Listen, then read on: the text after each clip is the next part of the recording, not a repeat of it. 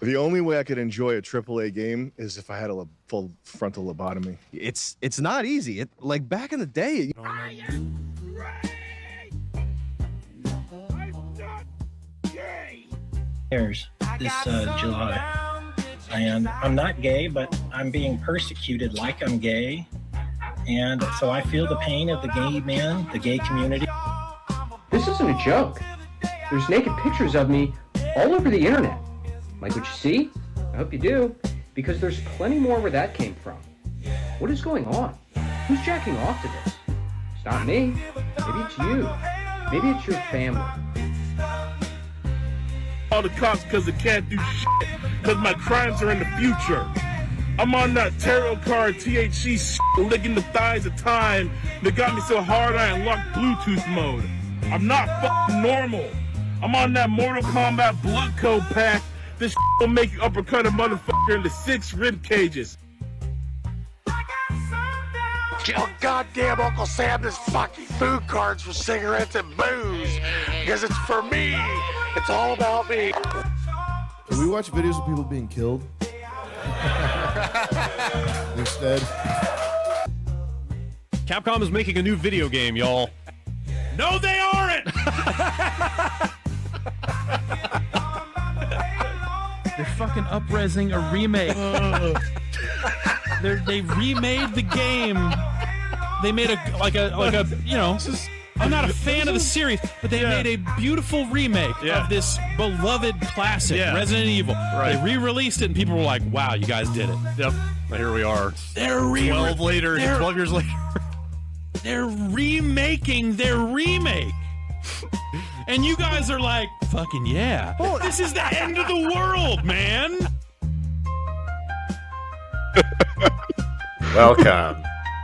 Welcome to the Gay and Racist Show, ladies and gentlemen. Konami is making a new video game. No, they're not! Or are they?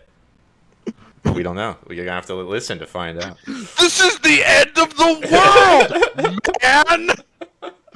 It's a copy of a copy. Alright, no. Oh, dude. Fuck it.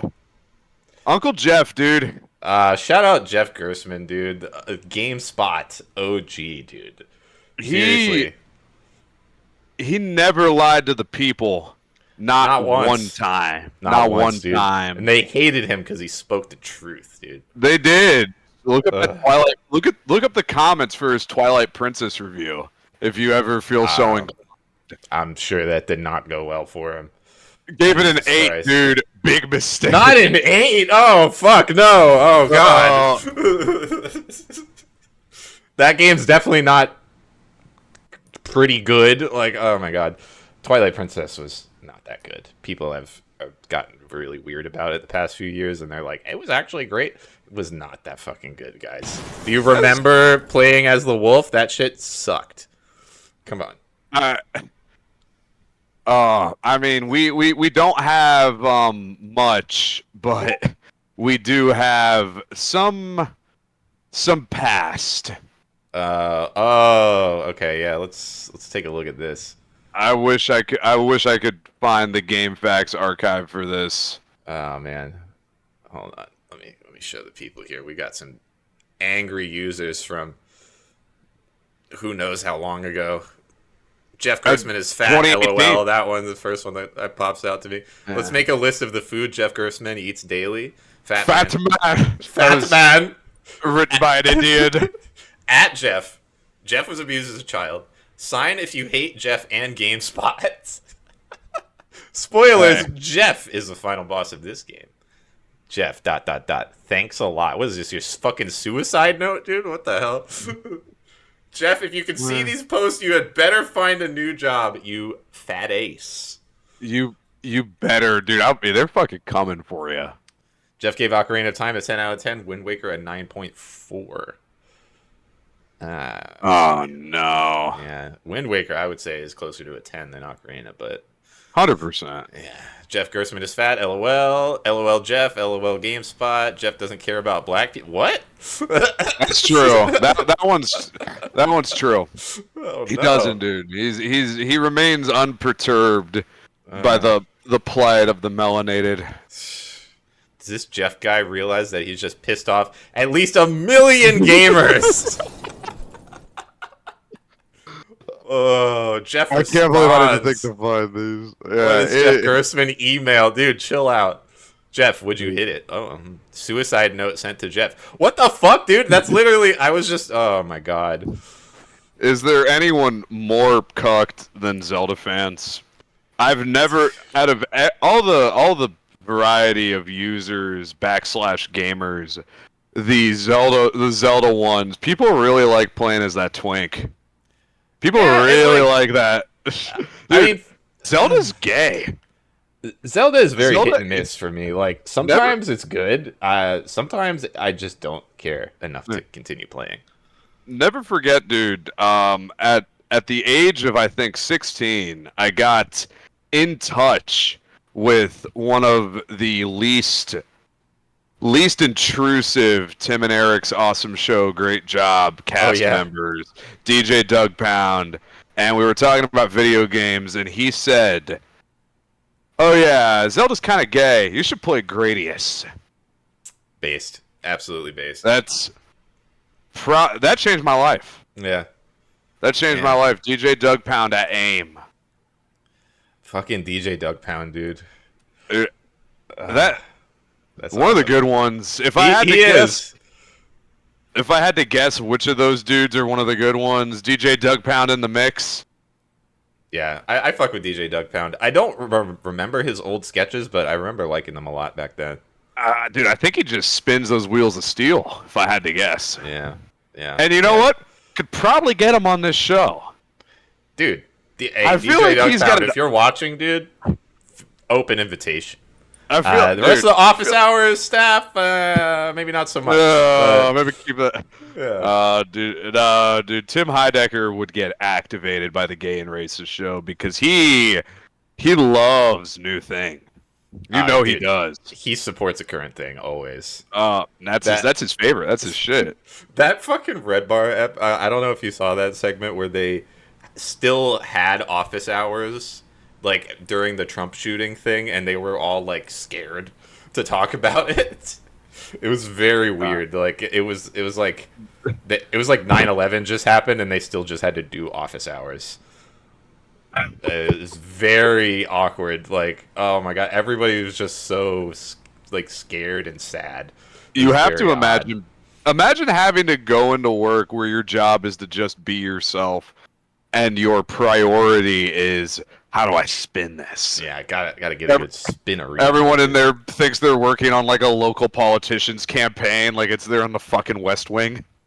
It's literally the office hours. It's just supposed to be a comedy show, but I think that's a good transition into our first topic here, which is election season sperging. We want to get into some of that. No, just a little bit. Yeah, just a little bit. Just a little light news before we go into our topics, guys. Are you voting for Kanye again, dude? Well, last time I voted for Harambe, so I'm just gonna vote Kanye this time.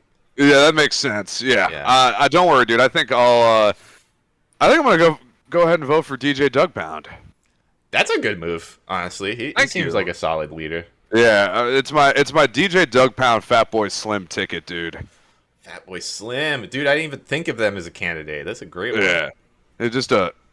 You know what I like about Fatboy, dude? What? He never really had drug problems. He just loved to get fucking drunk. He was just an old school, like, drunk British fucking North. Yeah. Dude. Just wanted to play big beats. Dude, he's so good though. Fucking Fatboy Slim rules. Do you remember the Big Beat Manifesto? No, how's it go? The Big Beat Manifesto is big beats are best. Get high all the time. I love it. So he rose to the occasion, a tablet in each hand, and said, "What if we do this?" And for Woodstock '98, dude, we would have partied horde at the Fatboy Slim thing.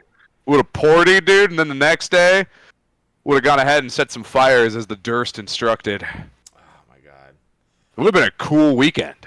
Dude, I've seen some clips of that doc that they did, like the allegedly Yeah. a hit piece on Woodstock '98. Yeah. So fucking funny, dude, because they're literally just like a video of all these people having the best time, like fucking shit up, and they're just like, "This is the worst thing that's ever happened in America."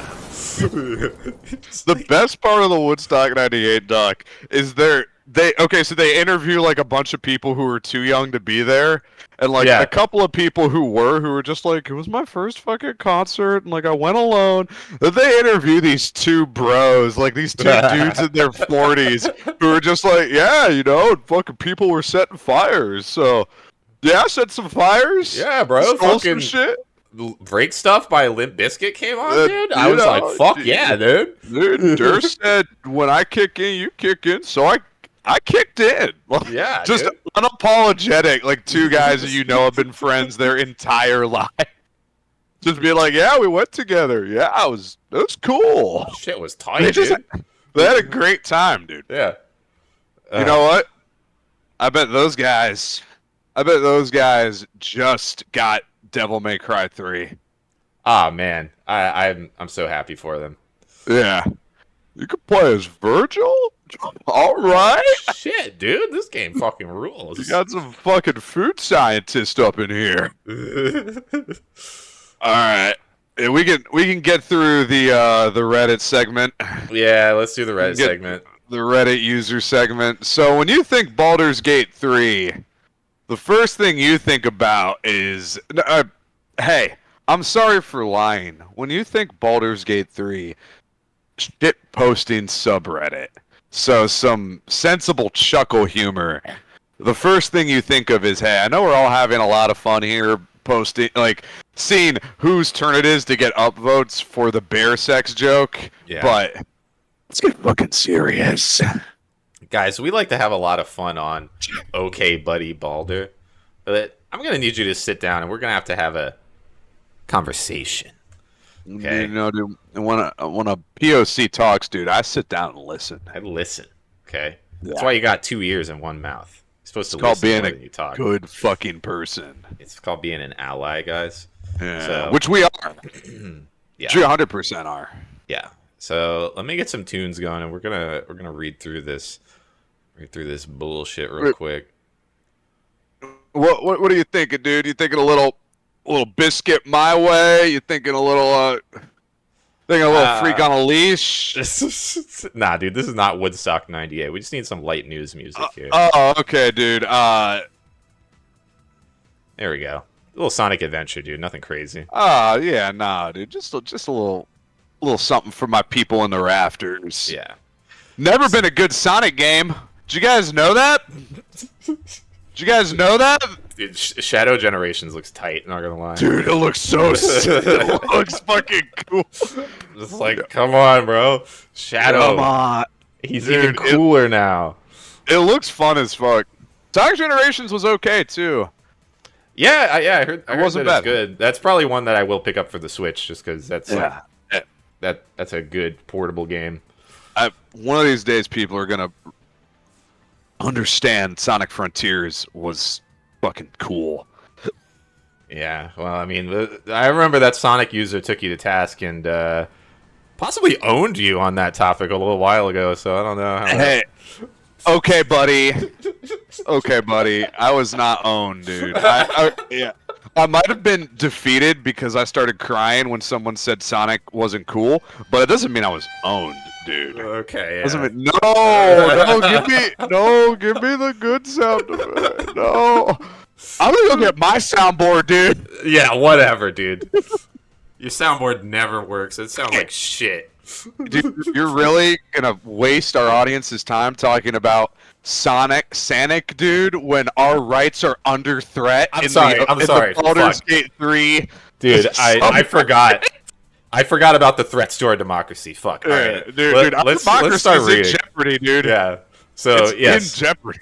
We are gathered here to discuss a very pressing matter in our democracy. Read it like Obama. Oh, sorry. We are gathered here to discuss a very pressing matter in our democracy. As you can probably guess, this is about the upcoming American presidential election. To express just how serious it is, I will not be typing in the Withers voice for this post. we as moderators have debated. Go ahead. We as the moderators, as well as my beautiful wife Michelle, my 2 daughters, Sasha and Malia, and our dog Bo, have debated about whether or not to take a stance on this. We do not want to start any unnecessary flame wars. But at the same time, we cannot ignore the growing threat of Project 2025 and the Trump Vance ticket. We are making this post because we believe that we are facing an existential threat to democracy and in our country. If Donald Trump wins this election, our constitutional freedoms will be directly under threat. And I'm gay, and my dick is small. Thank you, Mr. President. Thank you so much. Oh man, that was such a good reading. Thank you. I look at my dog Bo trying to download a Baldur's Gate 3 mod, which certainly the Trump Vance ticket will seek to eliminate, starting with Nexus mods, and I think, my God, his freedom is in jeopardy. Jesus Christ. All right, so yes, people, you heard right. We are under threat. Our democracy is under threat. I'm not going to read all this shit. This is just talking about Project 2025, which you can look up your own damn self. Yeah. But, yeah. Oh, no, dude. They're going to defund NBR and PBS. Yeah, so put simply, the Republicans want to take your gays away. Fucking vote, damn it. So you've heard it here, dude. You now must get off the fence. If you want boys kissing in your video game, you got to get off the fence for this one. You understand? What can you do? Fucking vote. It is that simple. If you are at all scared by any of this, then you need to vote. Even if you aren't scared, you should be voting. What? You're blessed to live in a country. Even if you don't care about voting. Even if you don't want to vote, you should still do it. Registration deadlines are approaching soon. That second paragraph I find personally distasteful. Personally speaking, I'm not the biggest fan of Harris, but she's miles ahead of Trump in every category. I refuse to let another old-ass white man who's never worked a day in his life tell me how to live my life, who I'm allowed to love, or the things I or my future kids, you're not gonna have kids, may learn in schools. Beyond that, I refuse to accept the idea that a man convicted with 34 felonies is allowed to be president. I refuse to accept the possibility of another January 6th threatening our peaceful transition of power. My grandfather did not serve in the Navy. Grandfather? Come on, bud.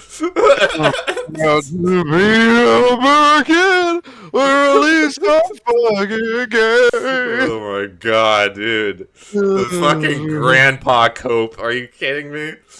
Everything about that, if you want to know why I hate voting, that second fucking paragraph where it's got everything I don't like, which is, the bargaining, right? Yeah. The bargaining. It's all the stages of grief, yeah. Yeah, the lessers of two evil, then the indignation, which is I refuse to let another old-ass white man tell me how to live my life, as if you are anything more than just the... Dude, you're not even on their radar, my man. Like... the idea that someone who has felonies shouldn't be the president when every president ever has committed war crimes. Literally since the beginning of our country. Yeah, and then... Maybe not Jimmy Carter? Maybe? Nah, dude, the Peanut Man, he's fine. Yeah. Peanut Man seems like... He seems fine. I've never looked into him because I don't want Jimmy Carter to not be just... How did that guy get in there? Yeah, no, that's how I see it too. I'm just like, hey, good for him, dude. It's just, it's like when your friend from school gets into the big leagues, for sports or some shit. You're just like, oh shit, that guy did. Whoa, all right, dude. Yeah, I'm just happy to be here. Yeah. Wow, I can't wait to go play ball. Yeah, that's what Jimmy so Carter's happy for you, dude. Yeah, yeah. And then like the January 6th coping, Like, that's not always interesting, dude. Like, people calling for revolution, insurrection. Hey, not like that. No, don't do it the way I don't like. Yeah, no, not how I don't like. And then, like, oh fuck, oh my god, I'm out of fucking. Did you know my grandfather was in the Navy? Because you gotta support the troops, dude. Obviously, support the troops. This dime a dozen motherfucker is just like falling back on support the troops in the Baldur's Gate subreddit. What a fact! The Dungeons and Dragons game, guys. Oh man, dude, The game with the brainworms in it. You remember that? What is more pause than what has become of Dungeons and Dragons? I can't speak to it too much. Is D&D woke now, dude? Is that what you're telling me? Dude, that's one of the biggest losses for the white boys. We have lost tabletop gaming. They got that one. Tabletop has fallen? Oh, dude, tabletop been fallen. Damn. Unless you just play it with your friends and nobody else. Yeah, fuck. Dude, how much in the world would I have to pay you to go into a looking for group to play with on the D&D? Oh, no. Dude, I've got a gun to your fucking head right now, dude. I have pulled back the hammer. Wait, we didn't even get to the best joke on this before. Oh yeah, no, there is more. There is more, bro. So there is a little crossover in these communities. I'm gonna need you to take a look right here. Yeah. r/Futanari mod announcement. I understand that this subreddit may not be the best place to link, but this write-up by their mods is incredibly detailed and served as the basic structure for this post. Okay, so I have not clicked on this shit yet, so let me change the screen. Yeah, just dude, in case. Snake, this is going to be a gay sneaking mission.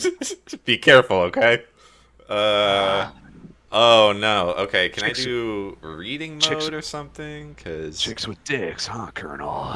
Yeah. Seems a little counterintuitive. God damn it! There's literally just pornography on both sides of the screen right now. You're just seeing chicks with big pee-pee. Yeah, I'm trying to. I guess I could crop real quick. Can you go into a reading mode? I tried to do that. It's not on here for some reason. Weird. Pass me the rack, dude. I'm down low. Let me see if I can finagle it. Yeah. Yeah, see if you can get just a text version of this, because I do want to read it. It's very long. But, yeah, there is let me see if the Tor right browser and its limited abilities might soothe the savage beast. Yeah, can I just zoom past the pornography, perhaps? No, it moves. Yeah, it moves with me. It follows. It's like the Mona Lisa. That 18-year-old girl's giant dick is following you anywhere you look. Just a penis for every hole. It's just all around me right now. As the nation watches. Yeah. Good. Oh, I got it. You got it. Okay. It's good on. Well, it's good on my Tor browser. Okay. Oh, something very funny. I opened this shit up, and it's like QR code, and it says, "Hey, I noticed you're trying to browse anonymously. Yeah. Are you interested in downloading the Reddit app?" No. How would that enable me to? I don't understand. Okay, try this here. Try this one. Ooh, don't throw it on the screen, but I just see a mature a content. suggestive face, but no pee-pee. Okay, that might work. Okay, yeah, perfect. Let me scroll a little bit. Get rid of this pornographic pop-up here. Okay, yeah, I think we're good. All right, yeah. So this is r/Futanari. Okay, viewing this subreddit is a crime. Hentai 2025. All right, let's hit some more tunes here. What we got? God. Nah, not Persona. Come on, Shuffle. Yeah, there we go. All right. Viewing this subreddit is a crime. Hentai 2025. Introduction. The title of this post does not fully capture... In this paper, I will. Yeah, for real. In the following, no. So this title does not fully capture the reality of the situation. At least, not yet. While it might seem unusual for a subreddit dedicated to hentai to engage in political discourse. Yeah, dude. Does it? Yeah, a little bit. The stakes of this upcoming election make it impossible to ignore. The 2024 U.S. election could lead to policies that make illegal both the creation and sharing of pornography, a concern that must be the forefront of our conversation. Central to this threat is Project 2025, a political agenda which proposes a policy blueprint that is poised to become a reality under any future conservative Republican presidency. In light of this, it would be irresponsible to ignore the political ramifications that could alter the protections afforded to pornographic content. This is a lengthy post, but if you prefer to skip ahead, the TLDR will be provided at the end. Oh, don't mind if I do. Pornography in 2025, yeah. Great. Yeah, no, you want... No, look at... This is some funny stuff in that one. Okay, yeah, let's look at that. On page 38 of the Mandate for Leadership Manual, people who share or produce pornography are described as, quote, child predators and misogynistic exploiters of women. Nice. Asserting that it, quote, has no claim to First Amendment protection. The document goes on to argue that pornography should be outlawed, calling for the imprisonment of those who produce or distribute it. It conflates LGBTQ IAP plus matters as inherently pornographic, and thus tacitly suggests that educators and public libraries which provide LGBTQ IAP plus inclusive materials are peddling pornography and should be registered sex offenders for doing so. Additionally, it proposes that telecommunications and tech firms that allow pornography should be targeted for shutdown.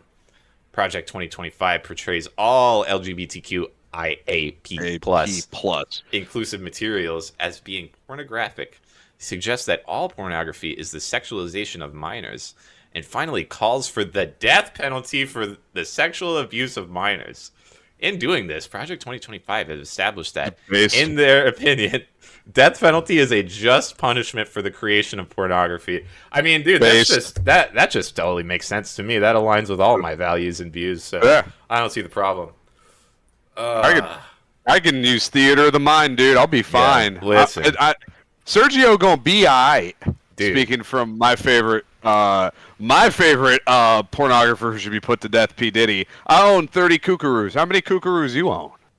Right. I'm gonna be alright. I'm gonna be just fine, dude. I'll go back to typing 8008 on the calculator and jerking off to that.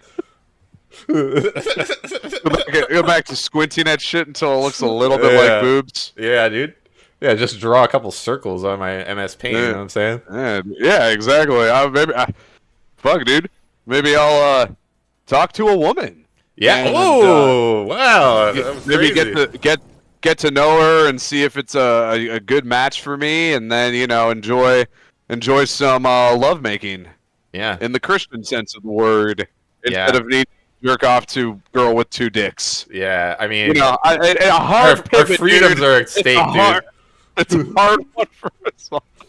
Our freedoms are at stake. As a libertarian, I do agree that you should have the right to jerk off to a lady with two dicks. However, I mean, it is very funny to give everyone that has ever produced pornography the death penalty. So, I mean, I'm at a crossroads here. I've never... Again, I'm always coming to fucking crossroads, dude. But I'm prepared. I brought my Knox. Yeah. Jesus Christ. That was a sweet post. Gay. Gay. So, yeah, people who played Baldur's Gate 3 because their dopamine receptors look like Hanoi Bay. The earth has been salted. Nothing will grow again. Yeah, whatever is glassed in their cerebral cortex have finally taken a call to action, starting with Baldur's Gate 3 people, which comes as no surprise. Yeah. A good friend of mine, dude, a man of means, one I respect, and a very respectful individual, someone who would never forget the IAP Plus, not because he needs to perform for you, but because he just seems like he's a real peach. Just Wants a nice people guy. to feel comfortable. Yeah. Did one time tell me, Walker, you know, love tabletop games, but about 1 in every 4 people you're going to play them with will have a lazy eye. And when I think about Okay Buddy, Baldur's Gate, Yeah. I think that's where all of those 1 in 4 have congregated to. Every time I've ever played a tabletop game and there's been just some fucking sleazo who has just been like, I want charisma, sorry. and then some fucking... Thank you, dude. Has just been like, I want charisma and I want to do sex to the lady. And the guy who spent, like, I don't know, a week preparing a fun fantasy role for his friends goes, great, man, you do it. Oh, sweet. Oh, yeah, I had sex in the game. Great. You had another man tell you got pussy. Very disturbing behavior. You just fucked in your imagination in a room full of people. Yeah, in front of a bunch of other dudes. You had an edge right there. That's something I'll never understand about just tabletop people is the getting pussy in the game guy. Oh my god, dude. Yeah, like I said, dude, gun to your head. What would it take to get you to join a Discord from the Let It, dude, to play with the potential to step on that landmine? Dude. I'm gonna go with the going rate for a Review Tech USA podcast appearance, which is $10,000. You give me $10,000. $10,000 and you'll do it. I will join. Yeah, I will play Dungeons and Dragons with the users. That's What's your character, dude? New sub goal. Who you rocking? Gizari Wizard. Easy. Nice. Yeah. And how racist is your character? 1 to 10? Very racist. He's off the charts, dude. You said 1 to 10, but I say no to that. Yeah. That's how racist he is. If you want to know, you gotta go. Yeah. I'm playing a racist Warforged. Yeah. Oh yeah. Like, must be tough being a fleshling. Ha ha ha. Sleeping sounds gay. Yeah. Fleshoids get the rope. You guys don't mind if I recharge while you sleep? And then it's dial-up connection noises. Yeah. Going through the cold night. Yeah. Oh, just ignore that. You bitch. Sorry for mogging you. JK, you're still gay. I'm not sorry. That was a joke. Hey, you guys want to hear something cool? And yeah,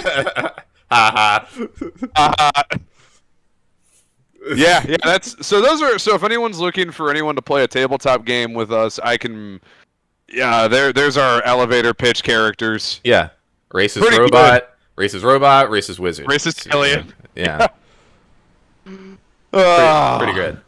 See, that's what tabletop games could be when you're not fucking worried about voodooing. And you know what, though, dude, I would never bring up a problem without a solution. Can we get that pulled up just really quickly? Oh, dude, yeah. This is actually a very serious political segment right now, guys. Yeah, hey, we're having a lot of fun here, but let's talk serious for a moment, okay? Yeah, let's get real. You guys mind if we get real?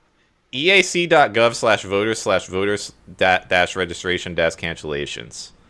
Voter registration cancellations. Here you can look up your local office, wherever you may live, and fill out the cancellation form and send it to your local representatives, and then you go back to doing whatever the fuck else you want to do, because you don't have to worry about this shit. Yeah, you don't get texts from Kamala Harris saying, We need your last $20 to make sure that we can beat Donald Trump. Okay. Like my Kamala, dude. That was excellent. Ha ha. Yeah. Tupac. Yeah. She just says Tupac. Yeah, so They're trying to be cool to black people, just Tupac. Tupac. Y'all ever see Barbershop? Yeah. Queen Latifah's crazy. I ain't gonna fall for no banana and no tailpipe. Shucky ducky quack quack. Love Shucky Ducky. Yeah, Donald Trump drives a car like this. Your Kamala sounds like an extra for the Wiz playing the Wiz. Oh man. Yeah. So if I'll just put it out there for you guys. You don't have to play this EAC.gov. game, guys. You don't have to do this. Seriously. /voters /voter -registration -cancellations. Nothing wrong with getting less mail. Honestly, yeah. And relevant, actually, we got a quick oldie but goodie from the Onion, if you'd indulge me for a moment. Oh, absolutely, dude. Is this imagining my my greed as some kind of hook-nosed Oh gremlin no, not the Grabbler. No, that's a different one. Yeah. So This is just as good though. Yeah, this is from 16 years ago. Still good. Still good. Let's take a watch. Take him to the footage. As you know, there's a presidential election coming up just around the corner, in fact, which can be a very difficult day for the millions of us who just couldn't care less. Well, joining us to help us make it through election 2008 is Today Now political correspondent Dan Carlisle. Dan, good to see you again, buddy. How Woo, you doing? Dan. Well, thank you. Dan. Help us out here, my friend, because all those informed people with their judgmental looks come election day, I mean, I just don't think I can spend another year dealing with that. Can you help? Absolutely. Yeah. Luckily, it's actually pretty simple to pretend you care about the electoral process. Really? Try something like this. Invite some friends over for dinner. Have the news on when they show up. Then apologize as you turn off the TV and say, I promise I won't talk about politics tonight. Okay. Yeah. Very direct yet very simple. Yes. What if they ask you, are you a Democrat? Democrat or Yeah. Oh yeah. the other one? Oh, there it Just use is. one of these political non-opinions I brought. Oh, I see. I like that. Seems easy enough. All right. Yeah. Hey. Pretty good. At this point, there's hardly a difference between the two parties anyway. Politics today has too many labels. We take voting for granted. A lot of the world doesn't even get to pick their leaders. I'm an independent. Easy. Here's another simple thing to do. Talk about how sad it is that some people refuse to get involved in politics. Right. Blaming others for being uninformed is a dude. great way of seeming Yeah. informed yourself. Yeah, no, I like that. But what if It's they all those encourage- damn fence sitters. You know what I mean? Yeah. Like, I'm just so tired. These people that won't pick a side, right? They won't pick our side. Which one was that again? Sorry,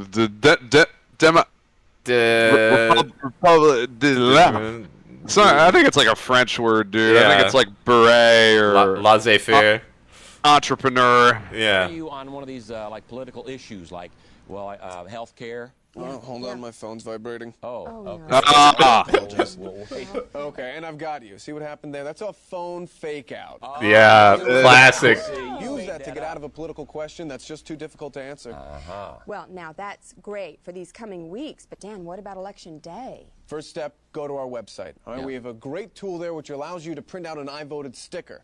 So during the election, you go act like you voted, you come back, you wear the sticker. right. And questions don't need to Yeah, Barack Obama, the black one. What to say? Hope change. Kennedy-esque, the new kind of politics. Which one's Lenny and which one's Carl? You're right up front with It says right there, it says I voted. Be sure you come back, though, with the poll anecdote. Yeah. What's the poll anecdote? It's a story or observation that you come back after you're done fake voting. You wouldn't believe it, they had my I love name straight spelled talk, the dude. polling station. Yeah, straight talk. You see how that was specific, but not so specific that someone could check it out? Right, Yeah. right. So I ended up in line right behind my old college. Yeah, dude, it's all about the swing states. I love dude. That actually is one I've used before. It's like, you gotta. Well, it's the swing states where it matters. Dude, you hit somebody with the electoral college and gerrymandering, and they will never talk to you again. Never. Like you've already gotten out of the conversation now. Yeah, it's all the the economy, dude. Ah, man, don't even get me started on the economy. Not to get too political. Yeah, dude. I mean, between the economy and the swing states, and not enough straight talk. Not enough straight talk. Not enough people getting out there to vote. You know, and you can't. A lot of people can't even vote in other countries. Did you know that? Yeah, I feel like we take it for granted a little bit. You know? And you know, both sides are pretty much the same at this point, anyway. So yeah, and it, you know, I'm more like an independent, really. Yeah, same. Yeah. That's how you do it, folks. It's that easy to avoid having to have yet another interminable conversation with a retarded person about, dude, do you know how many games of pool you can play instead of voting? I mean, at least three, yeah. At least three. You probably smoke half a pack of cigarettes in the time it takes you, dude. Yeah. You're gonna get in your car, or God forbid, you're gonna get on a bus with other users. You're gonna to the carpool. You're gonna carpool to the polls, dude. And you're gonna talk to people in there about the voot. Look, I mean, guy like me, I'm addicted to the grind, you know. So like, it's easy for me to just say like, I was just too busy at work, you know, I couldn't do it. You think the PS3 emulator works itself, dude? I need to be on this thing round the clock, man. My hands are fucking full. Having to learn hex code and shit like that. Yeah, you know? I'm in there. I'm coding BIOS. on 2 monitors, dude. You got to figure out the right BIOS. I'm trying to be in. I'm trying to get to a point where I can go, I'm in. Yeah. That I just there's no room in the schedule. That takes some work. Yeah. Dude, I just got to like the halfway point in Infinite Wealth 8. And Hasanabe's The Infinite Wealth 8. Yeah, dude. We want to do just what you playing real quick, and then we'll go on to the next segment. Yeah, of course. Talk about Infinite Wealth 8 for a little bit. Oh man, dude, I fucking love that shit, man. All right, I'll give you the bad first. Okay. I will give you the bad first. So, and you know I'm coming in a little biased because I love the Yakuza games, dude. That is probably my favorite series. To the point, dude, where I might yield. Oh, really? You pay? Dude. You pay for Yakuza? I might because I believe in vooding with the dollar. That's the only kind of voot I do. Is I feel like Ryoga Gotoku. Nice. Ryoga Gotoku. Nice. One more read. Yeah. Let me know which one of these you want to do. Okay. You were clipping out a little, so hit that one again. That's the one, dude. That's it. Nice. Thank you. Yeah. If anyone's deserved my money, man, those guys have given me entertainment going on well over a decade at this point. Yeah, since PS2 era. Yeah, man, like fucking with the Luke Skywalker Majima, all that shit. Infinite Wealth 8, dude.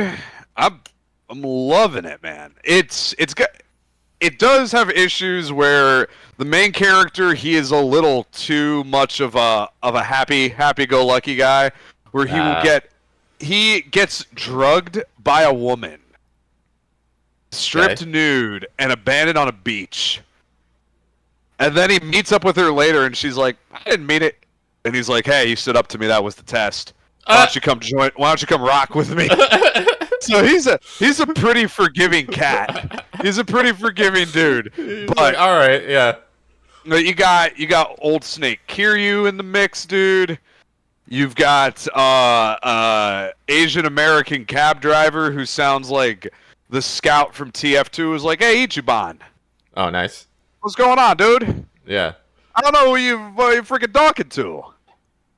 I'm gonna throw a wrench at someone. I love that dude. Love Tomizawa. The combat systems of the combat in Infinite Wealth is it's turn-based as opposed to most Yakuza games, which are the beat 'em up, but they've been kind of pushing the turn-based thing since the last one, which was the same group of characters. And my issue with that was, like, it's kind of hard to line up the AoEs because it's active turn-based, so it's you and your bros kind of moving around the battlefield. It's like some and then there's 12 or something like that. A little bit like that, and like a little bit of Chrono Trigger in there, and the other guys are moving. And then, like, let's say you want to do an AOE, it's like, oh, here's the radius, and you have to like find the best way to position it while the baddies are moving around, and you get it in there. And they made it way better. They're like, you get extra damage if you hit people in the back.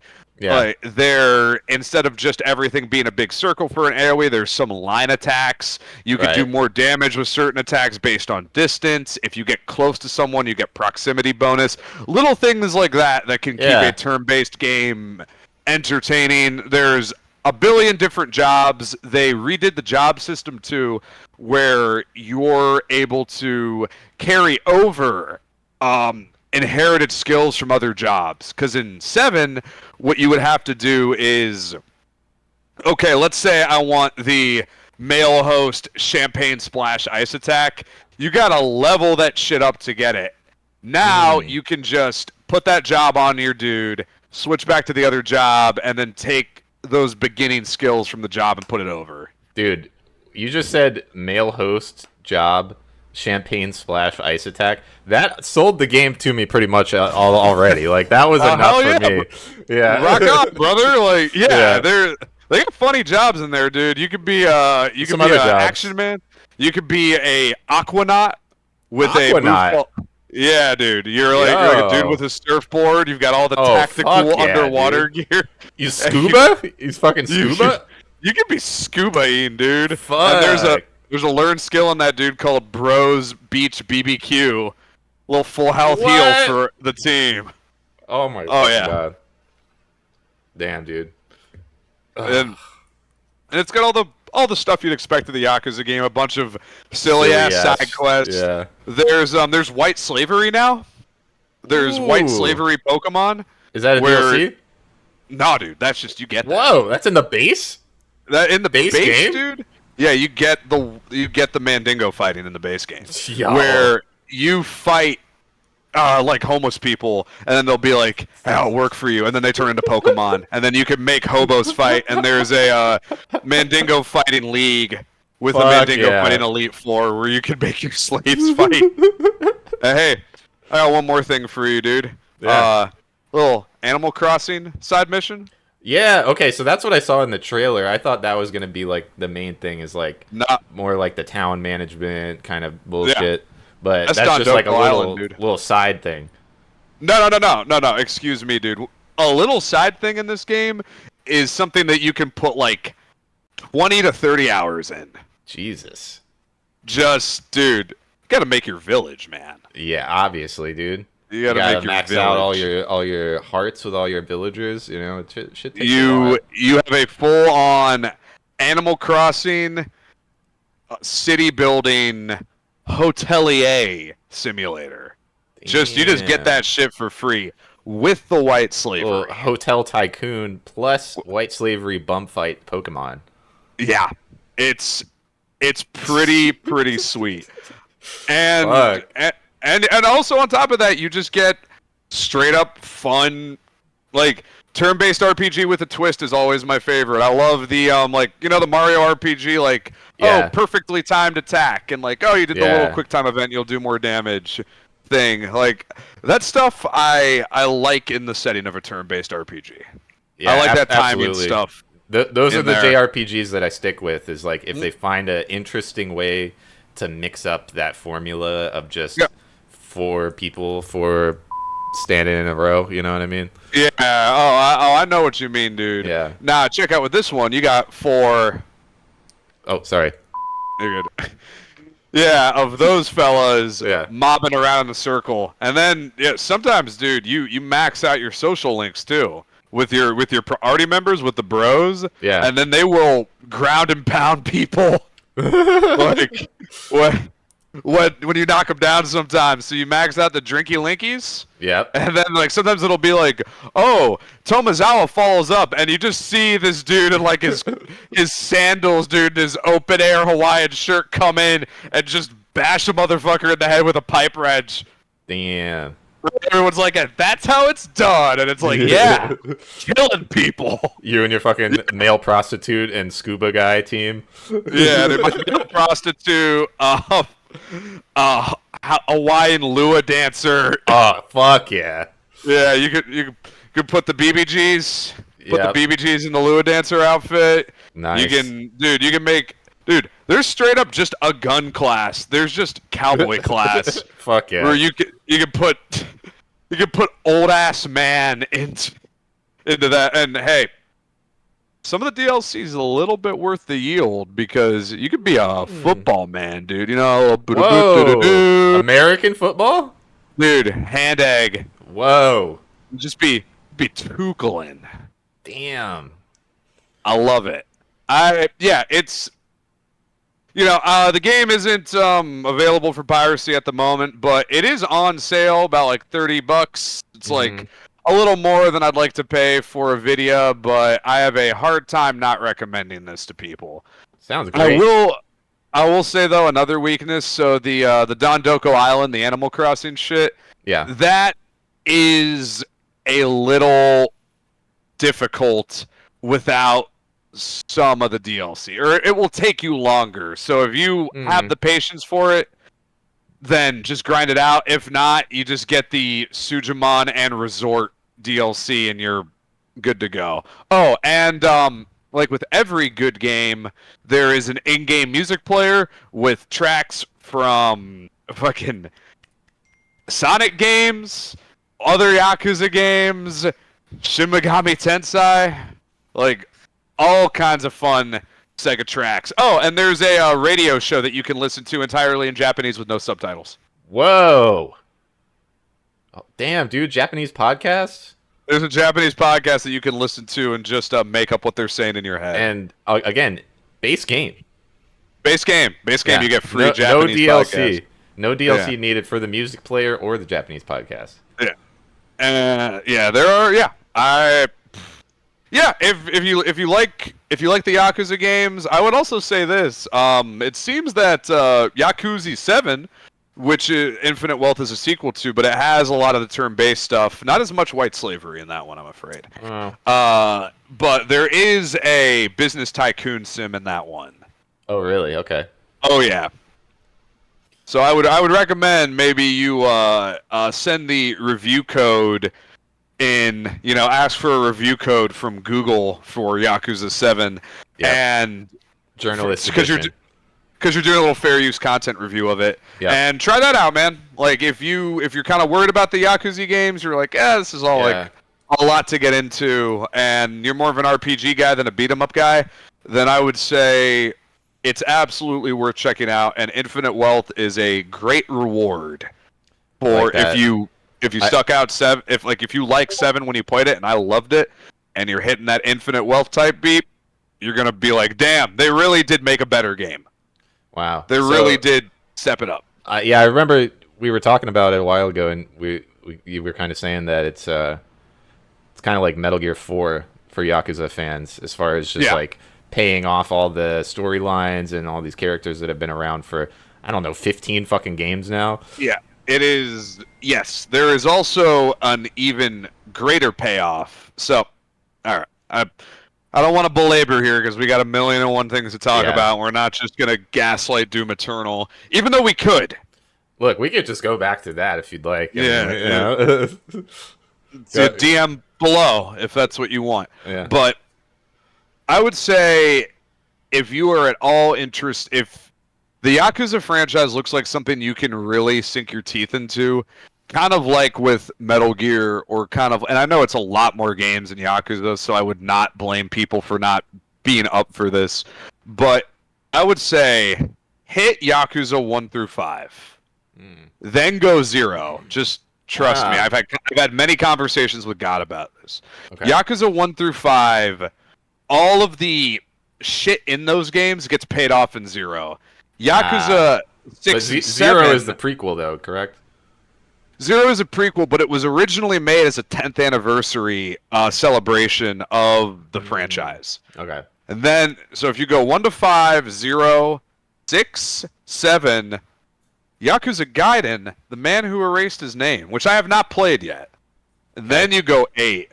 That is how you truly complete the Yakuza Tree of Life. It is, yeah, the holiest path. Yeah, I would agree. That is the path of the righteous. If it is all worth looking into, it is a story and characters that stick with you. It really does. It is charming to the last. You know, it's cheesy, but it's cheesy in like the way a like 90s kind of anime is. Where yeah, you're like, it gave me like 90s action movie vibes when I was playing Zero a little bit. Like, you know, it's a little tongue in cheek, you know, a little goofy, but like in a good way that's like endearing, you know. It's the weirdest combination of like a drama, like a serial drama, an anime, and 80s action movies. Yeah. I don't know how else to put it, and those are fun as fuck beat 'em ups too, dude. As much as I'm really taking to the new RPG system, man, those are just really satisfying. It's so much fun to just whoop on a motherfucker with a bike. Yeah, absolutely. Yeah. I guess another little thing I've been getting into, dude. Smaller game. You ever play Hades, dude? Yeah, I played Hades. A little gay, huh? It's got its moments. It's got some gay moments in there, yeah. Let me hit you with this, dude. What if it was claymation? All right, you've got my attention. What if everyone was Scottish? Okay. Now we're talking. We're talking my people now. Called Jutaro. Jutaro, dude. And I will say little of it. I will instead imbibe to you a couple of trailers. I think let's hit some trailers. We will enjoy some trailers. So this is a gentleman by the name of Jack Spinoza who has been making crazy stop-motion games for quite some time. And here is one for the game that originally put me onto the bro. Dujana. Called Dujana. Okay. Yeah, this looks a little more like RPG-like. Yeah, no, for sure. Yeah, you want to get a little volume with that. Not too much, but... It's for the vibe. Yeah, I'm liking it. Yeah. Oh, that fucking JPEG of the lamb is so sweet. Yeah. Oh, whatever that the fuck guy that rules. thing is. Yeah. That guy's tight as shit.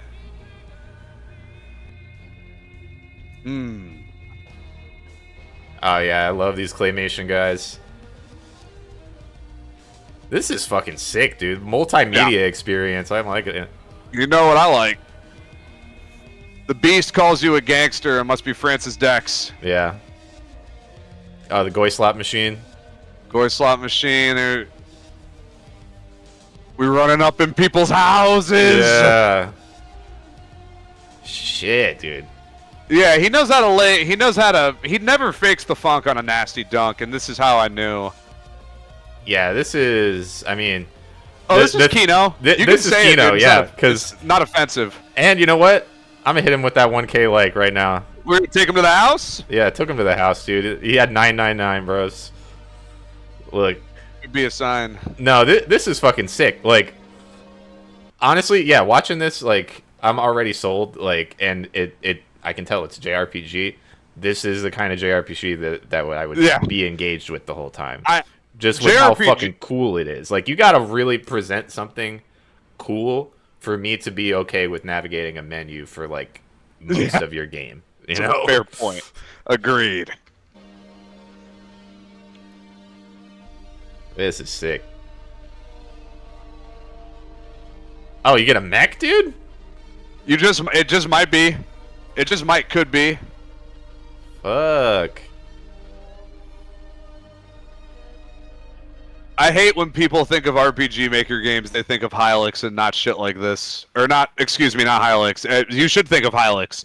I hate when people think of Undertale and Deltarune and not whatever the fuck that shit is. Yeah, whatever dude, the fuck Dujana is. Yeah, that was awesome. Yeah. Yeah, so this bro, this is the most captivating kind. Correct, it is. Yeah. So this homie decided he he pulls back a little bit, but he decides to kind of re-engage with a little white boy mythology, dude. A little Hyperborean mythology, dude. Mm-hmm. You will play as Hyperborean Roadman Jutaro. Do a little bit of this. Dude, I love the HUD up here with him running. That's so good. Yeah, no, you can see him freaking out. You hit shit with a stick.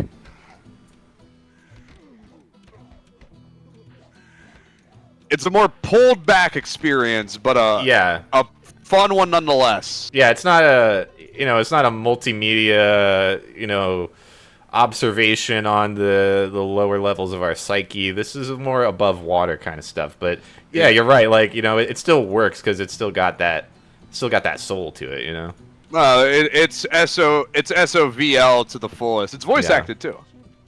Oh wow. You get crazy Scottish voices. And yeah, plenty of stop motion if that's your pleasure. Yeah, certainly. Fucking bird, dude. Yeah, tight as fuck. Yeah, you will explore through different Hyperborean mythos, fighting all manner of beastie. Yeah. Jutaro is basically Scottish Kiryu, where he just walks around being the shit and solving problems by hitting them with a stick. Just being angry. He's fast as fuck too, dude. Jutaro fucking hauls ass. Damn. I peeped the demo for this a little while ago, and I had a ball. Yeah, this is fucking cool. Yeah, like it reminds me of like a Flash game. If it was like a fully fleshed out game, where there's some random Flash game where you're like, damn, that was great. I wish that was the whole game. That's kind of what this looks like. Flash game with time and a budget for sure. Yeah. Damn. Come on, Jutaro. Yeah, Dajuna's probably going to be cheaper. It might even be a pay what you want on the itch.io. But yeah, I love Dajuna. 5 GBP, however much that is. 5 good boy points. Yeah, I think that's a quarter in American money. Yeah. But yeah, I highly recommend the works of this dude.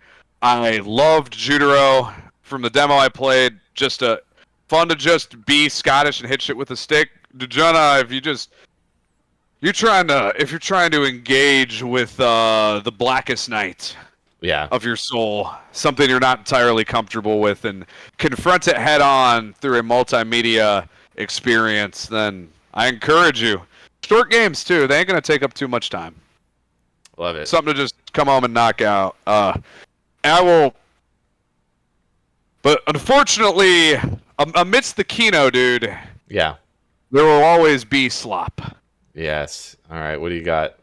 I'm playing that Black Myth Wukong, dude. On and off for would you say Black Myth Wukong? Would you? I would say Black to Myth Wukong. I would also maybe say Black to Myth Wuchong to keep it with the Cantonese pronunciation. Oh no.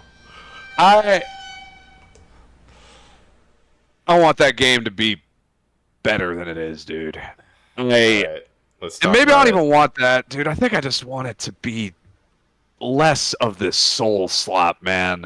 I bought the ticket. I never fucking do this, but I saw it, and I like games based on mythology. That's usually like a good way to pull me in because it's always tight shit. Yeah. It's always tight shit, and it has a lot of that tight shit in it with the mythology. You will be flying on a cloud, hitting shit with a stick, fighting the Chinese. You will beat up the Chinese with a stick. And you are Monkey. Like, yeah, man. And you got the Stendo staff, and that's fucking cool. Would you be managing a stamina bar?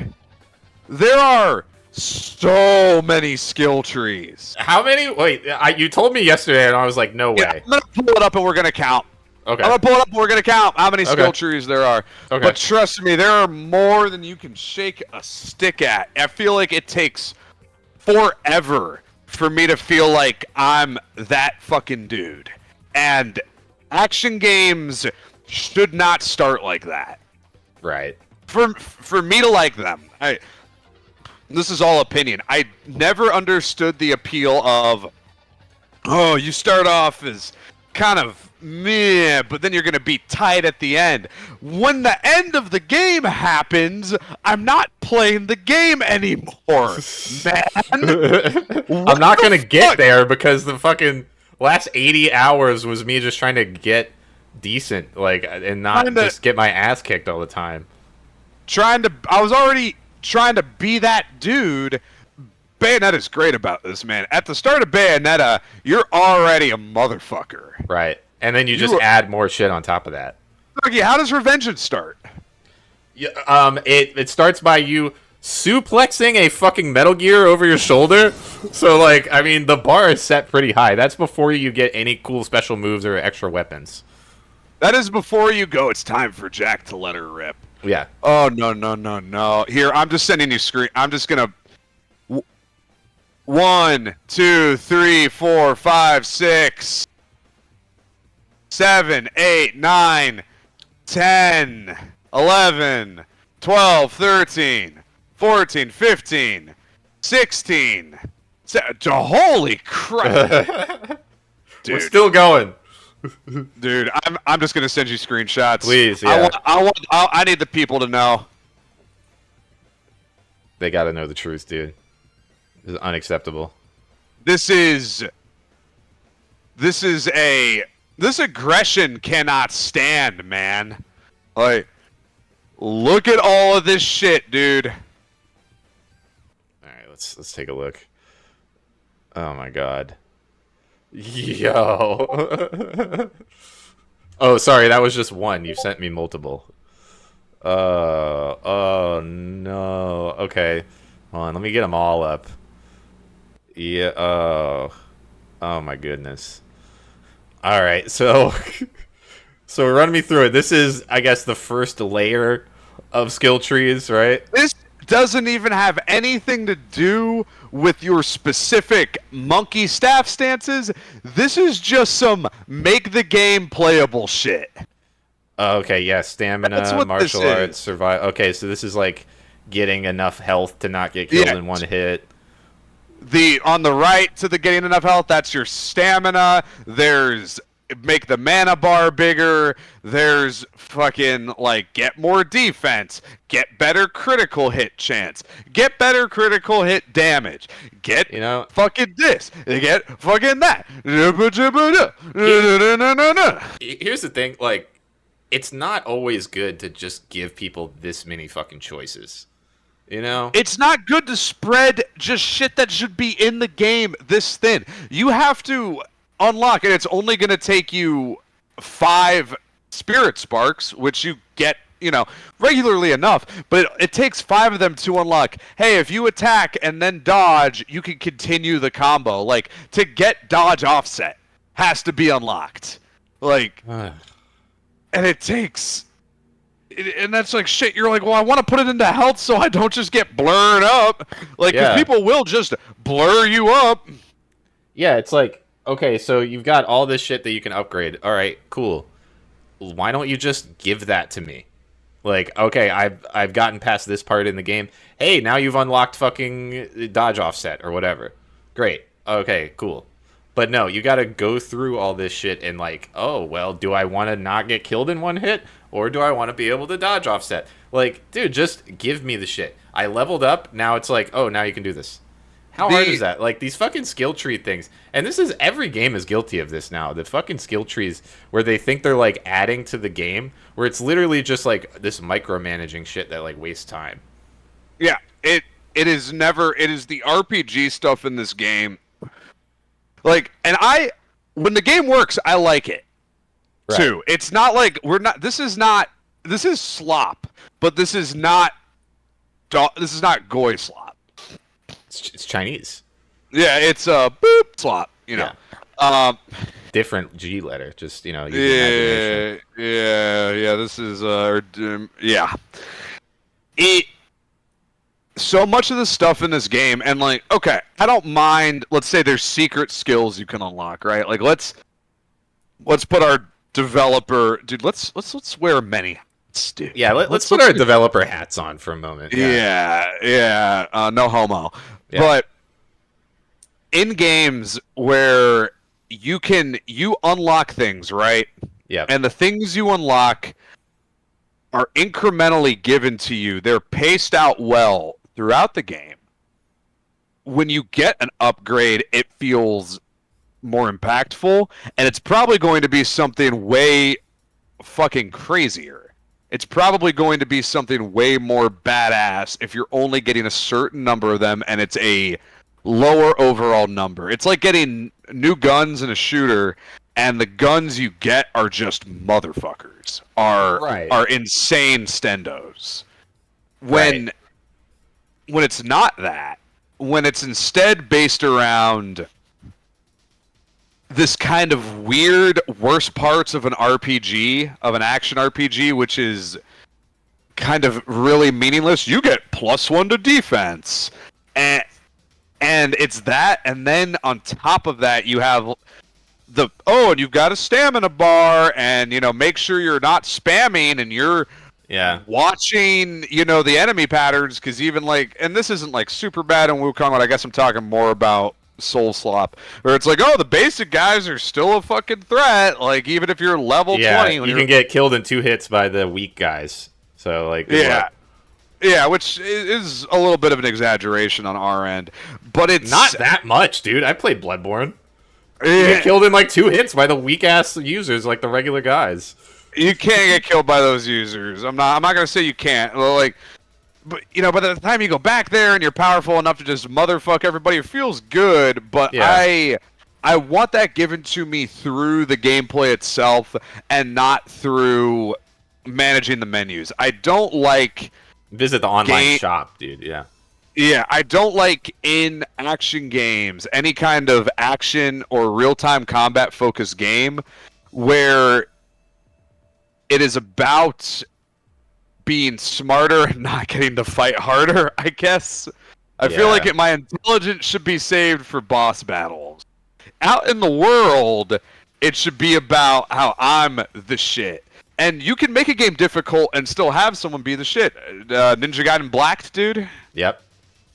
You could still be that dude, but it's all through the gameplay. But you gotta perform on that level, it's all through dodging and doing the right combos and using the right weapons and shit like that. It's using the tools that you have at your disposal. It's not it's gate kept behind. Well, you didn't get enough good boy points to unlock the dodge roll, so now you're fucked. And shoutouts to Wukong again, dude. It's better. It's better about that than Souls games. I never felt like I had to grind in Wukong.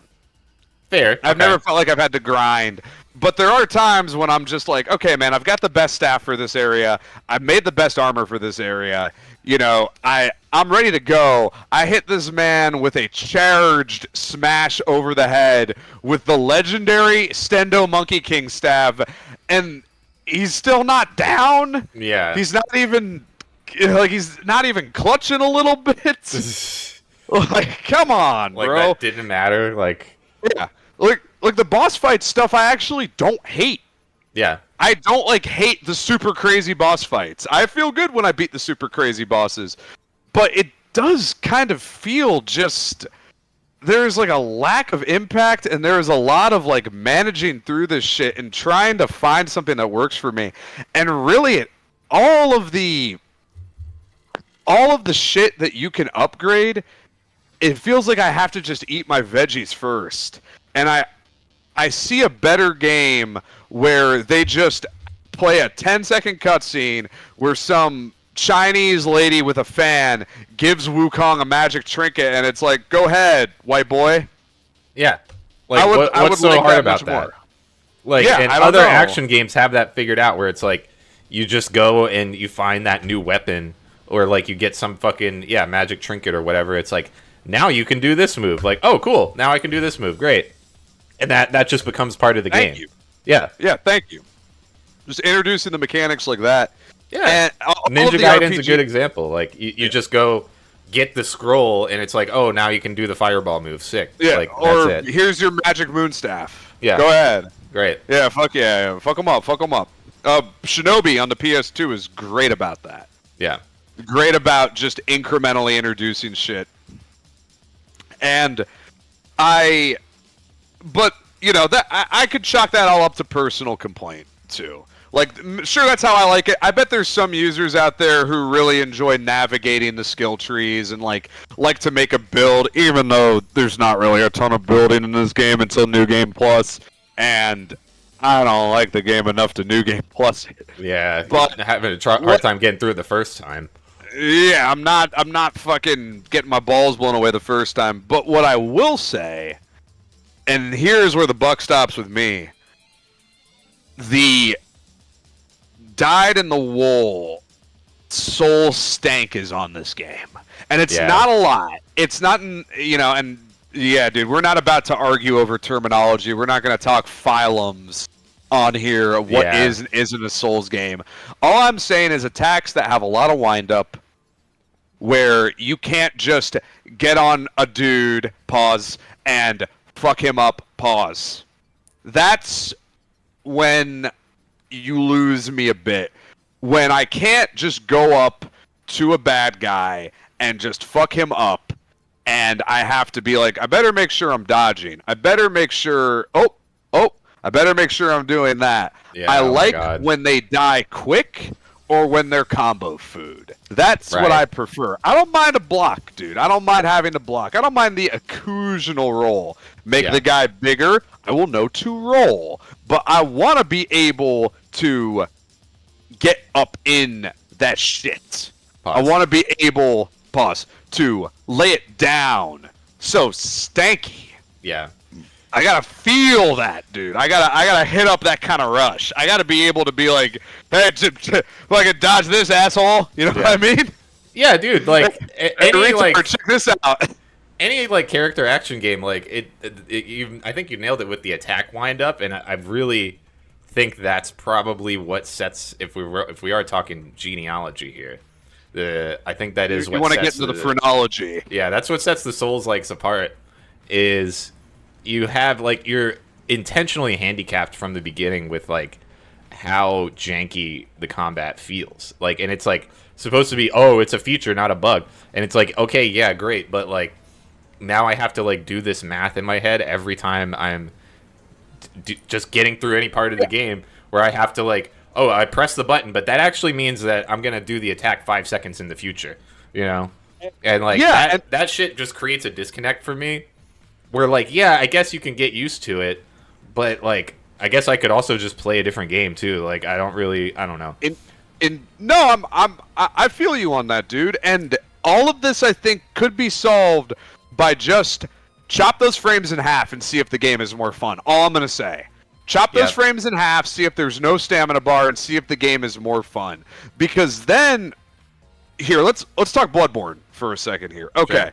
The reason I fucking sing Bloodborne's praises, and I've been doing so for so long, is because the weapons are faster, and if the weapons are slower, they kick hard like a mule. Yeah.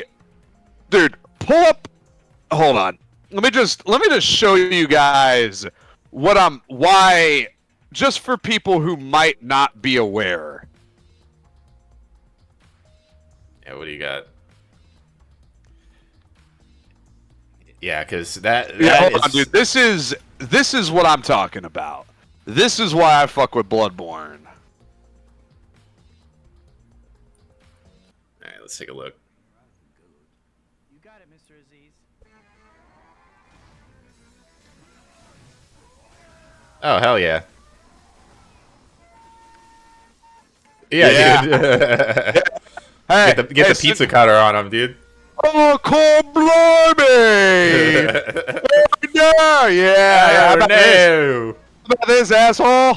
Yeah, you like that? You like that shit? I got a gang of that shit. Fresh pie, save me a slice.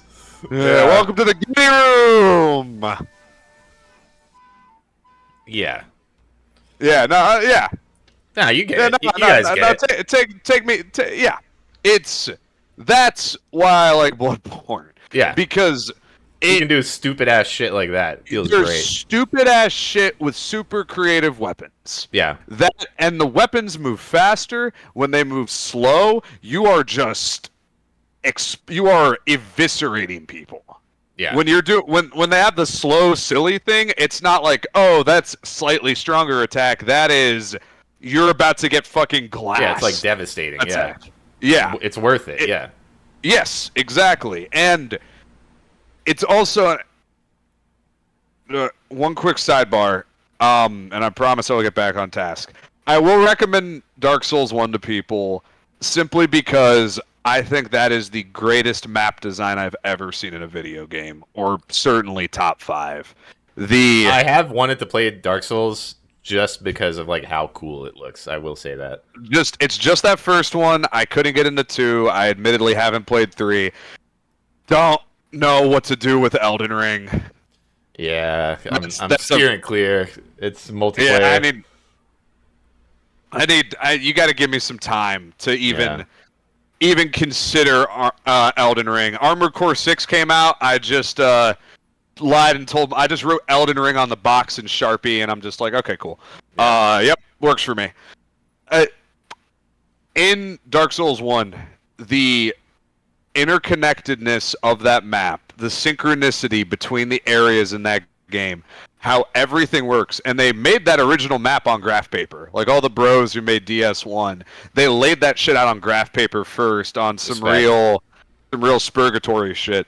That is an incredible map. That is a true achievement in just what a video game world can be.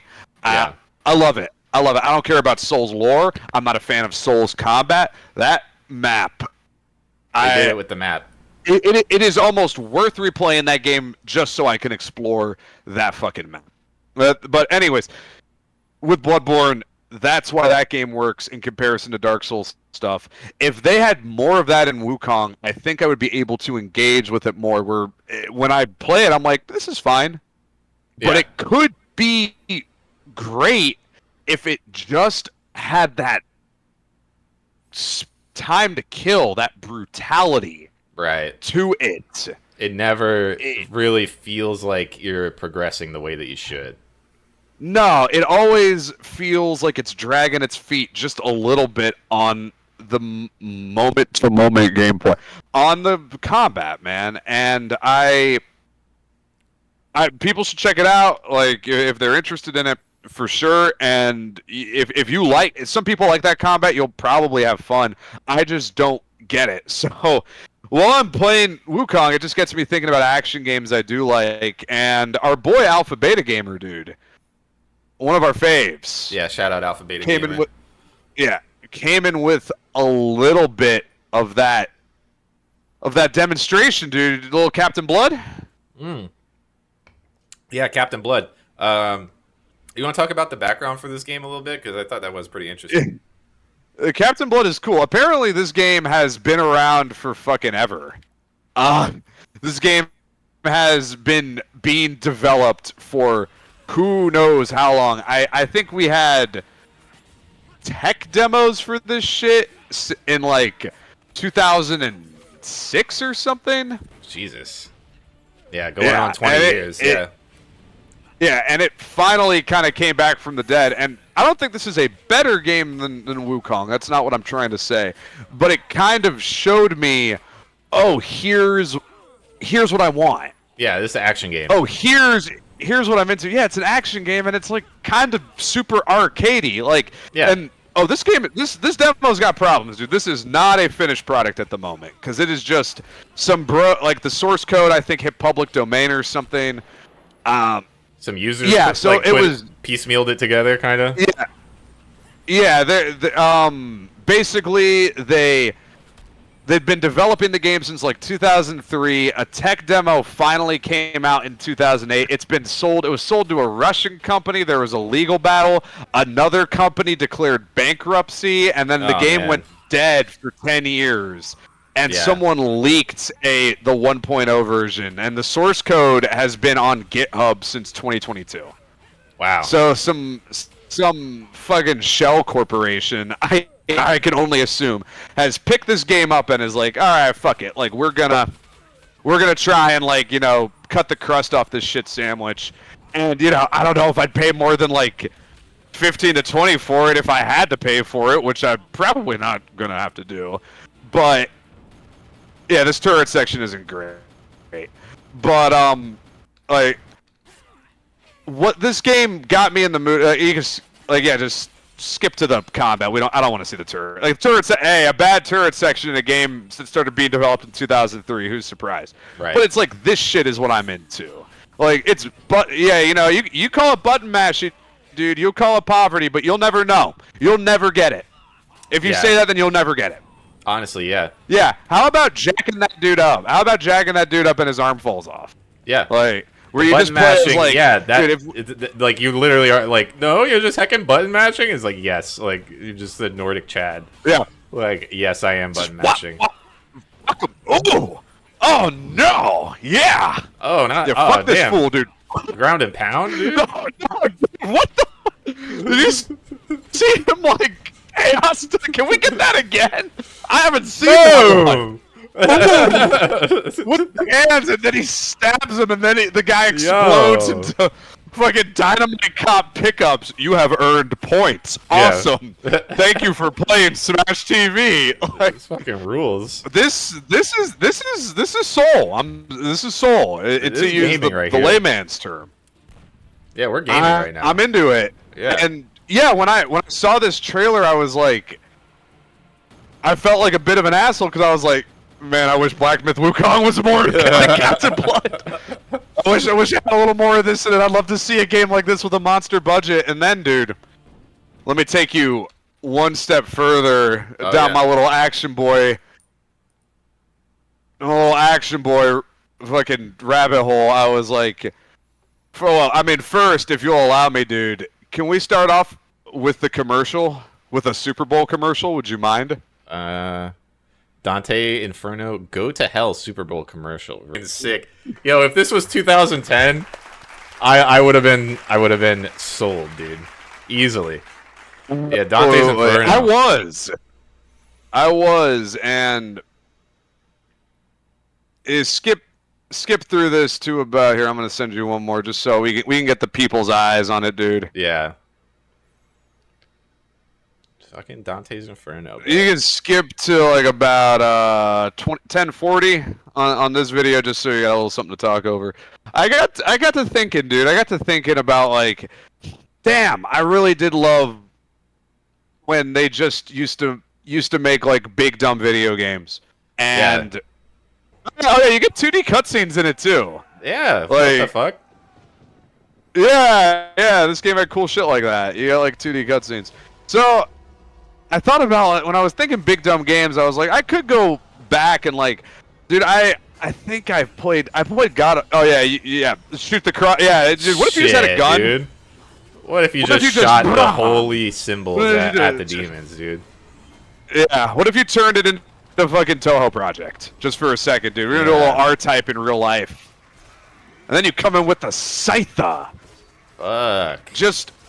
So Exalted. 21 hit combo, Exalted. It don't gotta mean nothing. Yeah. Yeah, this is all super simple. Like nothing going on here. It should be blowing your mind, except for like the only thing that should be blowing your mind is like, damn, those hits sound meaty. Yeah. Damn. Like, you're this is a cool set piece. Like, look at this shit. Like falling castles, and I gotta like jump on this shit real quick. Yeah. Yeah. Feels good. Damn. Yeah. Damn, it feels good to have this Stendo scythe. Yeah. Yeah, fuck, dude. This... little skeletons, yeah? The reason this game sticks with me, even, like, over a God of War, because, like, the OG God of Wars have, like, their high points and their low points, but it never quite did it for me. Like, I feel like this game did it better, because this game just went bigger and dirtier to me. Yeah, like what was missing with God of War, because God of War did have these cool epic moments like this, you know? And it like, does have that dirt, too. There's titties. Pieces. Yeah, there's titties, like, and that, you know, that wins it a couple points. But, like, you know, the combat was never really where you wanted it to be. This kind of feels like God of War, but, yeah, like, with an improved combat system. Yeah, and it's just, I think it's the simplicity of the weapons and just, like, if we can get some volume here, just, like, a little bit more. Like, those hits sound good. Yeah, let's take a listen. Like,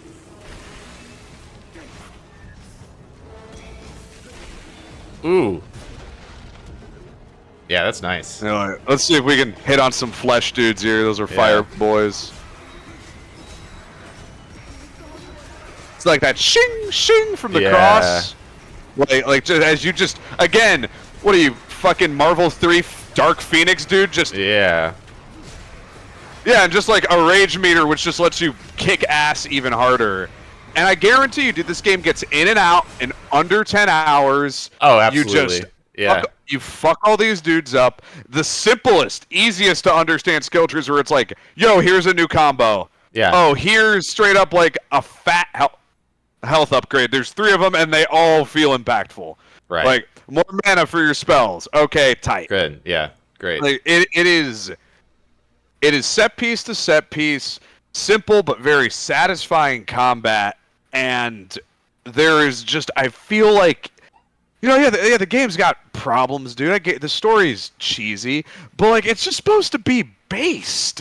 Yeah, it's just supposed to be. He's stitched a cross onto his chest. Yeah, like this game gives me like a couple of. We're gonna have to put some boobs. Yeah, we're gonna have to put some handler faces over those. Fine, it's fine, dude.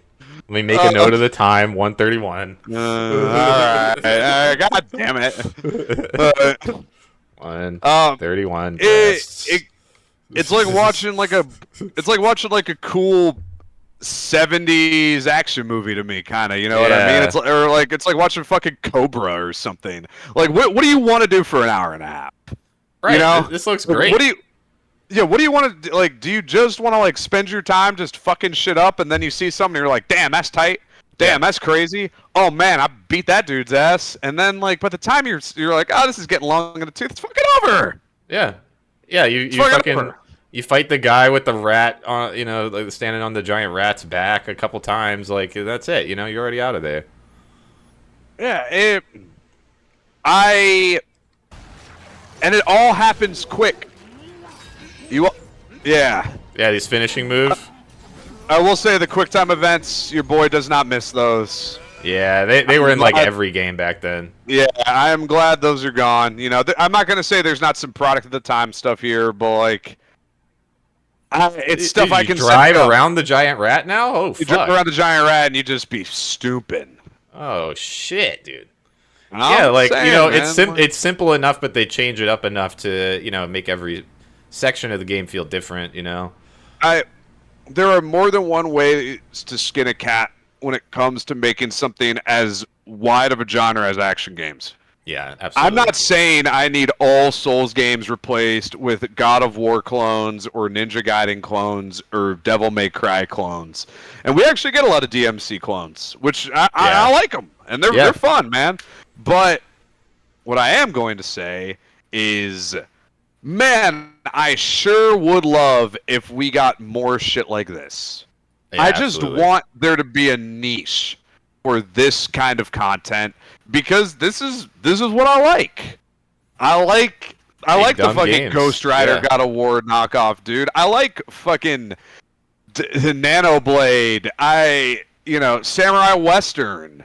Fucking if no one here has looked into Oni, the Bungie's keyboard and mouse action game, like, just please do yourself a favor. Out. Yeah. Look into how they make the combat in Oni. Look into Oni, because you will be like, damn, they were really on something. They were doing something cool. Like there's so many ways to do stuff like this, and these are the guys. I don't know what's the version of the guy who you would think loves Call of Duty and Madden, but he actually likes Quake and NFL Blitz. Right. Whoever that is, that's me. Yeah. That's what I want to see. Yeah, just dumb it down for me, please. Like, I like dumbed down arcadey games that are just all about like, hey, why don't you be that dude? Yeah, go this way and fight everybody. Like, okay, go this way and fight everybody. Damn, you fucked him up. Yeah, let's do it again. Little 50-cent blood on the sand, dude. Yeah. Come on. Oh shit, come on, dude. Tony Yeo. G-Unit. Damn, that 50 Cent game any good? Blood on the Sand is actually great. Really? Bulletproof has its problems. Blood on the Sand, a lot of fun. Nice. A lot of fun. It's the most I've ever liked a cover style shooter. Damn. I mean, that's not saying a whole lot, but still, I mean. I will say, my biggest issue with the game, Many Men isn't in it. That's actually kind of criminal. I mean, that really should. I have no idea why. I have no idea. Edu, check this out. Many men wish HIV on me. Come in my eyes now, I can see. Pretty good, I'm dude. trying to be straight like I'm supposed to be, but boobs trying to take my... Oh, fuck. Hold on. I could do something for that. Get back to me with gay many men a little bit later. Yeah, okay, I got you. Start work. Just don't make it too good, dude. 50 is a very litigious guy, so. Yeah, I don't got no vitamin water money. Yeah. This is 50.com, but sorry, dude, but that's what your boy's been on. Like, I really just fucking. Dude, did I yap? Would the children say that? It was a little bit of a yapping sesh, but I feel like it was productive. We're definitely talking action games, and there definitely needs to be a change in the action game world, in my opinion. I want the diversity back. I want the diversity back in action guys. Yeah. Where the fuck is Sweet Baby on that? You're trying to make a Souls ethno state, and it's like, Jesus. Yeah, I don't know, dude. Yeah, it's weird that only people who like stamina bars get to, fucking have a driver's license. But, yeah, whatever, dude. What have you been playing, my friend, host of the show? What's going on? I mean, really, it's just been mainly 2 games in the past, month or so. I haven't been going too hard on a lot of gaming, but definitely enjoying Shadows of Doubt. Nice, too. That's what I've been playing mostly, besides Silent Hill 2 Remake. And, man, I love it. It's really, really good. The Shadows of DZ? Shadows of Doubt? Shadows of DZ it's a really fun game if you are into not having a game spelled out for you. Kind of the opposite of what you've been on with action games, honestly, where it's like you don't always know exactly what to do, but it's very. I think I would say immersive, actually. Oh, dude, a little bit of an immersive simulator. Immersion. Yeah. Immersion. Yeah, dude. Yes, hello. I would like some immersion. Immersion, please. but nah, it's so much fun. If you want a detective game, I think that's about as good as it's ever gonna get. You just have the to do purity everything. alone. Yeah, you have to do everything. So the gameplay loop is very simple. You just wait for a fucking murder to happen in a procedurally generated city, with the size and complexity of your choosing. Don't go with the bigger cities, by the way. It gets way too crazy. I cannot recommend. Yeah, but it's all procedurally generated. Every NPC has a job and a address and a phone number and fingerprints and everything. So you really do just be out here solving crimes. There's a murder scene and you got to go around and get the fingerprints out of their house and find out who the fuck it is. Go loot their house. And, well, first of all, let me back up. First, you got to break into their fucking house. And yeah, you do. Yeah. When you showed me that game, I was like, "Oh, so you're like a detective, with the police department or something?" And you were like, "No, private detective." You are just some homeless guy. A guy, yes. You're just a guy, and you have to break into the victim's house a lot of times, find their shit, search around all their shit, break into their computer, read their emails, find out who they had beef with.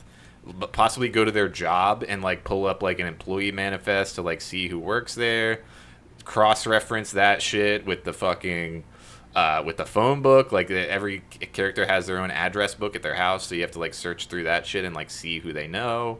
You do a whole schizo board. Let me get a little gameplay going to talk over. Yeah, absolutely. I remember you. It was not long ago, dude. You woke me out of a restful slumber, and you were like, "Dude, you got to see this." And I was like, "Fuck, you probably got to see this." And I was just like, damn, I've never seen a game like it before. I was amazed by what these guys came up with like kind of like a simple concept.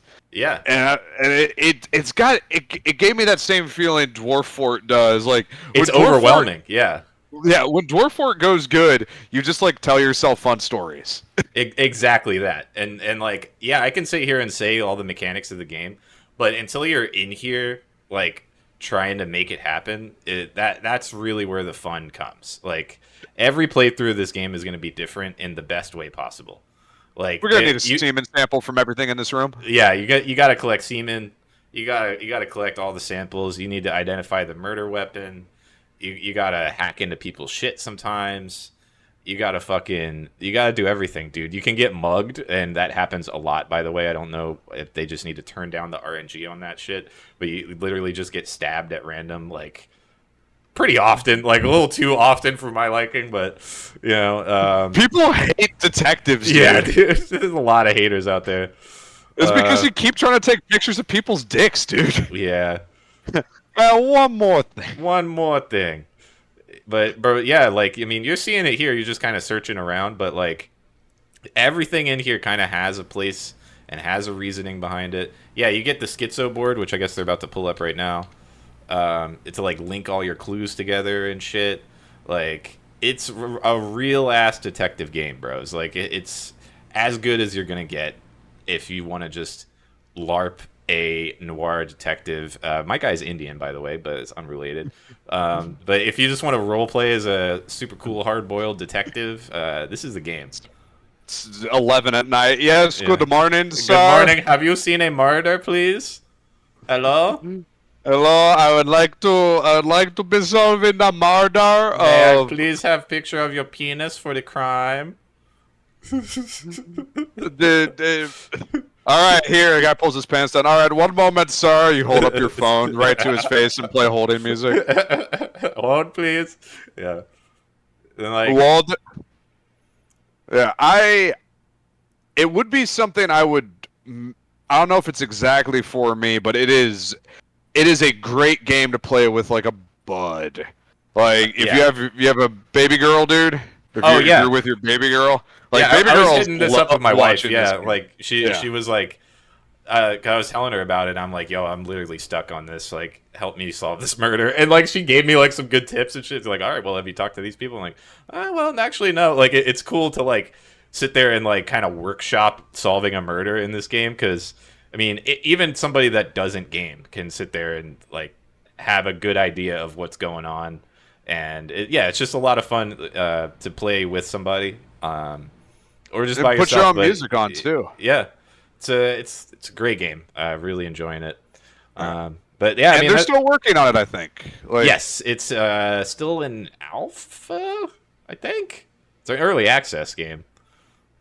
So yeah, I mean, they're not even done with it. There are a lot of bugs. I mean, but it's procedurally generated games, kind of expected. Way she goes. Yeah, shit doesn't always work out exactly right, but when it's good, it's real good. Like I spent probably the last 2-3 weekends before Silent Hill Remake coming out just playing this shit like basically all day. It's a lot of fun. I definitely enjoyed a little watch along of this, and I think it's always cool whenever anyone like there's no excuse for this game to have not been made by like a bigger company at this point, you know what I mean? Like there's no excuse. They should have been made a game like this. Yeah. Yeah, and I fuck with LA Noire, dude. I actually don't mind LA Noire. But like it's not getting you to the sauce. Like it's not getting you to what you want, which is rummaging around people's trash like this user doing is right now. Straight up some the question type shit. Yeah. You gotta inspect that trash, dude. See what's up. Yeah, dude check what's on the. Dude, who doesn't love snooping? That's what you really are snooping. Like, and everything in here, like every drawer can be opened, every fucking cabinet can be opened, and there's shit in there. Like, you have to open everything and like really search around for shit. Make some baseless accusations about what people's relationships are like. Yep. They will fight you if you accuse them of murder. By the way, it's very funny. Yeah. You can just dude, citizen's arrest. Yeah, citizen's arrest. Style. Yeah. You're done, bud. Yeah, I'm going after the chief. I need the chief. I'm on record here, brother. Yeah. Looks like you were following Proto. I didn't kill anyone. Oh, we're gonna see about that. Yeah. We're gonna see how you hold up to an invasive line of questioning. If you need a Fed Smoker video game, I'm pretty sure this is as close as you can get right now. It's pretty good stuff. Until I get off my ass into RPG Maker, dude. Yeah. So that's it for me. I mean, and of course, Silent Hill 2 remake, which we can get into that. I had this other thing, but I fuck that. We think we can just get into Silent Hill remake. We're already going understood. On 2 hours. Let's call the halfway point here. Yeah, I'm gonna rock a piss, and then I think we let's do a break. I think we get right into the remakes, dude. They're remaking the remake. They're remaking it. Oh god. So let's hit a little break. I'm gonna stop recording and we'll come back. Yeah. All right, we're back. We're back. We are. We've never been more back. Yeah. So it feels good. Feels good to always be on the up. Yeah, dude. So we're here. We're talking Silent Hill 2 remake now. And we're talking we have some thoughts. You want to get into remake stuff first? I saw you had something here. I think it's worth mentioning that remakes are getting a little out of hand, dude. I don't think anybody would argue with that. Yeah, how interesting is it that people look forward to playing old game look better more than new game coming out? I think you would think they would just look at what makes those games good and then do that. Keep doing that, but, yeah. Nah. We'll just lovingly recreate the exact same fucking game again. And sometimes it's necessary, and I guess it's cool that it gets reintroduced to a new audience. But I don't know. Dude, check this out. Modern audience. Oh, we're gonna be getting into that. Yeah. Oh god, that is some new speak.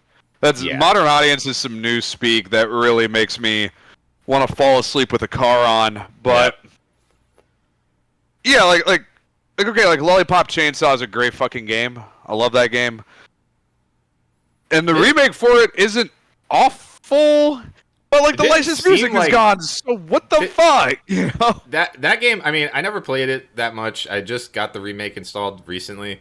Get the mod to put the licensed music back on. I'm going to, yes, but yes. I'm curious. Like, did that feel like it needed a remake as somebody that played the old one? No, I thought it was fine on the PS3. I mean, it's like a PC port, and I think they were like. And I guess this is what I don't mind, where it's like, okay, we want to put this game on PC. What if we just throw like some extra cash at it and we just upscale the whole thing? That's fine with me, I guess. But you know what I would have really liked? Lollipop Chainsaw 2. That would have. I mean, if you're gonna already put money into it, like just do that instead. I would have preferred that. And I'm also a weakness of mine, dude. A C word for an Asian person in my armor is fucking licensed music. I love when games use licensed music well. When the licensed music, when it hits just right, dude. Oh man! Don't make me put on Goldfinger by Superman right now, or Superman by Goldfinger. Exactly, dude. Exactly. That's it. Shadows of the Damned, which is a game that I also don't think it needs a remake, but I think is going through the same thing of let's get it on PC and just make it a little nicer. That's getting a remake. I would just like to play that one YouTube clip from Shadows of the Damned. It is a Resident Evil 4 style game. Resident Evil 4, one of the best games ever made. That's a remake I haven't played, but I'm okay with that one too. Honestly, like it's okay. I can understand why people see that is something I actually would encourage more than just. Okay, so if you're gonna up-res the game and then charge me $60, fuck you. If you're gonna up-res the game, put it on the computer and charge me $30, a little bit better. You better hope that DRM ain't easy to bust up into though. I'll tell you that for free. Oh, you better have your shit locked down tight, or me and my boys with our sticky fingers, we're gonna be all up on that. We're like vampires. Once we crack that bitch open once, we are in. So, but what I guess I would rather see is a remake of a game where they do something totally different than how the OG game was, because you can go back and play the OGs. You can always go back and play the OG games. So I'm much more interested in people trying something new and seeing I would rather see a failure or a success. And you try and reimagine what the game could be. And which is what they did with Resident Evil 4. They kind of took that new formula they did for RE2 Remake and the RE3 one. I was fine with the RE2 one. I'm not like... I really only like RE4. But... yeah, I mean, the remake for 4 is fine, dude. I can see why people might prefer it, but I like that cheesy action movie shit, man. Yeah, they made it a little more serious in tone. And, like, I don't feel like Resident Evil 4 really needed that, just because part of the appeal was how campy it was. Yeah, and I don't mind... I would say it's lateral. I would say that is purely an issue of taste. Like, some people... like, there's more content, there's more stuff to do. It's just cool to see a game I love through a different lens, too. Like, I will play it one day just because I've probably played and beaten RE4 more than any other game, man. Yeah, but that game was the shit. At least 5 times by now. That game, we were making jokes about that game even way back in the day. Your right hand comes off is a classic bit. Yeah. Good old Leon, dude. He's always got the zingers.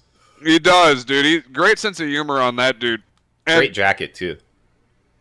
Very good jacket. It's funny that he dresses like a fucking Dago, and that's an unlockable thing where you can reload the machine gun by adjusting your gay little hat. Laser gun. Gabe never really tried to be too serious, No, it weirdly enough, to me, it feels like the dudes who were like, yo, what about the dog ending in Silent Hill 2? And they were like, let's just kind of bring that whole tonality to a video game. For real. I played through and beat it recently on the PC with the keyboard and mouse, and I was like, oh, fuck yeah. That went down smooth and smarmy.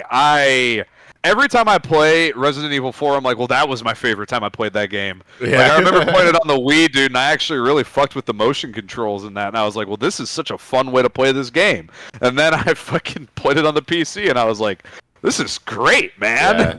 I'd still like to try the VR one. I got the Quest, and that's probably one game that I really want to play on VR. The only games I want to play on VR, Super Hot VR, Resident Evil 4, and, dude, Res VR probably goes hard as fuck. Res VR is... I have played it once at a friend's house, and... dude, Res VR is the only time I've ever been a true believer in virtual reality, where I was like, this is... oh, man. Yeah. And there is a secret level in Res VR that is not in the OG Res. Yeah. Dude, that's some holodeck shit. That is the closest I've ever... that is me at my most Reddit, dude, is Res VR. Like, this is epic. Okay, this is epic. That is... it was to the point where he was like, I played and beat it, then he played and beat it, and he was like, do you want to go get it? I'm like, no, I don't want to ruin it. It was too good. Yeah, Res VR is too good. It sacred in your heart. I want to save it. for another time where I feel like I have earned another playthrough of Res VR. Damn. Because that is, oh man, it's a thing of. So, get me in my Lamar shit from GTA 5, where you're just like, it's the best part, man. It's the best part. Real tears, dude. Native American tears when you play Res VR. Yeah. All right. Yeah, let's just for everyone playing at home, just a little funny joke is take me to 3 minutes and 30 seconds in that video link. Just you want the volume though. Oh yeah. Max that. But he instead held it out to the man. I know what you mean. He's retarded and can't read. The schoolyard was packed the next morning as Elliot's classmates waited for first bell. Go, go! As one students turned toward the gate. I just like the caw. He's like trying to do act out so he can barely fucking read. Jesus Look, Christ. everybody, I patted the bunny. Yeah. Can't you read, mister? Yeah. Can't you read, mister? Damn it, we should get that on the soundboard. That's a good one, yeah. Yeah. Shadows of the Damned is like another pretty cool over-the-shoulder Resident Evil 4 style game. It's not as good, but it's a lot of fun, dude. There's some raunchy and subversive humor, dude, in it too, as you would expect from Suda 51. There's a retarded man who you play as who can't read, and the final boss fight in Shadows of the Damned, very tight. Very tight. So yeah, I'm gonna have to check that one out. I've been meaning to play that one for a while. It's got some stank on it. There's some not so good parts, but there are some quite good parts, and I think it will. If I liked RE4 with keyboard and mouse as much as I did, I think I'm gonna feel the same way about Shadows of the Damned, and it's gonna bump it up. Yeah. For me, for certainty. But yeah, I mean, that's just going to be, oh, here's probably the best way to play this game now, but this game was already sick, and I don't. Yeah.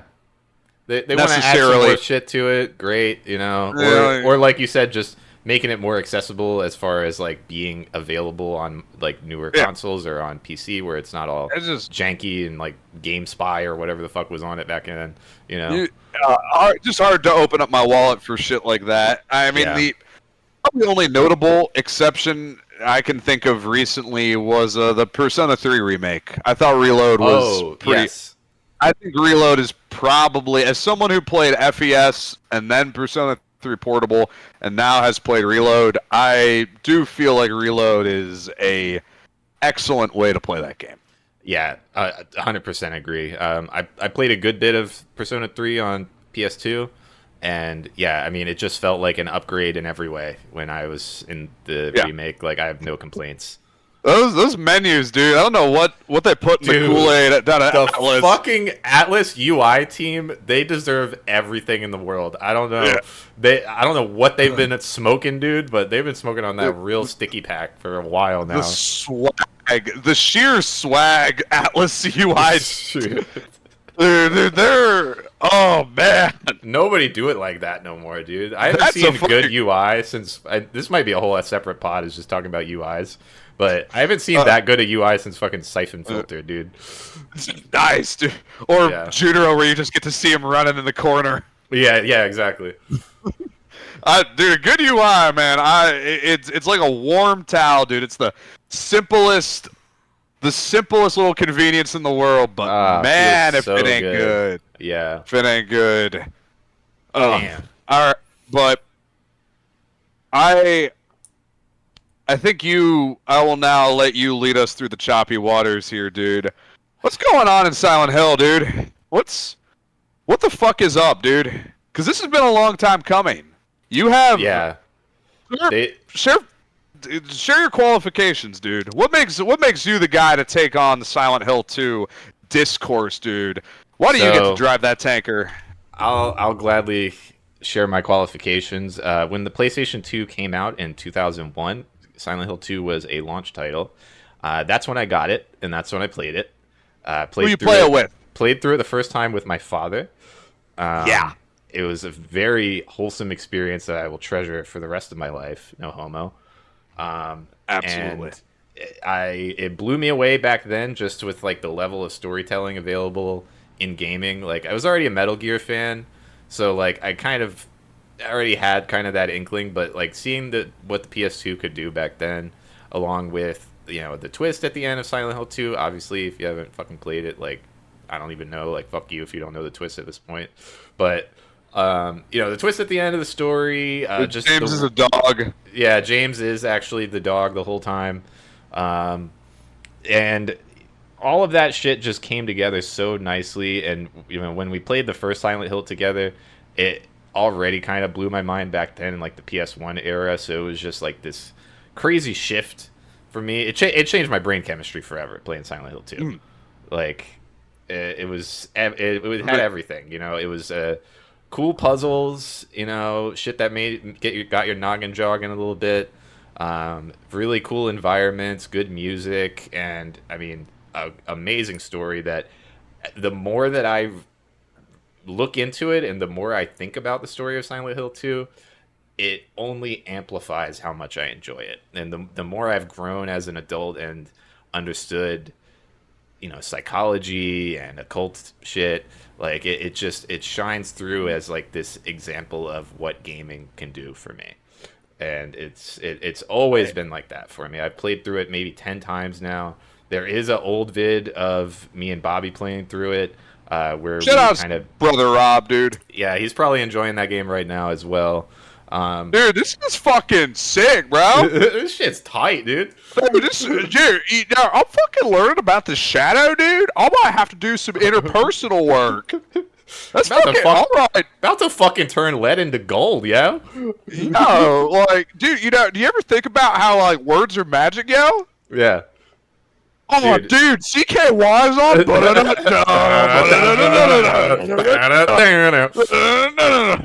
Yeah, man. I mean, now, the first time I really experienced Silent Hill 2 was watching you and Bobby play some of it. Yeah. That was because, like, I'm not a survival horror guy. Like, I kind of can't be, too. Like, with a different background, but it did make me, you know, maybe look at a couple of my little preconceived notions and open up that mind of mine a bit, dude, because that game's Kino. It's fully Kino. In the classic sense of the word, dude. The pacing, the cinematography, dude. That game's kind of beautiful in a lot of ways. Really, really good. I didn't get the lake at first, dude. Then I got the lake, and I was like, damn. Yeah. This is kind of a good spot in the game to have a Thinkum. Yeah. I was like, oh, shit. I guess, dude, I'm making fun of Bobby playing Silent Hill 2. That was literally you. Actually, like, just like, yeah, this is fucking tight, yo. Yeah, this is cool, dude. Like, I was kind of into it. Like, I don't know if that's a game I would go through and play alone, but I could definitely appreciate it. And I would say, this is maybe going to make you laugh a bit. Deadly Premonition I've played, but I haven't played Silent Hill 2. Yeah. But Deadly Premonition, kind of, where I was just like, okay, so the combat's, you know, probably I'd like the game more if there wasn't any combat, and like there's lots of downtime in the game and this, that, and the third thing, but I like being in this area. I like being in this town. I like navigating it. I like seeing the people in it. I like the atmosphere that's being created when I'm just kind of here in the quiet moments of the game. And Silent Hill 2, I saw that, I caught that coming off of it, where I'm like, yeah, there's something cool about just being here. Vardenfell, dude. Vardenfell does that better, like, Morrowind does that better than anything, right? Yeah, it's all vibes, yeah. Yeah, and that I think is why there is an excellence to Silent Hill 2, just vibes alone, if you can appreciate, they're there in that game. They're there in a lot of these games. And Silent Hill 2 brings those thinkums. Yeah. Yeah, it's not just the vibes. Like, it actually does have a pretty deep story to it that you can walk away from and think about a lot. Like, there's very few games that, and I'm gonna sound really gay on this, so no homo, but there's very few games that I can confidently say that there could be like a college class about, or like some kind of like academic study of. That's one of them. There's maybe like 3 or 4 games that could have that. I won't let you drown alone, dude. Lisa the Painful RPG. That's a game where there is a lot to talk about. Right. And I am of the opinion that games should be not made to be art. I don't think as a developer you should go on with that intention. So, I think games should first and foremost be entertainment products. And when we set out to make art pieces, that's when I think you kind of lose what makes video great. But certainly, as a doctrine of double effect, if your game just so happens to be something that has those guts to it, that core to it, like Silent Hill 2 does, well, that's right on, dude. I think there's room for both. Yeah, and that's actually a good segue, because it's something that I've been kind of back and forth on playing this remake. Is the biggest change, I would say, is in the combat. Like, there's a combat system now. I mean, anybody that's played the original Silent Hill games knows the combat's pretty ass. I mean, that's like my favorite game. It's ass. Like, the combat is ass. Like, it's not good. And they tried. They made it more like a Resident Evil remake kind of thing. You got over-the-shoulder camera. You can aim and shoot. It's a lot easier to, get your shit in there. And also, like, they've upped the scary factor on the combat as well. Like, the enemies, they do shit now. They don't just kind of stand there and, like, vaguely come after you. Or, like, you can, like, run away from a lot of exchanges in the original. Not so much in this one. Like, you really do have to fight. And you will get your ass kicked. And there's, like, a dodge mechanic. And the enemies will dodge your attacks. Like, they will hide from you and, like, pop out and scare you and shit. Like, they really... James Sunderland's Punch-Out! Yeah, dude. You gotta be careful, dude. You do not want to get in a self-defense situation with the knife nurse. It's actually over for you if you are in a hand-to-hand combat situation with the knife nurse. In Deadly Premonition, one of the first things I always do is unlock the unbreakable wrench as a weapon, so I can just motherfuck through everything. Yeah. Because I'm not trying to engage with that combat any more than I need to. But that does bring us to the question, dude. Do you feel like... Okay, so when I said that I feel like the RE4 remake is a lateral move for Resident Evil 4, because how do you improve on a game like that really without fundamentally changing it? Is this remake, like, is it worth the time with this new combat? Do you feel like it's adding to what Silent Hill 2 is kind of about and trying to do? Is it enhanced by this, like, difficult life or death, sort of always at lower health than you want combat? Or is it kind of becoming more annoying and keeping it? Is it keeping you from the Kino? A little bit, yes. Okay. I don't like that. A little bit. I don't like that. But it's a better video game. So that's where the back and forth that I'm having is. Like, it is a better video game overall. Like, as far as interactive aspects to this story and this set piece, where it's not just a movie.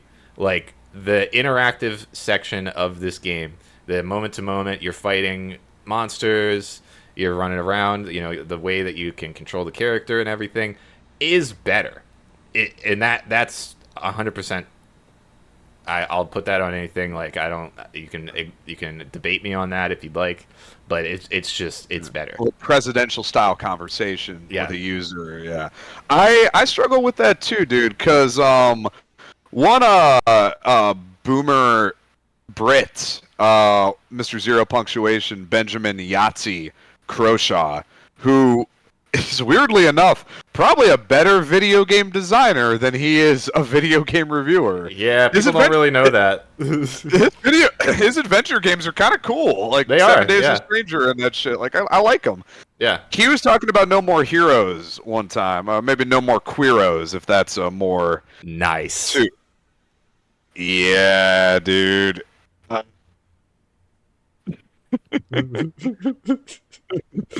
And so in No More Queeros, there is the downtime in between the assassinations, because it's kind of a boss rush game, the first one. More or less, yeah. The first one does have some good vibes. I kind of like scooting around Santa Destroy on the bike, but it's a pretty empty open world, and a lot of the side missions aren't a lot of fun, but there are these bullshit jobs because Travis is kind of like a neat dude. He's like a he like doesn't have a 9 worker. to 5, bros. Yeah. Yeah, he's 1099. Yeah, he's a 1099 dude. So you have to do bullshit jobs of like waste disposal and picking up the scorpions and shit. And you know, you're just out in the middle of fucking nowhere doing like some bullshit unskilled labor, mowing lawns and shit. And Suda said he was like, well, like he liked that dichotomy where it's like, yeah, Travis is this badass assassin, like he fucks people up with that lightsaber and he does all this sick shit. Then in his downtime, dude, he's just like, yeah, Travis, we need you to dig shit pits for our outhouses. Yeah. You know? You gotta fix the plumbing, retard. Yeah. Like, here's a plunger. And I remember Zero Punctuation saying, like, he was like, yeah, I get that was like the narrative they were going with, but these parts aren't fun, so I don't fucking care what you're trying to say. And I don't know, dude, when I was younger, I was kind of like, yeah, fuck those parts. But when I got a little older, I was like, I don't know. You need like, that. You need to break it up a little bit. Sometimes I'll like it when they break it up, but then sometimes I don't. Like with Revengeance, the only break is when you take a dupe. The only break is to serve a poop joke. Yes. that game does not slow down the entire time. Yeah, and that's also sick. Dude, I guess different games try and do different things, but that is also something I struggle with. Do I want more Kino even if it means the video game is a little worse? Or do I want it to be more? Do I want more Vidya in my Vidya? Right. I don't know if there's an answer. I really don't know. I mean, I think we do it on a drifter by drifter basis. So I guess again, dude, I pose the question like, does it just feel like kind of what time of the month is it? Like, what do I want more at the moment? Do I just want the Kino? Do I want the fixed camera angles and the Chad fog? Or I don't know, do I want to mix it up and get in there and try and, you know, go pound for pound with Pyramid Head? Like, yeah. What were you feeling more like when you were playing it? Yeah. I had a very good time, honestly. And maybe it's just because I have already played the original like at least 5-6 times, probably more. Gotta get the dog ending. Gotta get the alien ending. Gotta get all the endings. Gotta get the hyper spray, dude. Gotta get the chainsaw. You know. I mean, for me, as somebody that's already played the game a bunch of times, this was just an upgraded version of the game for me. You know, like it's I already know, you know, all the environments. I already know all the shit in the original, so it's not like, oh man, I'd really love to revisit the Woodside Apartments again, exactly as I had played it before. So, you know, maybe that is informing my bias a little bit versus somebody that just played the original and then now they're playing the remake, and that's more of a side-by-side. But, like, for me at least, I had a very good time playing Silent Hill 2 Remake. Again, I don't necessarily know if it's better, but as far as, like, enjoying the video game moment to moment, I was a lot more engaged with the improvements on the combat and just what they're trying to do as far as, like, the environments, everything being upgraded. The atmosphere is so good. So I mean, all that shit that you like in the original Silent Hill 2 is still there. You know, Right. it's just packaged in a different way, and kind of like you were saying with the other remakes of like just kind of viewed through a slightly different lens. You know, kind of similar to the Resident Evil 4 remake. You know, I think it's cool to hit both. Like, I think if you, so if you're an old school Silent Hill fan and you've played to Hell and Back, then yeah, here's like a little different slice on it, and just go in it expecting the Silent Hill 2 you like, but like something a little different in the gameplay, and see if you fuck with it, dude. Yeah, you know, and if you don't, great, go do something else. What I will say is, as somebody that's played it a bunch, like, it adds another dimension. I mean, quite literally, like, it's in 3D and there's like bigger environments, but like it adds another dimension to the town that's really nice, at least for like a fan service perspective of like, okay, any of the like walking around town segments, like, you remember that it was a lot of just like, all right, I just gotta walk basically straight here. Oh, this shit is like, there's a giant wall here. Okay, I gotta go around and go this way. You know, we're just moving. We're just moving around. That feels a lot better in the remake because the maps are bigger. So like a lot of these buildings that you just walk by a million times, you can go in there now. You know, and there's like shit to do in there. You know, so like as somebody that enjoyed just, you know, passing by Happy Burger and being like, damn, I wonder what's good with Happy Burger. Now I can go in there. You know, and that's fucking sick. Around. Like, yeah, that's really cool. Like, yeah. There's just so much more to it. Like, as if you just want more Silent Hill 2 content, and you're gonna love this shit because it's just more of Silent Hill 2. It's great. It's almost like a sequel. Like what I would think is like kind of in the same way FF7 remake happened. That's kind of how I'm seeing the Silent Hill 2 remake. It's like it's a remake and also kind of a sequel, if that makes sense. Yes, and I see what you mean, and I guess that's what I'd rather see than up-resing the game and porting it. Is you know, we already have that. We have Enhanced Edition. You know, like, you know. Yeah, I'm down for that a little bit more, just to give people different variations on the game. You know, if you ask me, I don't think that game should be as expensive as it is. You know, I think they should. It's not a $70 game, in my opinion. No, I probably don't a $40 AA title pricing would make sense. I feel the same way about Persona 3 Reload, but yeah, and I think it's nice to, and you know, dude, it's fun to make fun of the Zoomers, dude, who are probably still grinding out the 12 different currencies in Diablo Immortal. Like, that's probably their favorite thing, dude. They got that game on their phone, and they be watching Coco Melon. Yeah. But it's cool to see if this is enough to get people to play it. If it gets them to go back and look at old games, I'm always down for that. I'm always down for more video, more actual video, as opposed to slop. Dude, I am against gatekeeping in that respect of like, yo, no, like, please bring more people into Silent Hill, like, please. If that gets us more games and like gets these guys working again and like making cool shit, I'm all for it. Like, to get some heat on that shit. That's why Silent Hill chads have been suffering. Yeah, that's why I'm hyped for the Metal Gear remakes too. It's like, yeah, I might not like every aspect of it, but like, more Metal Gear. Like, great, we're doing that. Awesome. Absolutely, and I'm always good for that. I'm always good for whatever brings more people in, just so long as they're managing their finances properly. Please consume responsibly. That's right. Always be the big asterisk whenever I'm talking remakes. Yeah, and listen, if I didn't get the super cool review copy of the game, that all game journalists get, I got it directly from Konami. Then, you know, I might have a slightly different opinion. That's true. Absolutely, without question. Just if we're still talking remakes a little bit, like the Doom 64 remake, I've been waiting, dude. I have been waiting on a good definitive version of that, and like the GZ Doom WADs and the TCs and everything for that have been good, but like it's kind of hard to fuck with that source code, man. Yeah, it's kind of hard to like do better than that. You know what I mean? Yeah, I mean, there's a reason that like "Can It Run Doom" is a meme. It's because they ran a tight fucking ship over there at id, dude. Yeah, I think a different company even made 64, if my memory serves. But like, still, they weren't whistling Dixie when they made 64, and that's a cool game that I never spent time on because I'm not gonna play a shooter on the N64. Absolutely not, dude. GoldenEye versions. GoldenEye versions get the fucking rope, dude. I'll say it right now. Every time, yeah.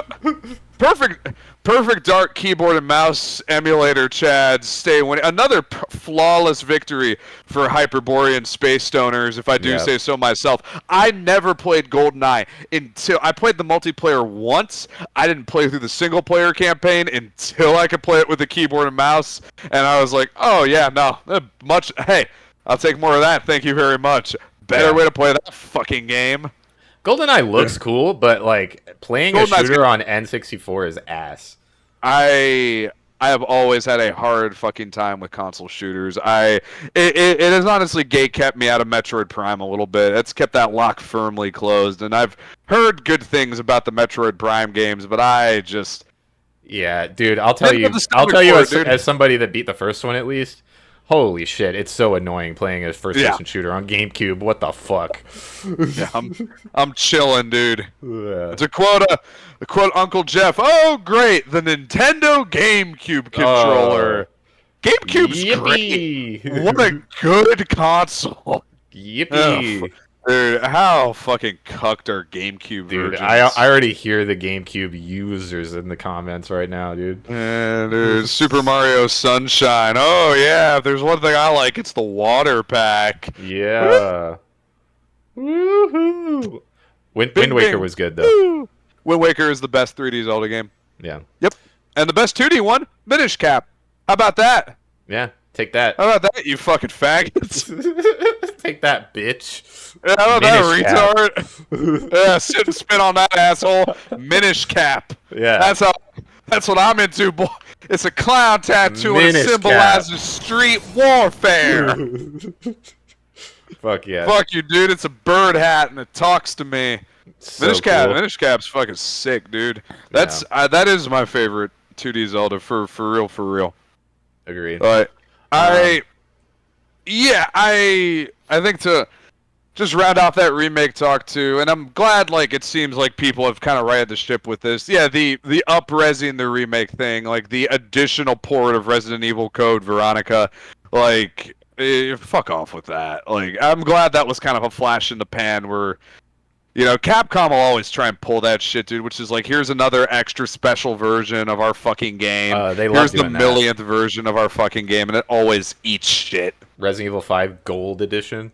Yeah. They can fucking, you can take that shit up the road. Yeah.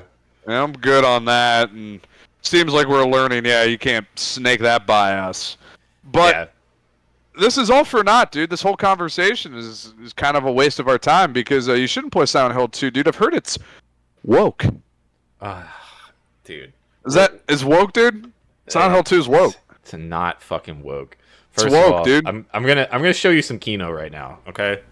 We're gonna do just a small segment from the Otherworld Hospital, and you tell me what's woke about this, and we'll address the woke allegations in a moment. But I just want to preface this with, this is a game that's so just entrenched in, no homo, Jungian psychology. Okay, we're exploring the shadow. Yeah, see, that's us, dude. Yeah, that is us. And that's you, the viewer. There, as James. But no, like it really goes deep into psychology shit, and like they take it so well in this Silent Hill 2 remake. Where look, dude, it's a picture of Silent Hill fans. Oh yeah, hey, there he is. Yeah. Dude, don't ruin my Kino. So it does such a good job of like walking you through in a video game format through shadow work shit, like, and it physically takes James through all this shit. I mean, past the part that I'm about to show you, but there's literally a whole part in the game, and it's in the original too, where you're just jumping down holes, getting deeper and deeper into your subconscious and all that shit. I mean, I could sit here and schizo post about the story of Silent Hill 2 all day, but like I just want to show this one part because this one is like just such a good representation of how it goes. So let's get into it a bit. Yeah, dude, I'm willing to be convinced that the Silent Hill 2 remake is not woke. It's not woke, okay? I'm willing to be convinced. So here we got the Abstract Daddy fight, or I think the first Abstract Daddy fight. There's 2 of them. By the way, just a quick side note: all the boss fights in this game have been improved dramatically. A lot of them are just kind of run around and shoot them in the original. They have added a different level of challenge to all of them. The fight with Eddie, where you just kind of walk around all the meat lockers things. That seemed like a pain. Yeah, well, in the original, yeah, it's kind of bullshit. But in the remake, it's like there's like smoke everywhere, so you can't really see him. He'll like pop out on you, and you gotta like do some hand to hand. He'll fucking do some No, and Eddie's probably got a little reen. Yeah, he definitely goes. Reen! Yeah, he does some of that. The fucking at some point the meat things start like swinging around everywhere, so there's just like more shit going on the whole time. It's a lot better. This one where it's literally you just are running around a square room, like running away from this thing. Now this fucker like goes up into the ceiling. It's kind of hard for me to be like, I want more Kino and less interactivity when I like see shit like this. Yeah. Oh, I didn't even know you could do that. What the fuck? Yeah, fuck yeah! Look at this, dude. Yeah, so we can let this part ride for a minute because it's gonna get to the part I'm talking about. But this is a great example of how they improved on the boss fights. Because this was literally just, you remember this, you just run around the room and and you shoot him, and then you run around the other side. Yeah, you need a discrete 1 million bullets. Yeah. Yeah, I didn't even know you could shoot him down like this. That's way better. Oh, dude, James with the grip? Yeah, dude. James Sunderland with that street sweeper, dude. Yeah. Yeah. About to air this motherfucker out. Yeah, so, you know, he does some more shooties. You know, and yeah, he comes at you with like the metal tentacles now too, which is pretty cool. Yeah, he does some of this shit. He'll start running around on you, like spider mode. This was not even in the original at all. Like, damn, dude, James was swinging on him with that pipe. Yeah, dude. That's what I'm saying. You know, like there is like more interactivity here. Like this is more of a video game. Dude, the eternal dichotomy between Kino and, well, what if it's just tight now? Yeah. Look at this. You need both. You need the lower and the higher conscious. That's right. All right, so let's fast forward to when he beats him because this part's crazy. This part actually got me, dude. I was legit freaked out for a minute. It's great. Maybe I'll get your boy too. Show me. A little volume on that, brother. Yeah. Just a little bit. Thank you.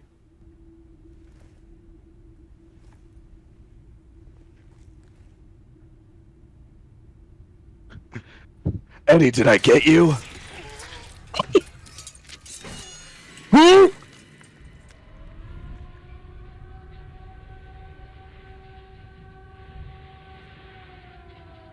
Now you will know the sorrow of every woman you've ever been like, bitch, you're fat.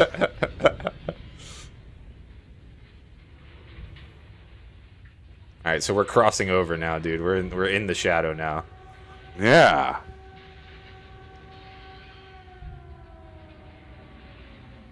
James.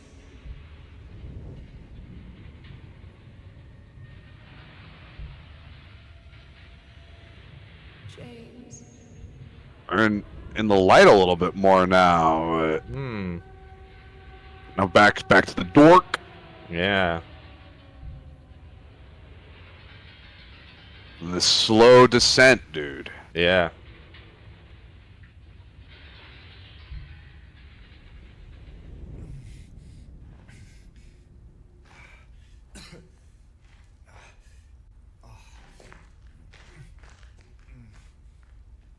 All right, so yeah, we've crossed over now, and yeah, check out these environments. Like this Otherworld hospital is so cool. Like this high ass walls like this, all rusted out and shit. Like, yeah, this certainly seems like a place where you'd have to, get right up into something you might not be entirely comfortable with. Oh, why are you reading the letter, dude? This is kind of crazy. All right. Probably trying to get a good ending or something. Oh yeah, definitely. Trying to cheese the ending, dude. Just play how your higher self just tells you to play. You know what I mean? All right, but yeah, check this out when he goes to this note, dude. Yeah. Like they got me right now. I'm locked. I'm focused up. Check this out. Initial symptoms: hyperfocus. Current diagnosis: they can be fixed. Recommendations: stop at nothing. Like, dude, come on. Like, that is like such a good representation of now he's in the shit. Like the town has spoken, and he has passed the litmus test of diagnosis, and now he is in the lower realms, ready to begin his healing. Okay, and now I showed you that to now show you this part. All right. After you kind of navigate through all this shit, and you get to the part with Maria and the pyramid head on the first, like where you're getting chased. So yeah, here, let me show you that part now. Back up a little more, and a little more. Yeah, here we go.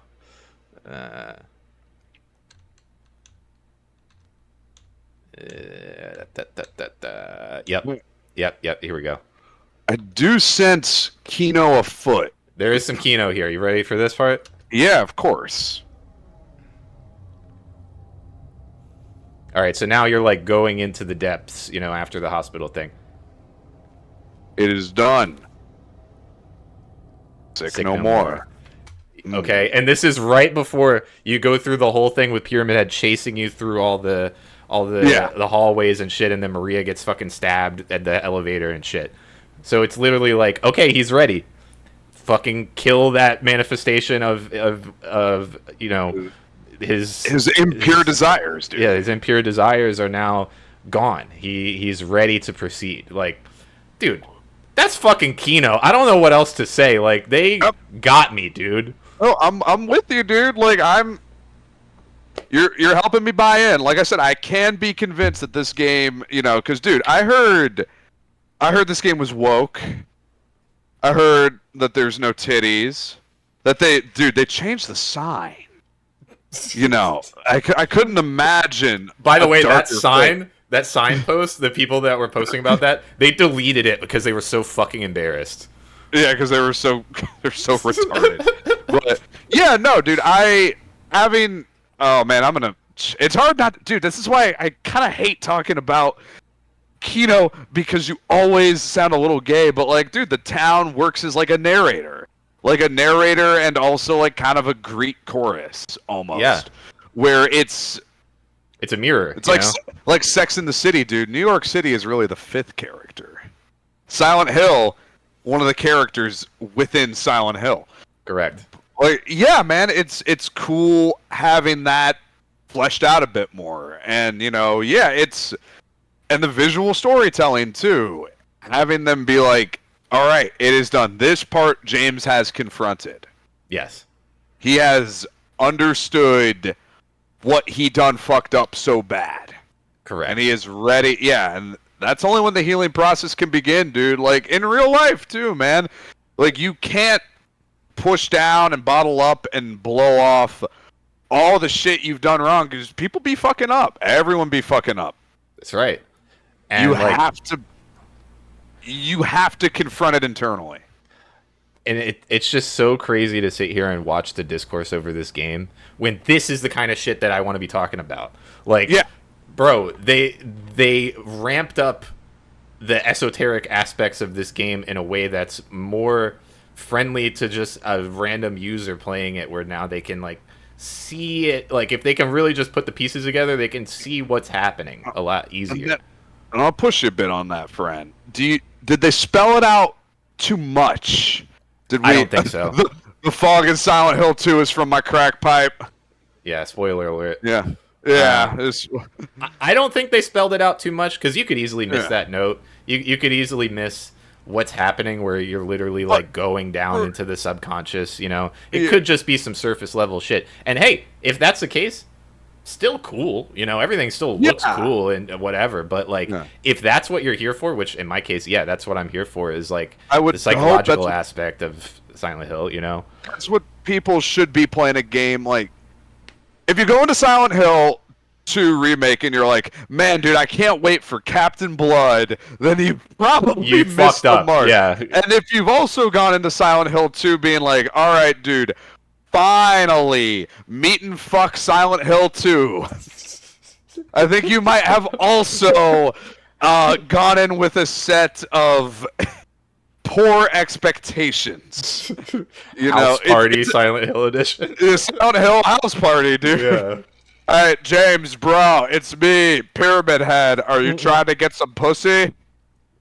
Like, yeah, I don't know about all that, man. I don't know if I wanted Silent Hill dating. I don't know if I wanted Katawa Silent Hill 2. Yeah, like no, I'm here to I'm here to confront the shadow self and try to make friends with it, dude. I'm here to purify myself, dude. Yeah. We're trying to turn lead into gold over here, you fucking yeah, I'm here to realize that the shadow is not something to be eliminated, nor is it in the driver's seat. It's something I acknowledge. Dude, Talladega Nights, brother, you gotta drive with the fear. That's right, dude. That's what it's about, dude. You learn from it. You embrace the parts of yourself that are not so comfortable, and you don't bottle it up, and you don't make it your fucking Baldur's Gate shitpost thread either. Nice callback. Yeah, hey. I'm paying fucking attention, dude. Thank you. Dude, I worked myself through a Coke Zero and a Celsius cactus flavor. I'm getting fucking rowdy. I'm getting a Zen going right now, dude. Oh, dude, hold on. Even if I throw in a Zen myself, dude. Cheers. Oh, you can't see it with a green screen. Hey, dude. Zen 6 mgs. Spearmint. Oh, I got spearmint too. Let's go. That's the synchronicity right there. That's right. You guys aren't gonna fucking get that from whatever goddamn show a British person is doing. We gotta come to the Gay and Racist show to get that. If you want that synchronicity, but dude, this is what I'm talking about, man. Like, I'm not always gonna seek out games like this, but if I do not want to talk about Kumine. No. Can we stop talking about trannies for 5 fucking minutes? Can we please stop? Please. I just want to confront the shadow self, bros. What a horrible night to have occurred. The anima and animus. Please. I want to purify, dude. I'm here to purify. I'm not here to have another to bust I don't want to bust. I'm tired of busting nuts. I'm tired of being dragged into this usury. Please stop trying to separate me from my consent. I guard it closely. Oh my God. I have spiritual barriers in place, and you will not wrest it from me with your level 1 sorcery.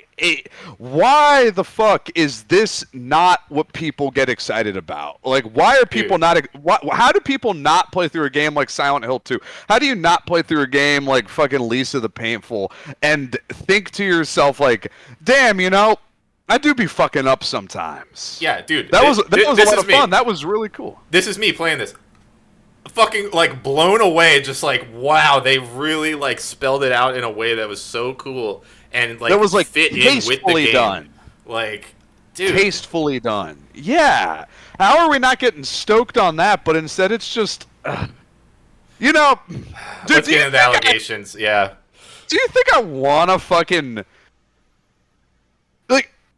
Do you think this is what I want? This is before we even broach the users. Yeah. Do people really think this is what I want to spend my time doing?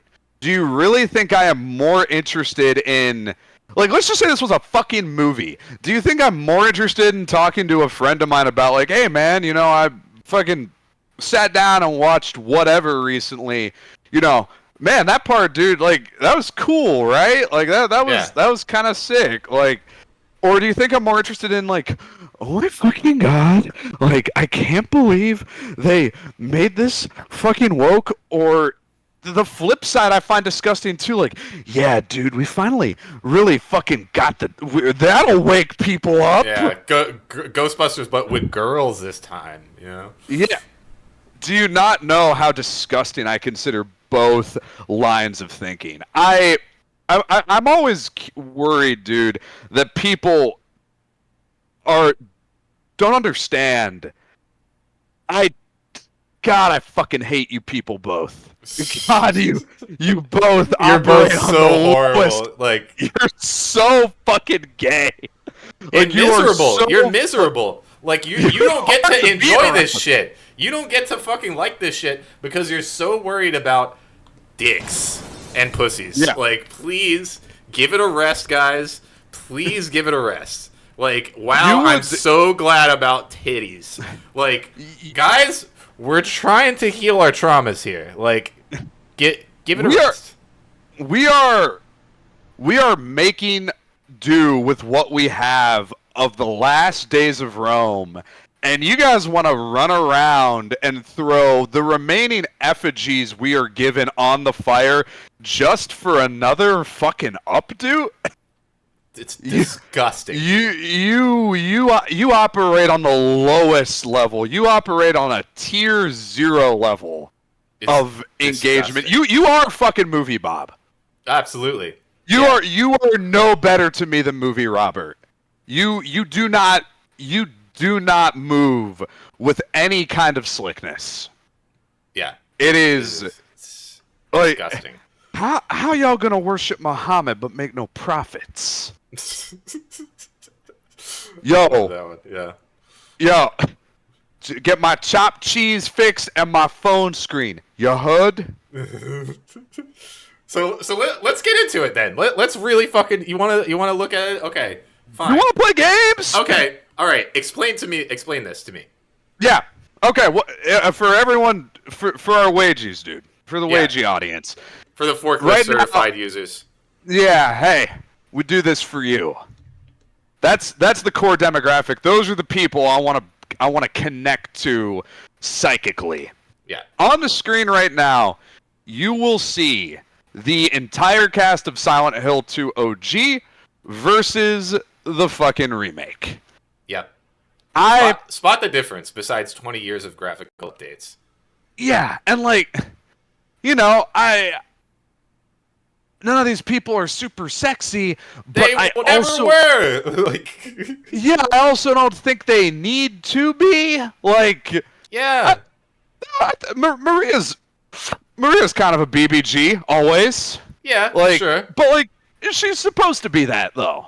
Yeah. But like, also more importantly than that, she's supposed to be that for James. James. It's not about the sexy idea that he has in his mind about what his wife would look like as a sexy BBG. Yeah.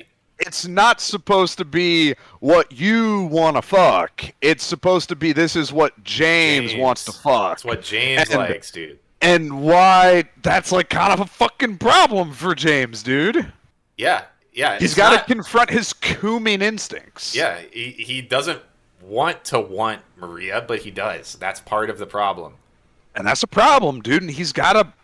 That's why he's in fucking Silent Hill in the first place, man. Yeah. And if we want to sit here and talk about, okay, she's got a little dress on with the leopard pattern on it instead of a little skirt, with a jacket instead of a little sweater.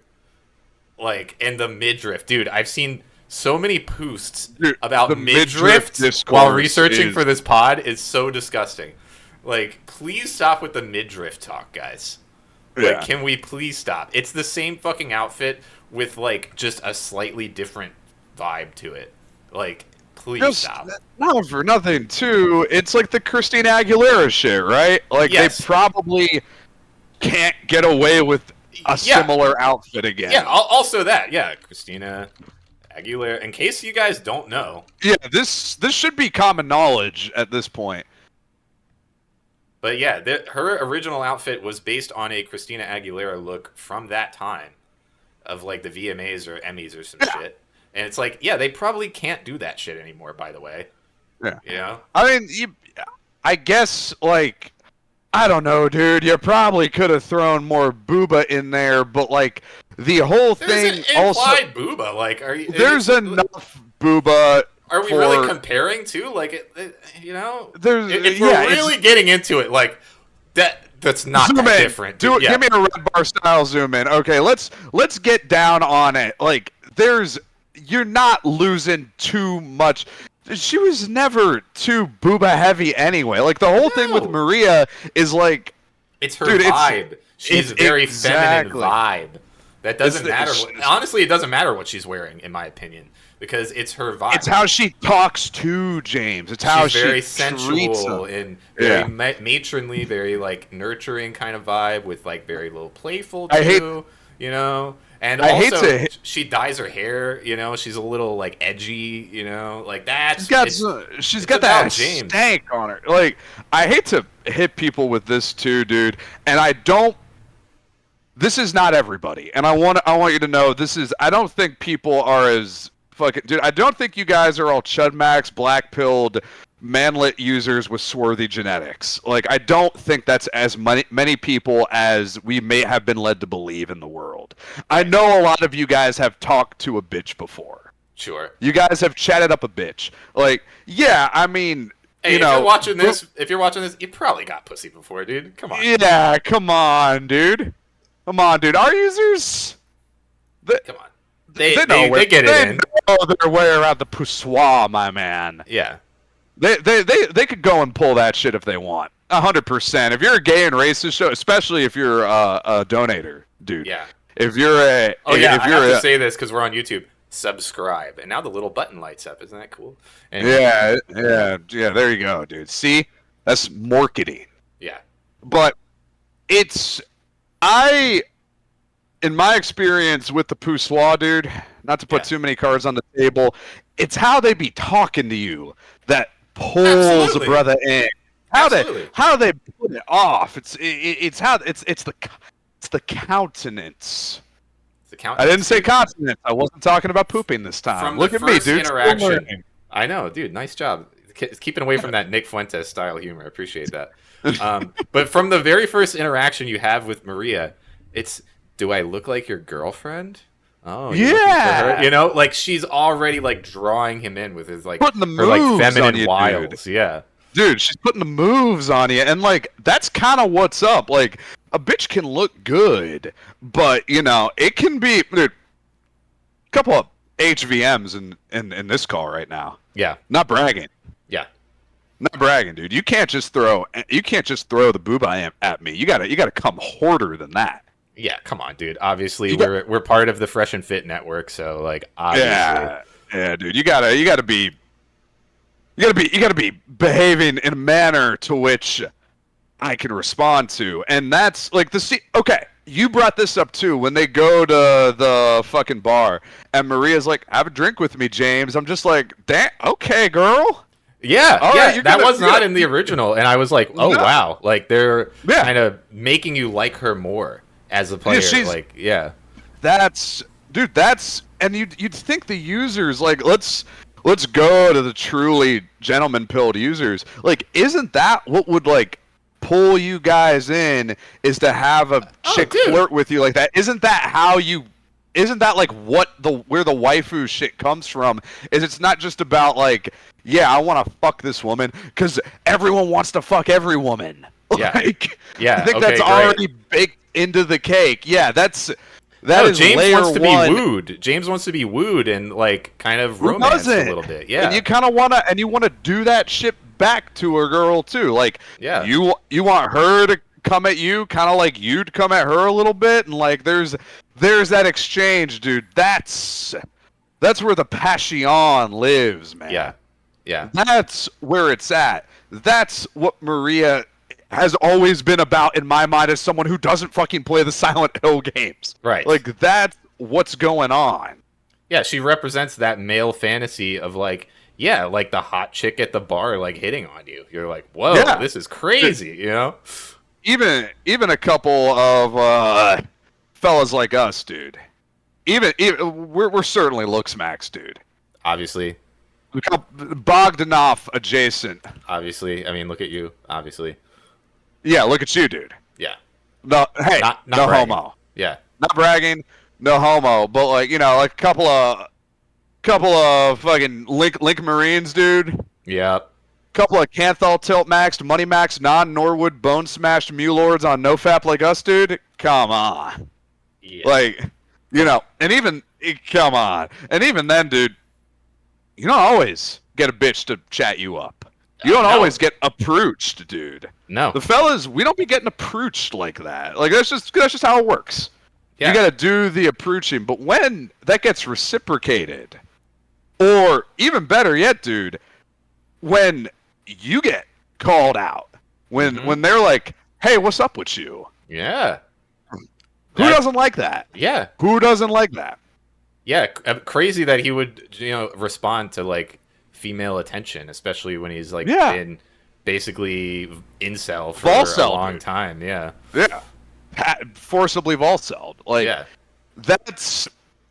I don't understand how people do not get the femme fatale thing off Maria. It is, like, how is that not, like, an aged writing trope at this point? That's like some fucking Conrad shit, dude. That should be like, that's like, what, next to the hero's journey for just archetypes. Yeah. I don't know. It's insane to me how people miss that, and I really... are there more scenes like that with Maria in the remake? Like the scene at the bar? Here and there, like, but yes, in general, yeah. There's more characterization of Maria than in the original, which I think was a benefit of the remake. Is like they really take you through it in the same way that James should be going through it. Yeah, they want you to see this as James sees it. Like they want you to put yourself in the shoes of James and like see what's up with like why is he into Maria? Like and I don't think that should... I don't know how people are... I don't know how people are losing at that. So, moving on, dude, to fucking Angela, where the discourse... Angela, the biggest victim of all of this. It's crazy. Dude, I do not understand why people were like, Angela is supposed to be the hottie.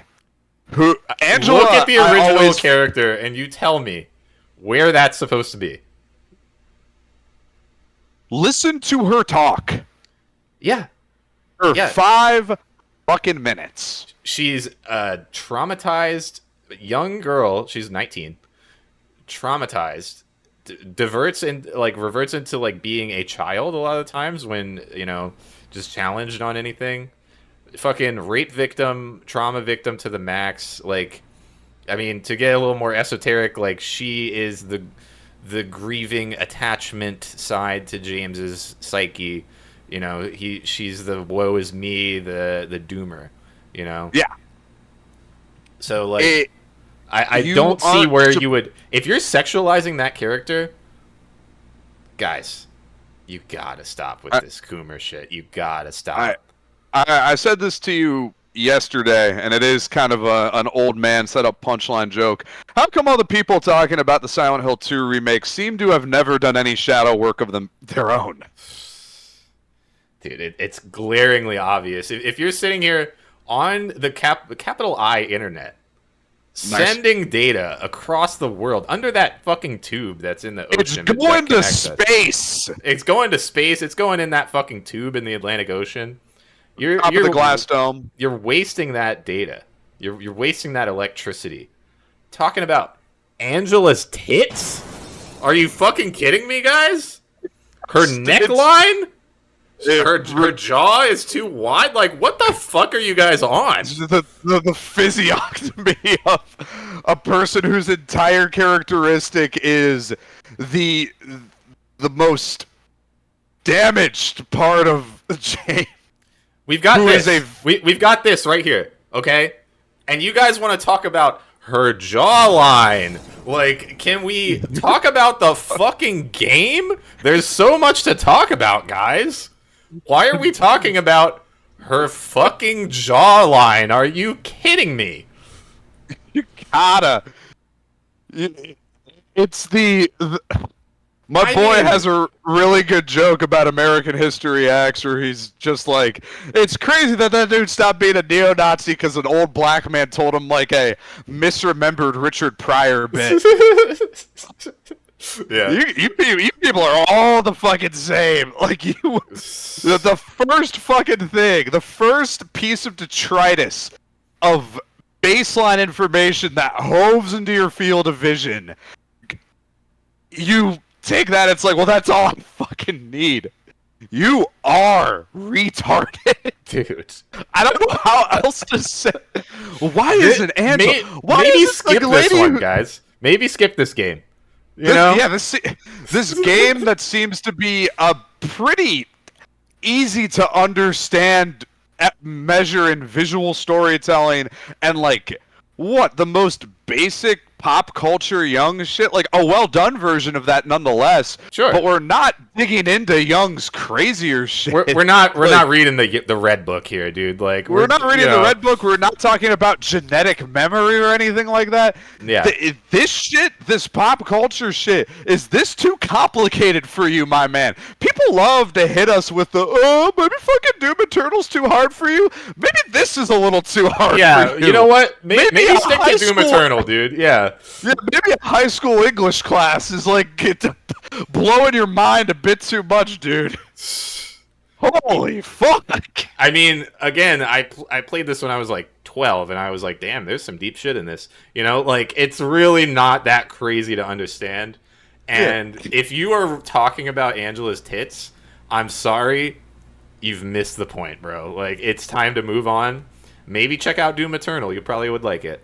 Yeah, maybe look, dude. We'll get you on League of Legends. We'll get you into Valorant. Oh, dude, you'll love Valorant. You're gonna love Overwatch, dude. It's got the microtransactions and everything, all the shit that's all the nutrients your body craves, dude. Maybe we get you into a little new God of War, dude. Oh that's a story about being a dad and how that's weird. Yeah, that seems a little more your speed, young man. How about some fucking Goyslop combat and like a bullshit Amerislop story? Yeah. I That's right up your alley, dude. You save this.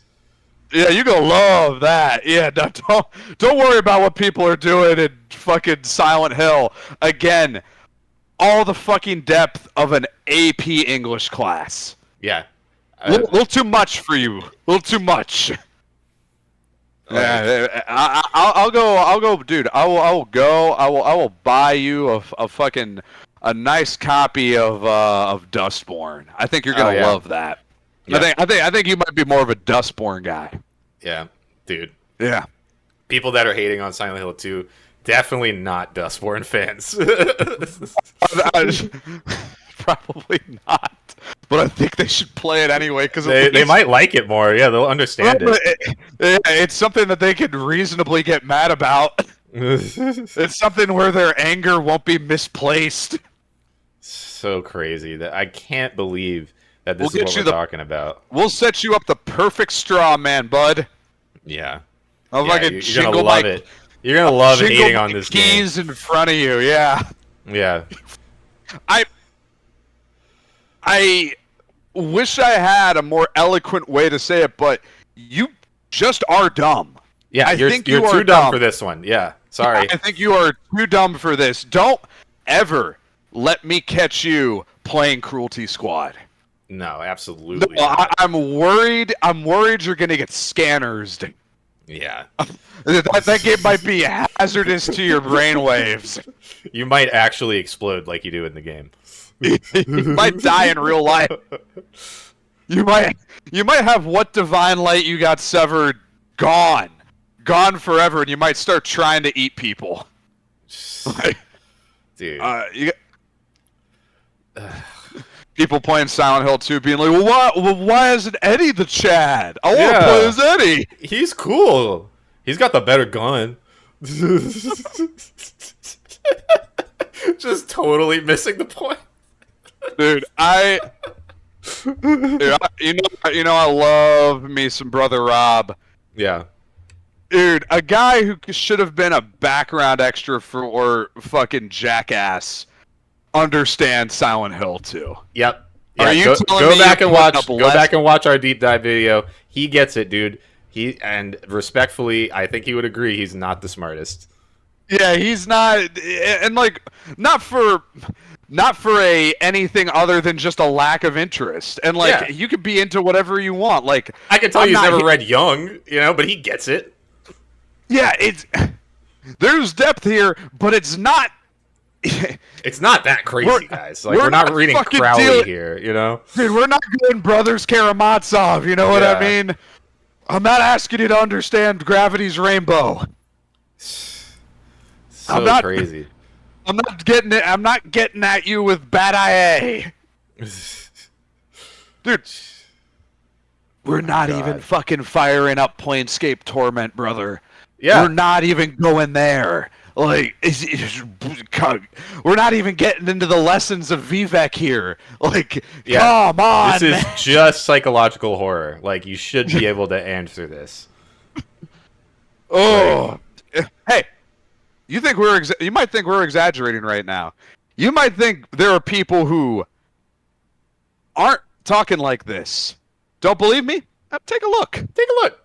Known user, Thor versus Baby Heels, known best for his pronouns, Spurg out over Starfield. I've never seen that. Can we take a look? Oh yeah, we can do the pronouns vid real quick. It's very funny. Yeah, just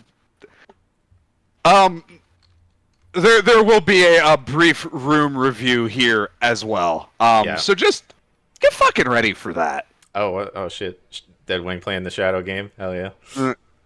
One-handed. Hey, if he can play a video game, what the fuck's your excuse, guys?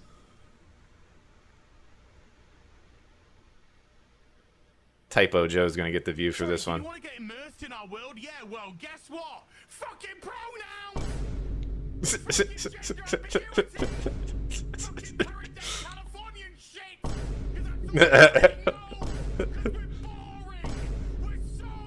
Todd, no! That last zoom in on Todd's face. It's pretty good, yeah. Oh, yeah. Okay, so... I mean, there's more to it, but that's pretty much it. He started playing Starfield, and he got to the create a character thing, and he got very mad about the pronouns. Started playing Starfield. Why? Yeah, already a mistake, yeah. Why? Why must you continue with this, dude? You suffer, but why? Yeah. And dude, crazy. God, fucking. So this guy needs to put a Zen in. Absolutely. Yeah. So 4 months ago, this vid came out.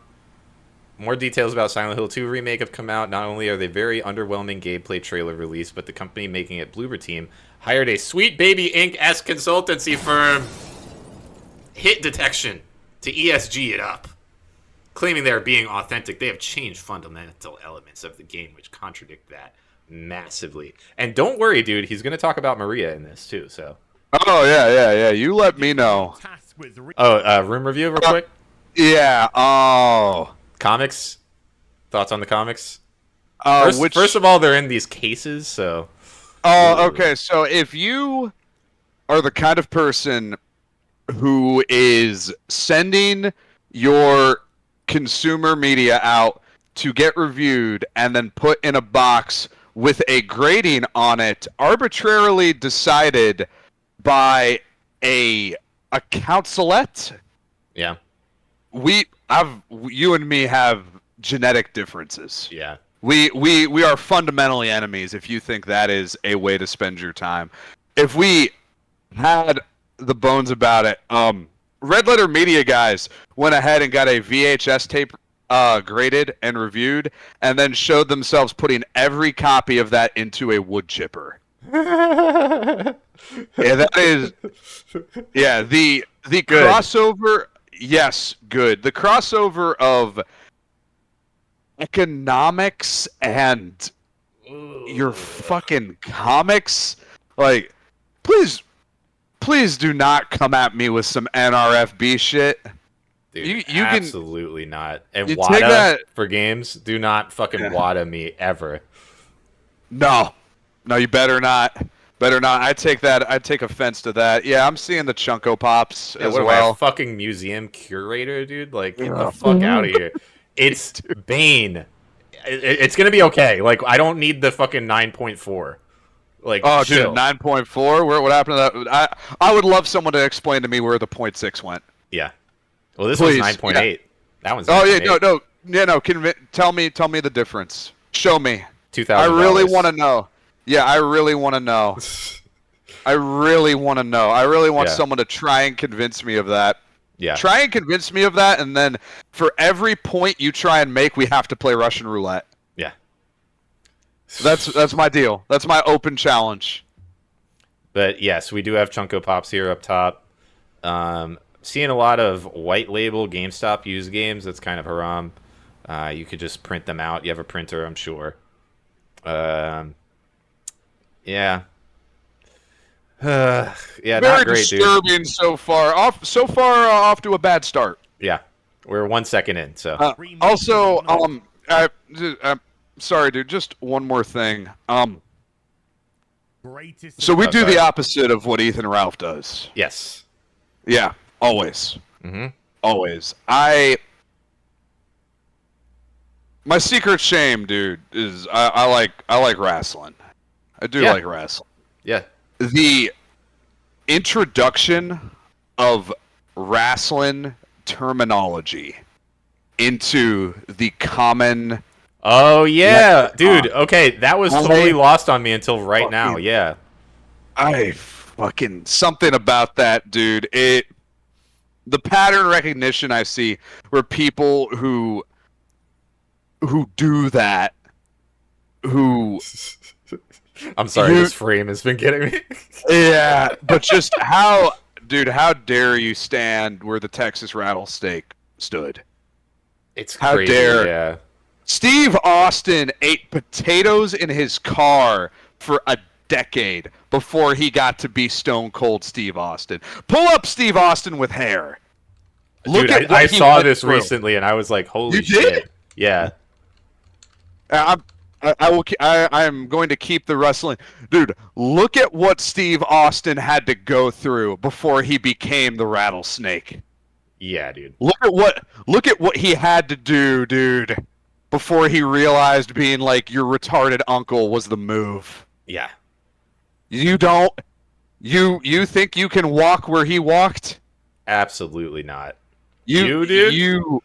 You making this face in that room with this video topic? Absolutely not, dude. Oh god damn. I think she just represents the feminine that James feels he's been lacking in his relationship with Maria.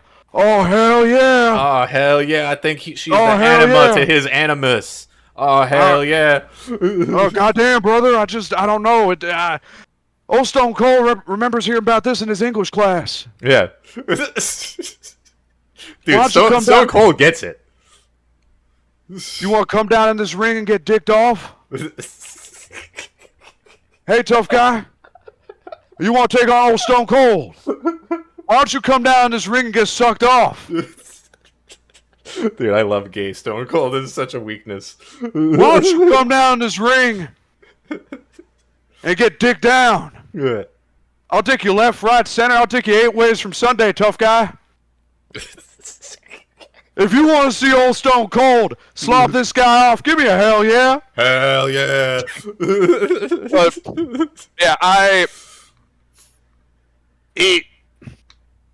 you guys got to stop with this fucking wrestling shit. You guys got to fucking cut this out. As a fan, as a self-admitted fan of the adult men in underwear play fighting, you gotta fucking stop working. Just stop, man. It makes you sound fucking dumb. It really makes you sound stupid. It's the same thing when you go or you do too many swears to pad for time when you're talking. Stop. I am not guilty of this. I am not saying this is a sin I am absolved from, but every time it's someone who's got this shit going, I'm just like, oh, you're that kind of person. Yeah. Oh, this has gotten into this has wormed its way into your psyche. Yeah. You need to eliminate that. You need to speak better. The shop talk, dude. I can't stand the fucking craftsman shop talk from people that look like this guy. from people who look like this guy, from fucking, because you're not that. Absolutely not. This guy is not You are that. not that. Neither are we. I'm not. You Yeah, don't see me using fucking wrestling terminology, dude, or any Yeah. kind of industry lingo. Yeah, I think I'll just use words. I think I'll do my best to use real words. And I've got my own speaking vices, dude. Sometimes I hit the references a bit too hard. I do. I'm guilty of that shit. I've had a couple of this stream, but you know, hey, I gotta keep myself caffeinated up. I gotta keep myself nicked up, dude. I'll balance the scale. I'll weigh a couple of like dumb turns of phrase if it means I can keep the energy up. But just to name your channel heel versus babyface, you're neither of those, my friend. For someone who likes wrestling terminology so much, you claim you're not a jobber? You want to go there? You want to go there, Mr. Old Fag? You want to use your chanology with me? You're on the undercard, heel versus babyface. That subscriber count means nothing to me. Yeah. Yeah, that's a game I won't play with you. Yeah, the check mark. Check mark is I'm unfazed by your check mark, dude. Lack of basic media literacy, dude. No, I remain completely unfazed, unbothered by what you're bringing to the table. You do not. No, you do not conduct yourself well. Let's hear him out, dude.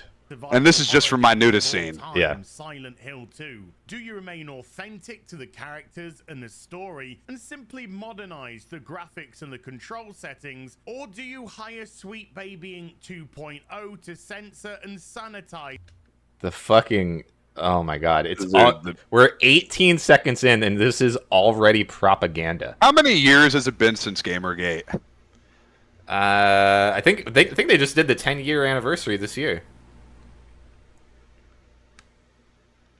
10 years. A decade. Wait. All right. Yeah. All right, man. Yeah. Sure. Well, guess which way developers Bloober... Wait. Did he move his toys for this shot? Hold on. What do you do when you're tasked with remaking one of the greatest survival horror games of all time, Silent Hill 2? Do you remain authentic to the characters and the story and simply modernize the graphics and the control settings, or do you hire Sweet Baby Get your fucking cat out of the shot, man. And sanitize everything? Well, guess which way... Oh, okay, he just sat down again. Team went. We got his cat out of the shot, though. Yeah. I do not consent. Hi everyone, it's Az here from Heel vs. Babyface. Silent Hill 2 is one of my favorite games of all time. We'll see about that. Yeah. Where did you serve? Mac a little bit ago where we discussed our personal top 10 games of all time. Silent Hill 2 took the number 4 spot for me. I found it absolutely captivating at the time. My number 4 is... Melody Mac. I'll make a note of that. A game that I don't want to be number 4. You know who Melody Mac is, right? Quartering's wife. Quartering's wife. Quartering pulled that? Yeah. Because it's so good, it could be higher. How? Dark. We're going real dark here, and we're going Silent Hill 2. Ooh, that is a classic. Silent Hill 2 to me is the dude, how? Greatest survival horror game ever created. Using the Could he get any woman? Yeah, I know. I just found that out last night. That's a Quartering's wife, and I'm just like, what? Station 2, which was pretty new to the marketplace. Oh, she's got some problems. Yeah.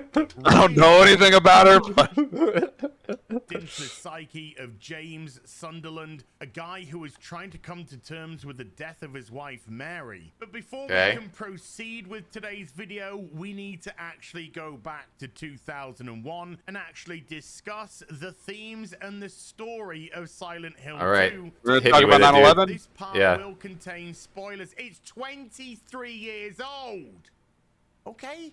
Silent Hill 2 follows the character of James Sunderland, who receives a letter from his wife telling him to meet her at Silent The Hill. way they set the However, his cinematics wife up in is Silent Hill 2 was Kino, by the way. Oh, Like, it's that's so good. Yeah. Like the way the shadows are cast there. Like, I mean, that is Kino. Yeah. dead and has been for some time. And so his curiosity is piqued as to who sent this letter and why. Upon arrival at Silent Hill, he eventually bumps into a group of eclectic characters, each of them having their own motivations for being inside.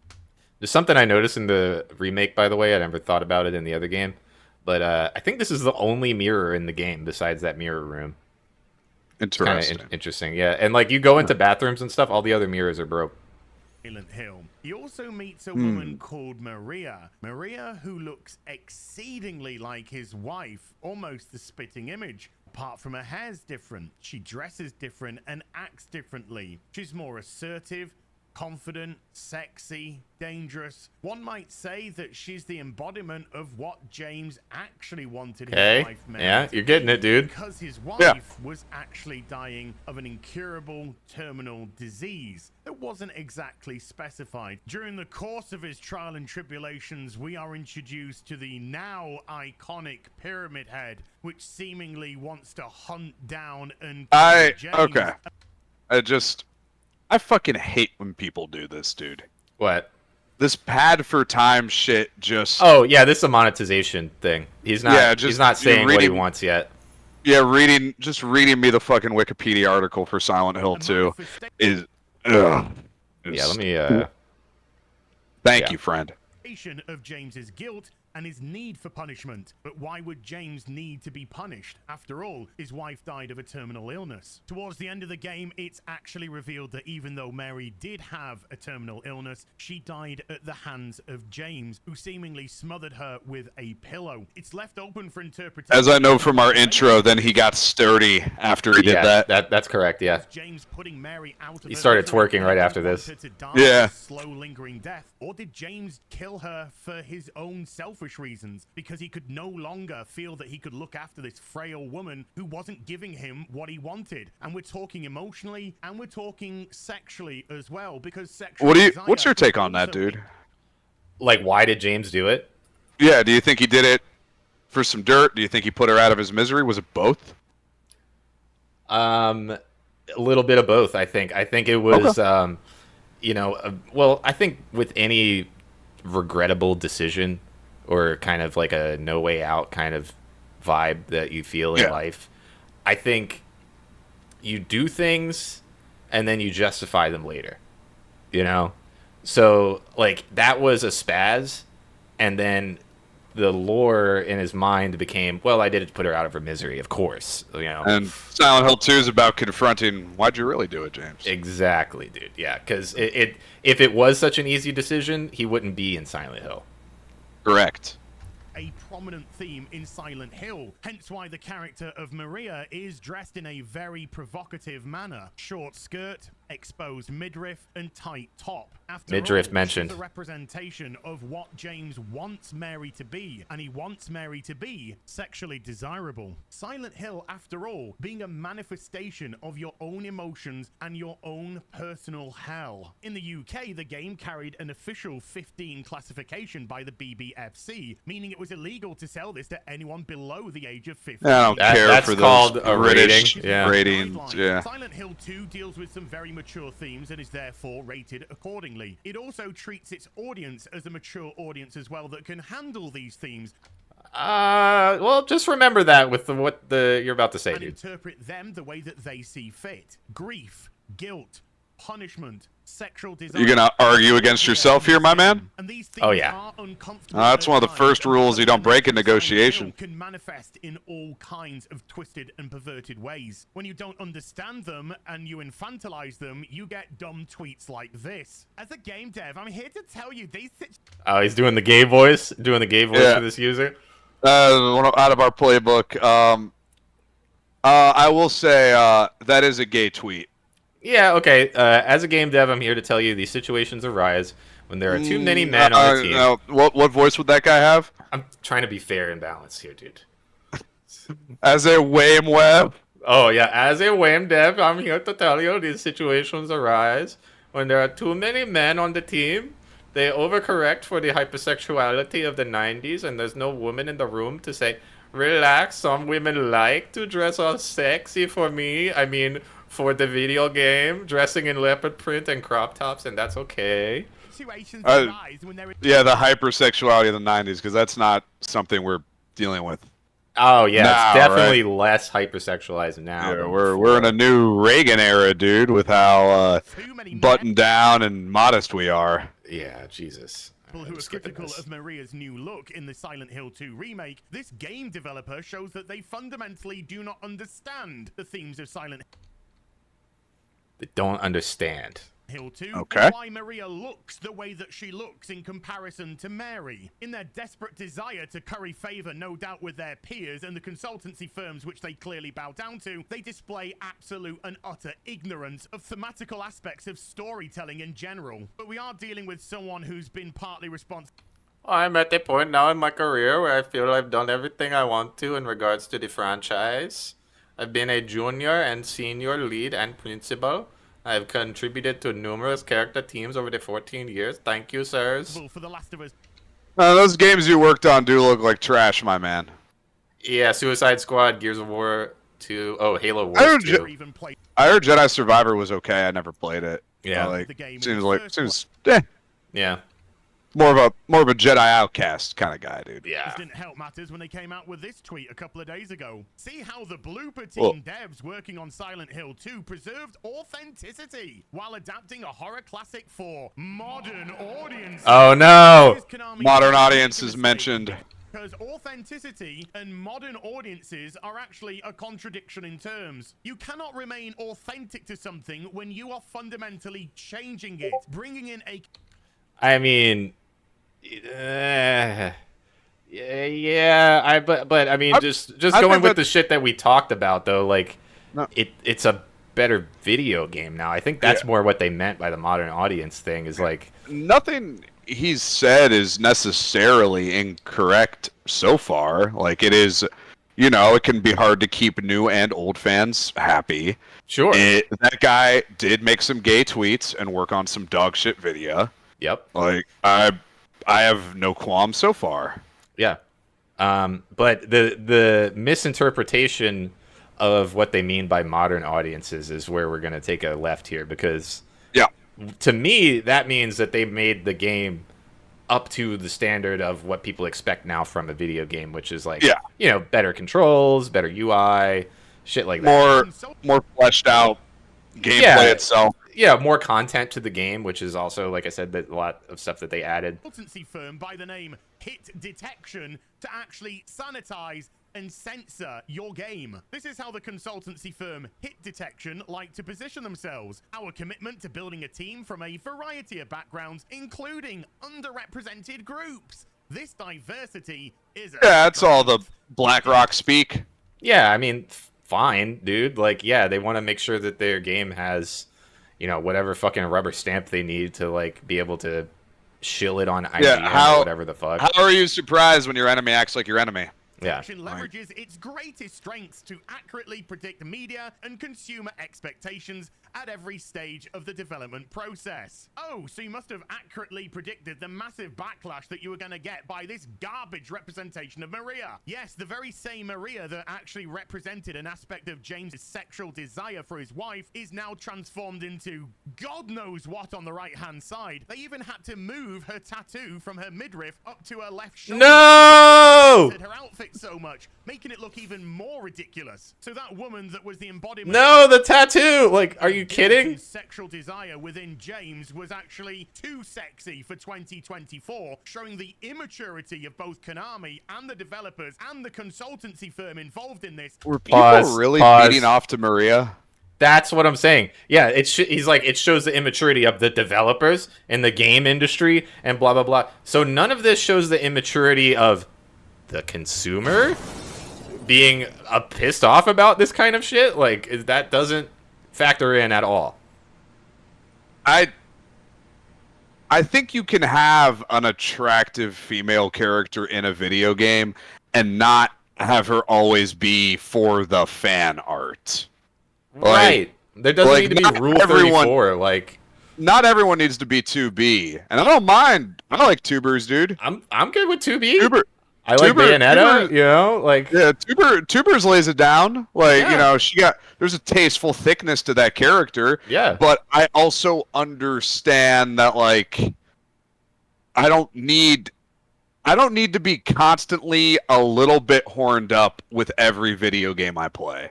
Bro. See, I'll take a look at a butt sometimes, like that's fine, but that has never been my selling point on a game, is like, I will just go look at pornography. Yeah. I can just look at fucking pornography. Like, have you heard of internet pornography? Like, is this how you get off? Can someone get this guy like a Sports Illustrated swimsuit edition? Seriously. Showing that they are unable to deal with mature themes because we're dealing with immature, emotionally stunted Users. Yes.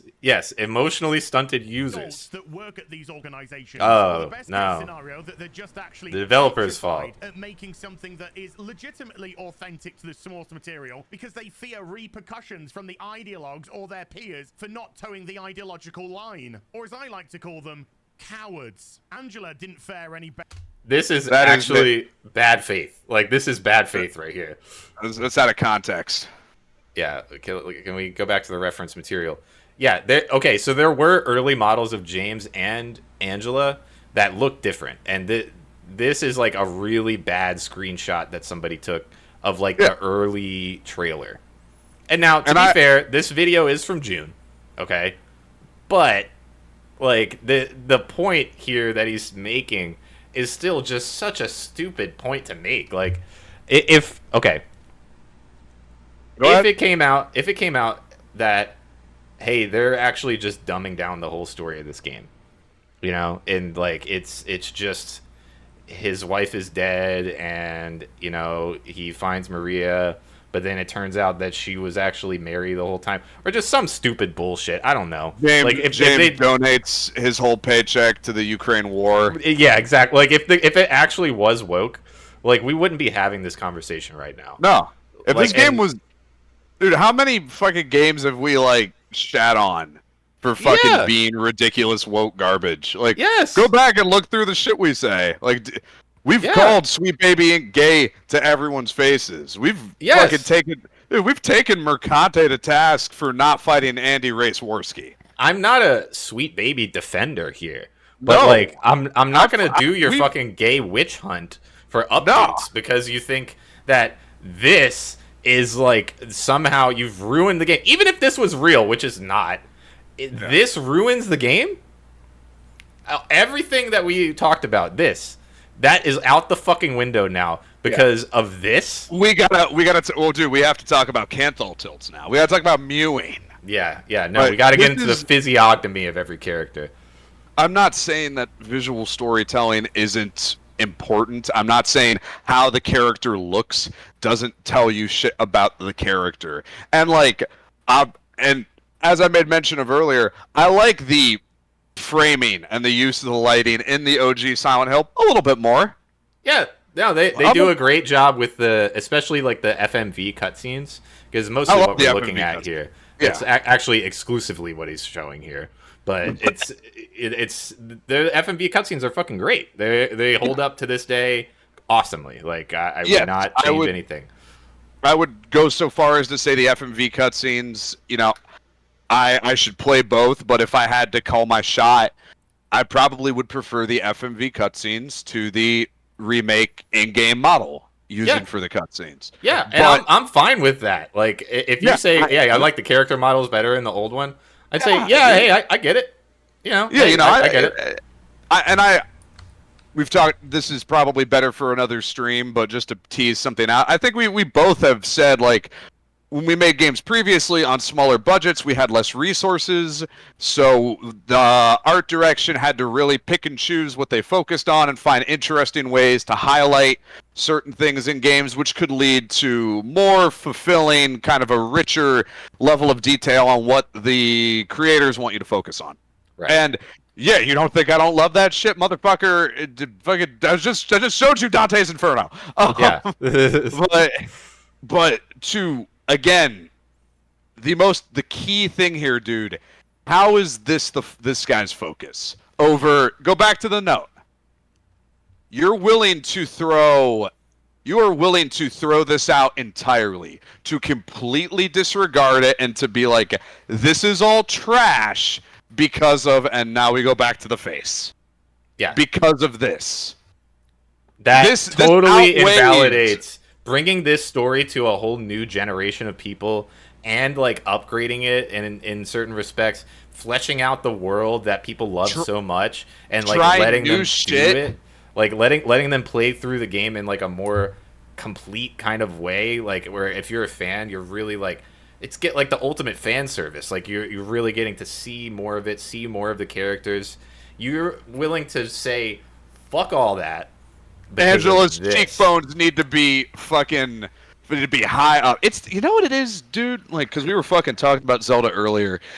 It's the fucking, Wind Waker's too cartoony. That's what this is. People are gonna misrepresent us, dude. They're gonna hate us like they hated Christ because he told the truth.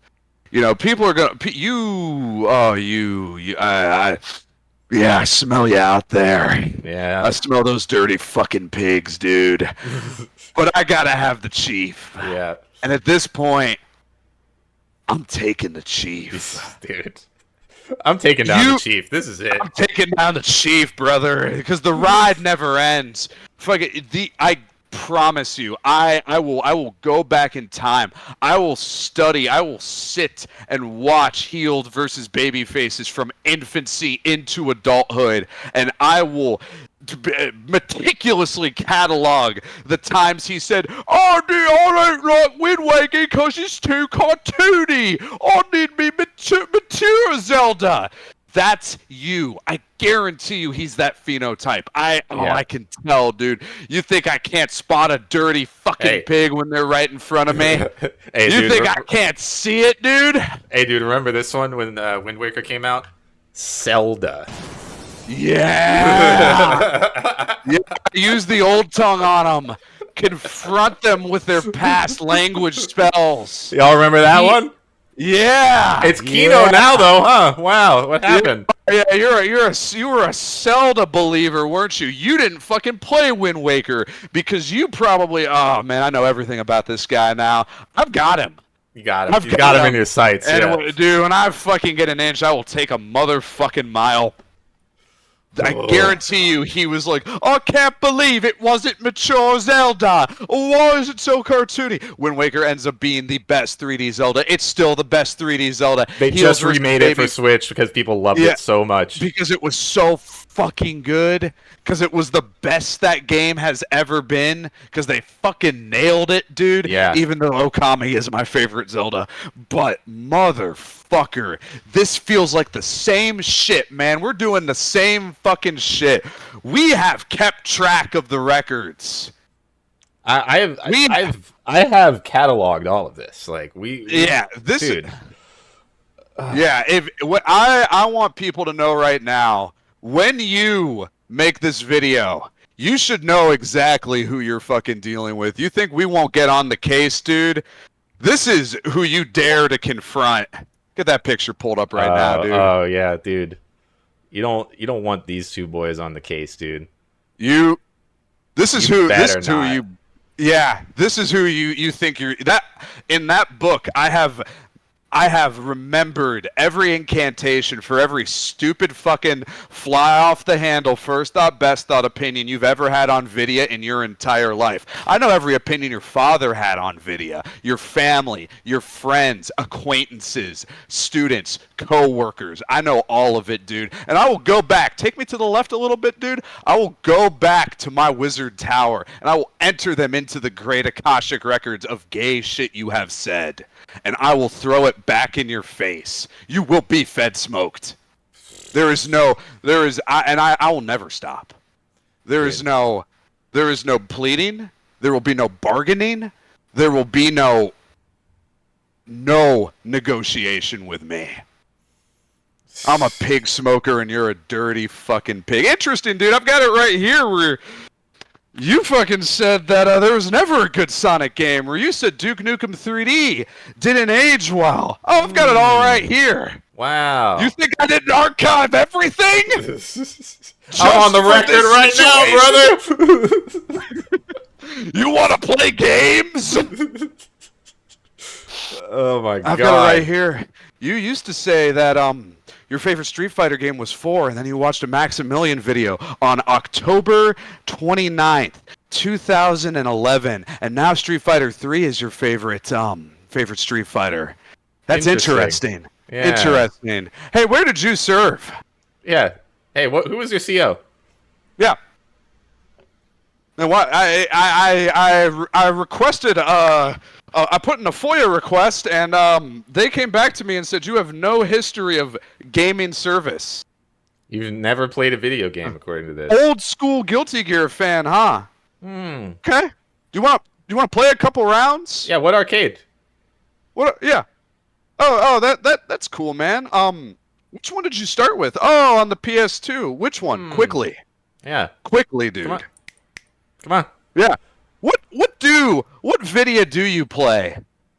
Quickly. Yeah. What do you play and not just read an article from or some post from V? Top 10 most underrated games of all time. Yeah. I'm interested. Yeah. It's all coming together, all right? in front of me. Yeah. Dude. And hey, we started off fully agreeing when he was just reading the Wikipedia. It was like, oh yeah, okay, he gets it. Yep. Yeah, he seems like he knows his stuff. And then we focus up on this. Yeah. Like every Stolen Valor confrontation video. Why are you doing this, brother? Why are you doing this, brother? Why are you doing it? When is this gonna stop? It's gotta stop, dude. These people live in Stolen Valley.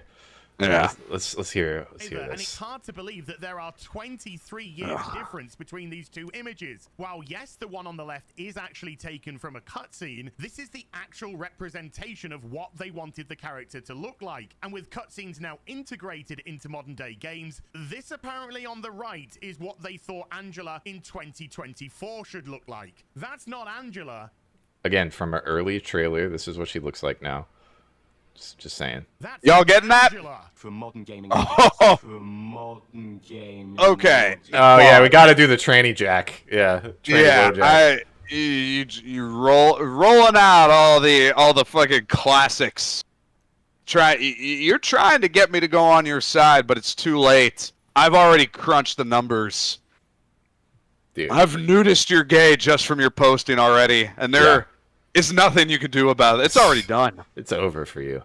It's over for you. You're fucking done, bud. You're not following Proto. You're fired, bud. You ruined your life. Watch when they try to Wojak this nice lady that worked on the game. I want people to experience all of it. It's such a journey. It's such a big part of our lives, and I just want people to be able to see it. If we were to take you at your word, what's wrong with wrong with that? Why would you bring that up even? What? She's just like, I'm very excited to make this classic game for like a new audience. It's so exciting. What an honor. Yeah. What? Oh, okay. What? That's just, dude.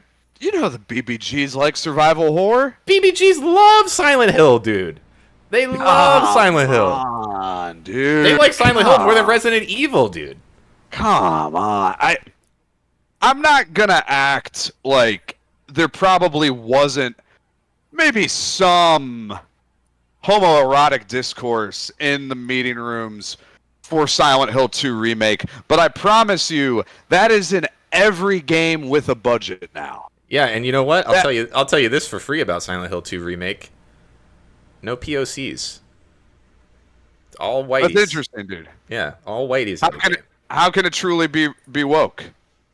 That's what I'm saying. If they're telling our stories for us, then what? We were laughing a little while ago, dude, about there's never a black guy on Silent Hill.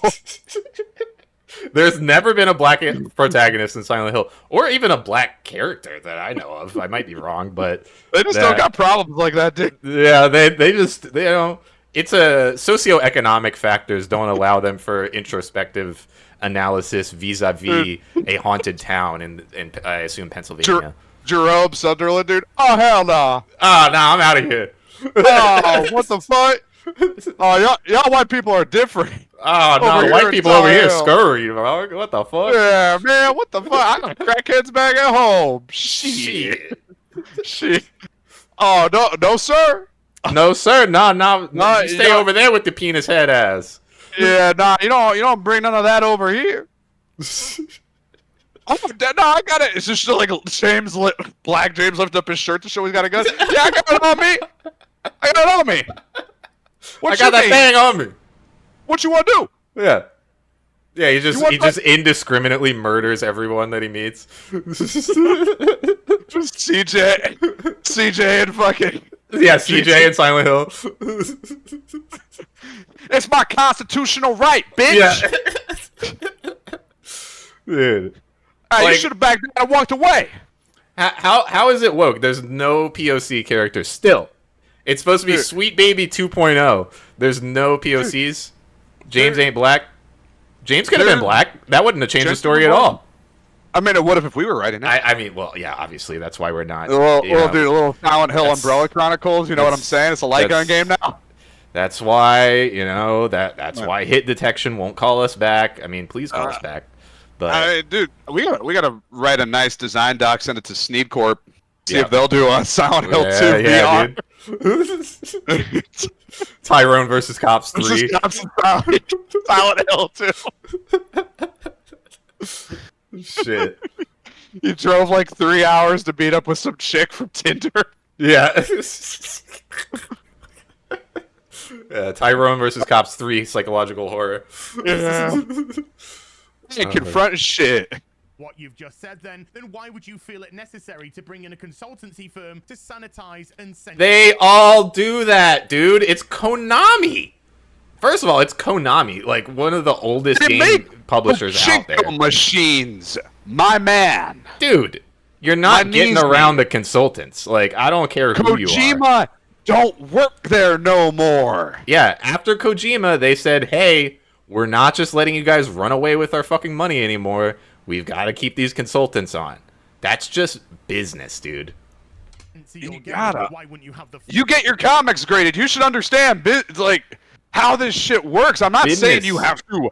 I'm not saying to like it, but again, how are you mad at your enemies for acting as they? How do you sit there and just not understand consultants? Like what? Like, what's the disconnect? What's the basis? To stick to the actual themes of Silent Hill 2. Why would you find it necessary to change the way that the characters look, the way that they were meant to be interpreted? Back to the note. Yep. Back to the note, just real quick. Hey, dude, check this out. Oh yeah, the themes are there. Yeah, they're there. Is that it? Is there? Do the theme go right there? Yeah, we still got a psychological horror here. Oh, tight. Yeah. Oh, tight. You cannot be authentic when you say that you want to make it for the modern audience. A modern audience doesn't exist. The modern audience is a convenient term for you to go into a game and get rid of anything that you deem to be problematic, i.e. not conforming to your ideological standards. And your ideological standards are in the toilet. The exceedingly clunky looking gameplay trailer is reflected in the downvotes, with it nearly being ratioed as of just 3 days after release. Words like faithful and authentic hold no weight whatsoever with gamers when we can physically see that they are not. And we can see who you're bringing in to consult, and we can see how Konami position this for a modern gaming audience. You are the architect of your own downfall. Yeah. So instead of shelling out your hard-earned money on this remake that's been made by a bunch of gaslighters that need to bring in a sensitivity... Isn't it always interesting when they use the exact same terminology as the people they claim to hate? Yeah. Isn't that always fun, dude? Yeah. Yeah, it's almost like they're the fucking same. Yeah. Almost so like you weird. guys are all fags. Jesus Christ, dude. You know what, man? Don't believe me? Take a look. Let's look at actual Silent Hill 2 cutscene footage. Let's see. Yeah, fuck it. Fuck it. Take us there. All right. What cutscene you want? The Angela, the first meeting with Angela? Sure. Yeah. Let's see. Let's just do a front and back, side to side. Sure. Let me get us there. Let's see. I already got the long play for the remake up, so we'll start with that. pretty close to the beginning. I don't thank healers. Well, you don't fucking thank healers? No, they're just doing their job. They're just doing their fucking job. They're just doing their job. Yeah, here, let's watch the cutscene. Yeah. For the viewers at home, we were watching the first meeting with Angela over the Silent Hill 2 remake. Yeah, let's go to the footage. Are we not there yet? Or we already miss it. Oh yeah, here it is. Father and brother were here, but I can't find them either.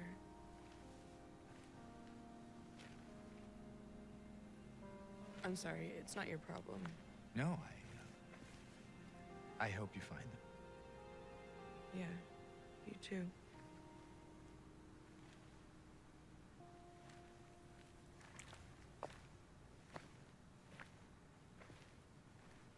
Yeah, let's do it. Yeah. Let's do it side by side. Yeah. Let's hit the OG. Yeah, let's check it out. Silent Hill 2 Enhanced Edition. Nice. Long play. Let's see. Around here. Oh, there's the Kino, dude. Yeah. I will say, and we didn't talk about it much, the camera angles do make a little bit of a difference. I'm not going to lie about that. Like, neither of us are film directors, probably because we're both white. Yep. But fucking yeah, like the way they frame, you could see that as like framing a shot, right? Yeah. Yeah, there's a difference between giving the viewer the control of the camera the whole time versus here's the shots we want you to see.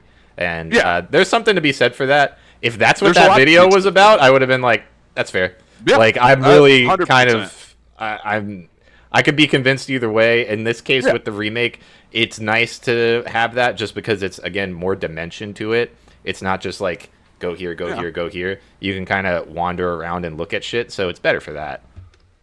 But yeah, let's watch this cutscene. On cutscene. the kind of experience you're interested in. I do love seeing the crack smoke, though. Oh yeah, crack smoke's nice. Fan.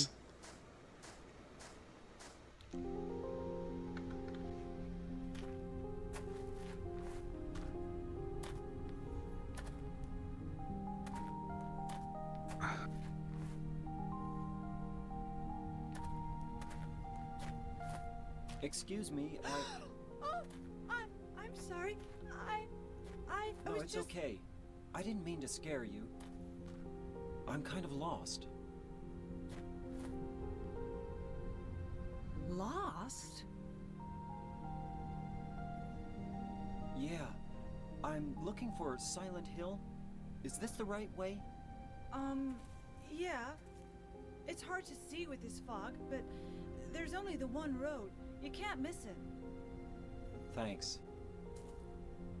But Yes? I think you'd better stay away. This town, there's something wrong with it. It's kind of hard to explain, but... Is it dangerous? Maybe. And it's not just the fog, either. Okay, I got it. I'll be careful. James such a dick in Cut- this. Yeah, he's just cutting her off. I believe you. I did notice that, and that might be something with the consultancy thing, is there were a few lines and just kind of like very small things where they made James like slightly less of a dickhead to people in the remake. Right. But it's real simple shit that you probably would miss if you hadn't played the games a shitload of times. If we're getting granular, like I can see that as being like a little worse. Yeah, all right, so James I just being like a surly, kind of self-centered dude is part of that. I will give them that. Like there's the scene in the hotel where you find Laura, and she's like, "Oh, I have this letter from Mary," and he's like, "What the fuck? Like, where is it?" And she's like, "Oh no, I lost it." And he's like, "You fucking liar!" You know, like he does. She's just like, "Ah!" and like gets scared and runs away. That is not in the game the same way. Like it's more like, "Oh no, I lost it," and then she just like runs away to like go find it. But that is I mean, yeah, that's something I guess, but also that doesn't change the story for me that much. You know what I mean? Right. It just further serves to characterize James. Yeah. Like a little bit. Well, you know, it's a top to bottom remake, dude, and there's gonna be some granular detail we're gonna lose out on. I don't know if James being like a little bit ruder is that right. I like it. I think it suits the funny. character. It's good. It's good fucking flourish, but yeah. So I mean, I guess I really don't care if it's dangerous or not. I'm going to town either way. But why? I'm looking for someone. Who is it? Someone. All right, well, you get the vibe. So like I will say, I mean, we can go back and watch the full thing, but literally line for line, this scene is the exact same. It's the exact same lines. It's the same shots, everything. If you're asking me which I prefer, it would probably be the PS2. It would probably be the Enhanced Edition if I had to pick. But I also think that's just my taste. Like I've got a little bit of I've got my own biases and I have no reason to hide them.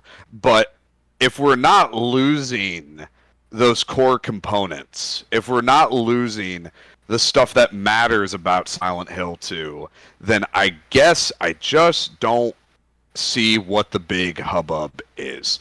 And this kind of brings us nicely into the brass tacks, dude.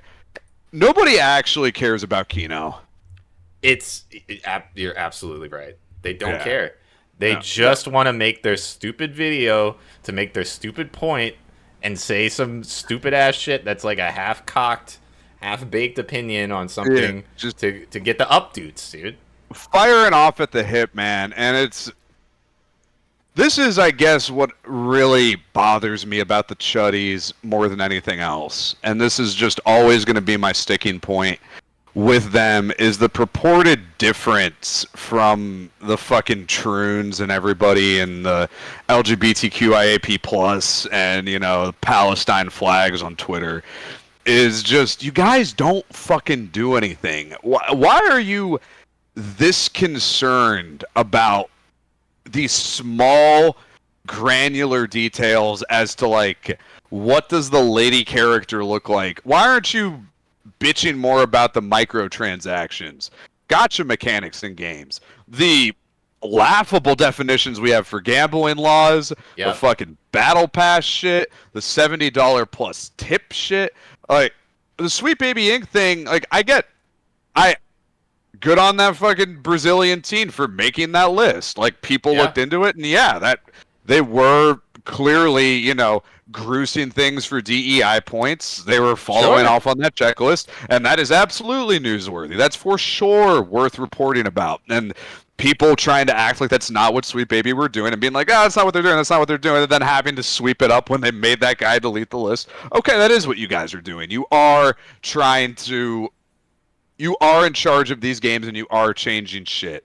But the shit you are changing, there's a world of difference between the Silent Hill 2 remake, faces being a little different, and in Suicide Squad, Harley Quinn being like, you know, in Batman, you don't understand the emotional and mental trauma that you put us through. Yeah. Like, I think those are two different things, and the fact that we're treating them like they're the exact same thing.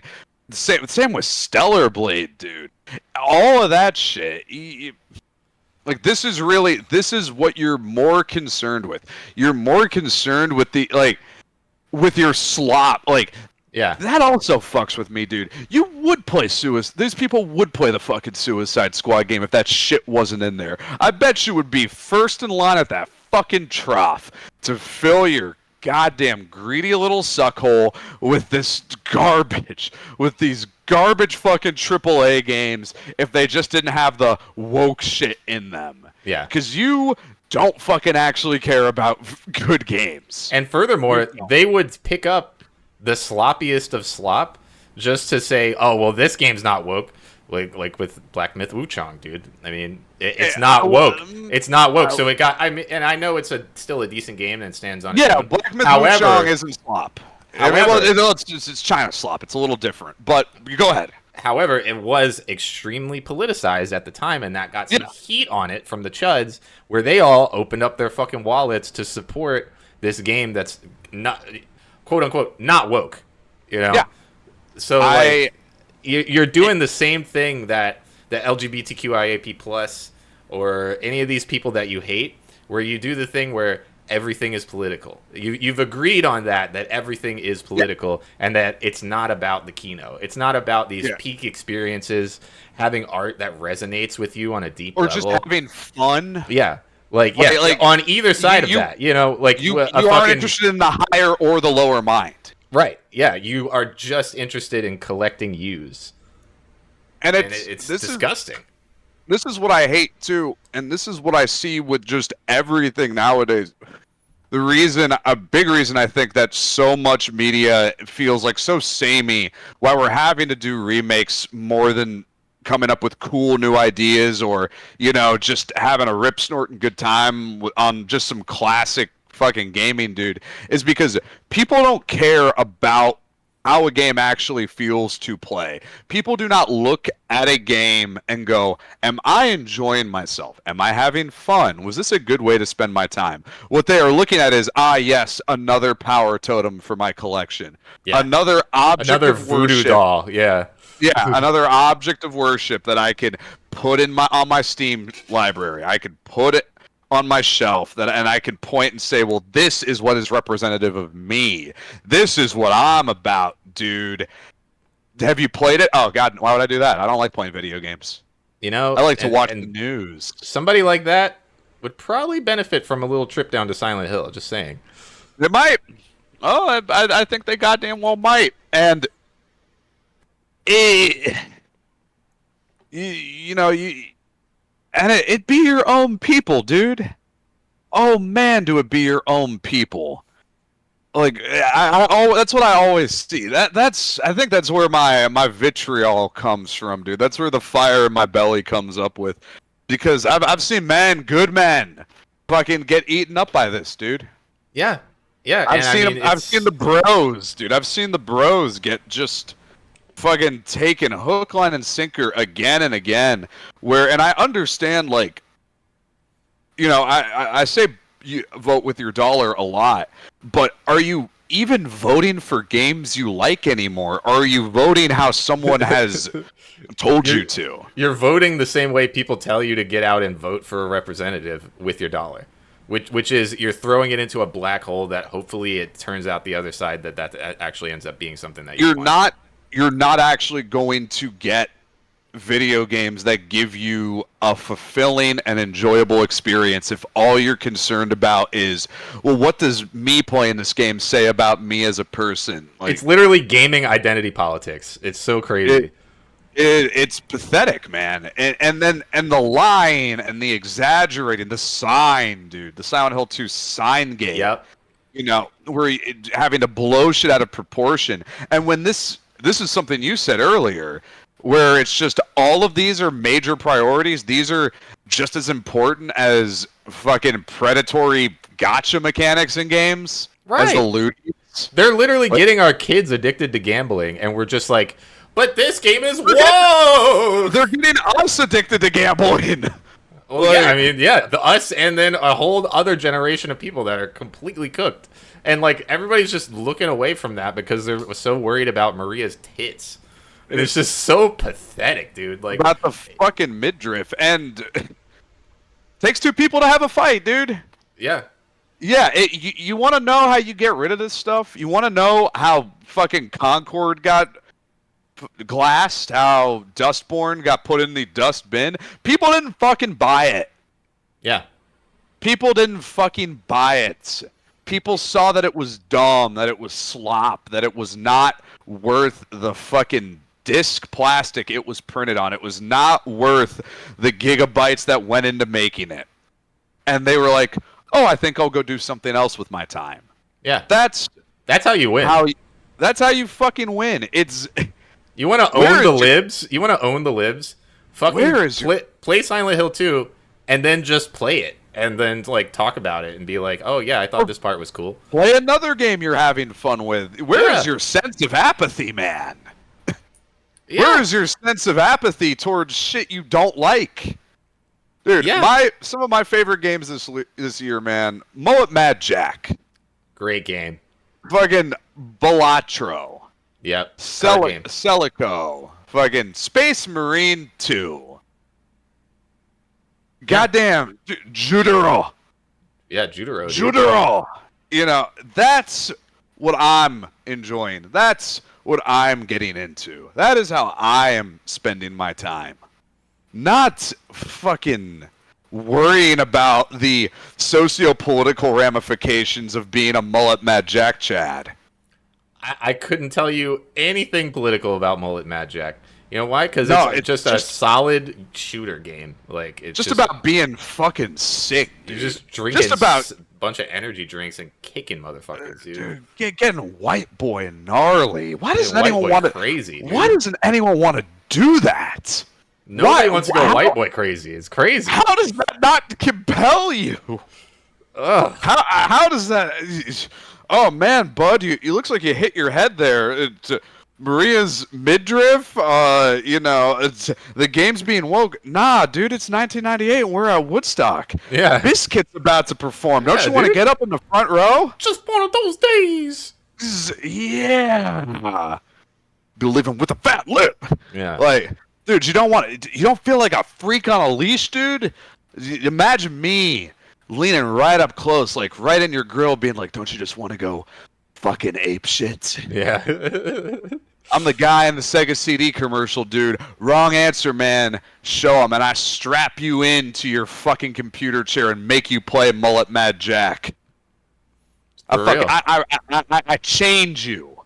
But you won't let me. I try and teach these, boops how to be kings, but you just want to be soldiers. Ugh. You just want to. You just want to go out and fight in this invisible war that means nothing. Why would you choose to be gay? Yeah, enjoy your fucking fifth-dimensional warfare over video games, guys. Why would you choose to be gay? But why would you choose to be gay? I see the sin of the user.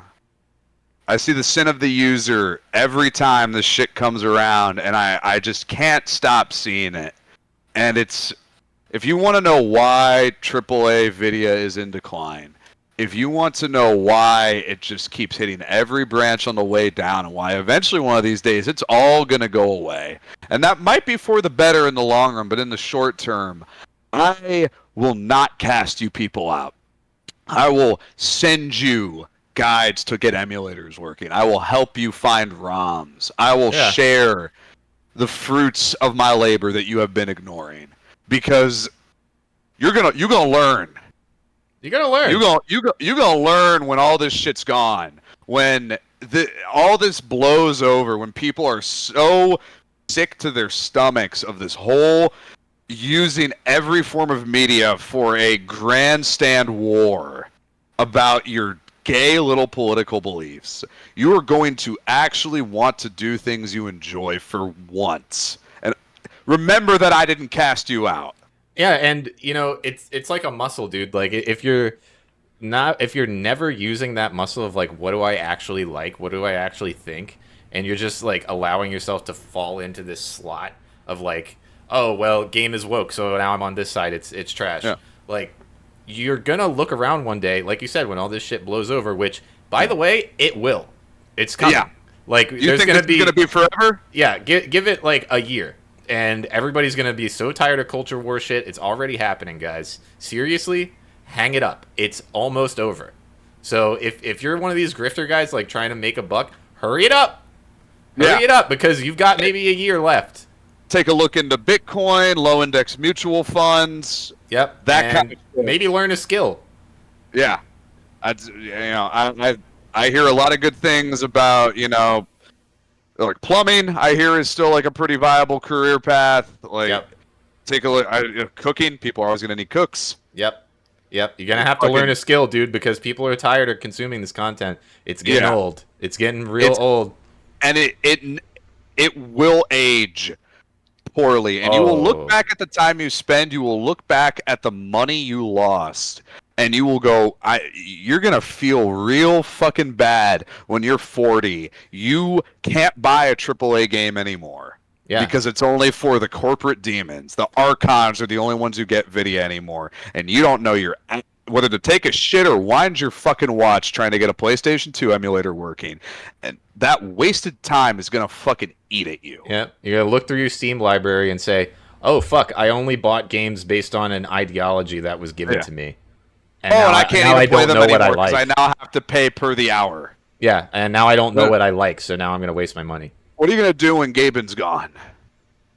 He's only got a few years left, dude. He don't got as much time as we'd like him to have, but yeah. It's the fucking... You're the aging actress, man, trying to get on TV. In 5 years, those fake tits are going to look fucking stupid. Yeah, it's only going to last a little longer, guys. Yeah. Like, people are getting tired of this shit, and you're going to look so dumb. You're going to look like those people in the 90s trying to get fucking Postal banned and shit like that. Like, you're going to look like those guys. Remember how cringe those guys were? Remember when you were a kid and you were like, wow, why would anybody want to talk shit on video games? Yeah, that's Jack you. Thompson's lame. That's you. Or keep going down this fucking rabbit hole, man. Go hang out with Adam Sessler. Turn to that. Dude. Go ahead. For a future user stream. He's on TikTok now. He has left Twitter and now he is on TikTok. It's just yelling at the wall, dude. Yeah. Yeah, turn into one of these guys and like but really turn into one of these people and see if you are better off. Do a very quick pros and cons list at your day-to-day existence and see if you are happier turning your hobby into your job, into being a talking head. Yeah. You are what you hate. Absolutely. And, like, you know, for me, it's like, okay, I just do this. I just talk about the shit that I like, and I don't get into this bullshit. So I could do this forever. I mean, I'm probably not going to, but I could. No, of course because we're not, but it's fun. We're gonna do it because it's just me. Like I'm not over here like, you know, getting the notes from the Most High, which I assume is either George Soros or Steve Bannon. One of the two, yeah. Yeah, getting the instructions on. Robe. Oh, maybe. Yeah. You know, getting my instructions from my handler and saying, okay, here are the things that I must comment on and say they are based or cringe. Like, and who do you think those guys are getting the instructions from too? Dude, Abraxas. Yeah, obviously a false god. Yeah. You choose to ignore your divine light and look where it gets you, dude. A fucking lonely man in a room full of totems that only have power so long as this exists. When the fire dies down, what the fuck will you do? When the man comes around, what the fuck will you do? There'll be a golden letter reaching down when the man comes around. How many graded comics do you think will finally make you happy? The answer is none because you're not reading them. Yeah. How many is it going to take? Yeah. How many more video games for you to dismiss without even trying them that you purport to love is it going to take? You're number 4 of all time. Number 4 favorite game of all time. And do you think I would dare fucking turn my back on the games I love, dude? Do you think I would throw fucking God Hand? I would cast it aside if it became woke? People came for God Hand and they were like, "Oh, this game's this, that, and the third thing," and I was like, "I don't care." People used to hate that game. Yeah, dude. There was a period like around 2016. There was a period of time because like you fight those two gay black guys. Okay. You fight those two drag queens out of costume, and people are like, "This is a homophobic game, and you're a piece of shit for playing it." And I'm like, "So, then cast me aside. Yeah. Go ahead. I don't need you to tell me how to have fun." Yeah, I mean, same for Postal, dude. I mean, luckily there's been a redemption of Postal 2, and like people like it again. Civi 11, who's a user I've got my own qualms with, but he saved that game. Yeah. Years. I have had years of people telling me Postal's gay, Postal's gay, Postal's gay, Postal's this, Postal's that. I have never once turned my back on Postal 2. Yeah. Why would I? Yeah, because if everything is political, then nothing is political. You know what I mean? Like, yeah. if you're just gonna sit there and like pick apart the fucking political implications of Postal 2 and not, I don't know, press the unzip button and piss on somebody, then like you're already cooked. You're done. Yeah. If you didn't make a mini game out of how can you stay high on crack the entire week, then you are soft. You've lost it. Fighting games too, man. When Street Fighter 4 came out, everyone was like, "This is what fighting games should be. Put the old shit aside." I know where my loyalties lie. I know what I like, and I will never, ever fucking let someone on the internet, on the capital I internet, tell me I'm the gay one. How about this? No, you. Got him, dude. And your riposte? And your counter to that? Yeah, what do you got? Nothing. What do you got? Nothing. Nothing. I played Deadlock until it stopped being fun. Now I don't play it anymore. Wow, fancy that. Crazy.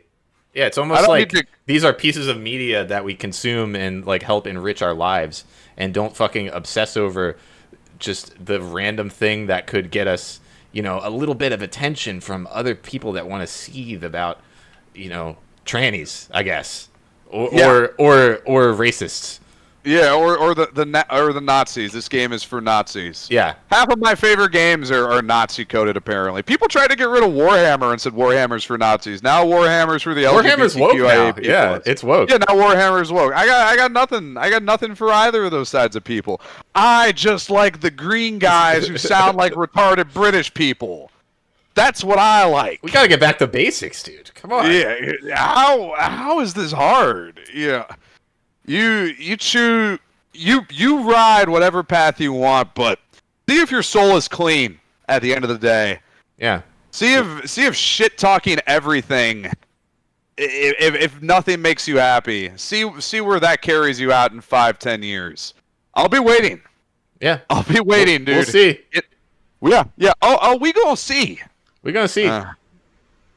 I think that takes us to the outro song, dude. I think it does. I think it does.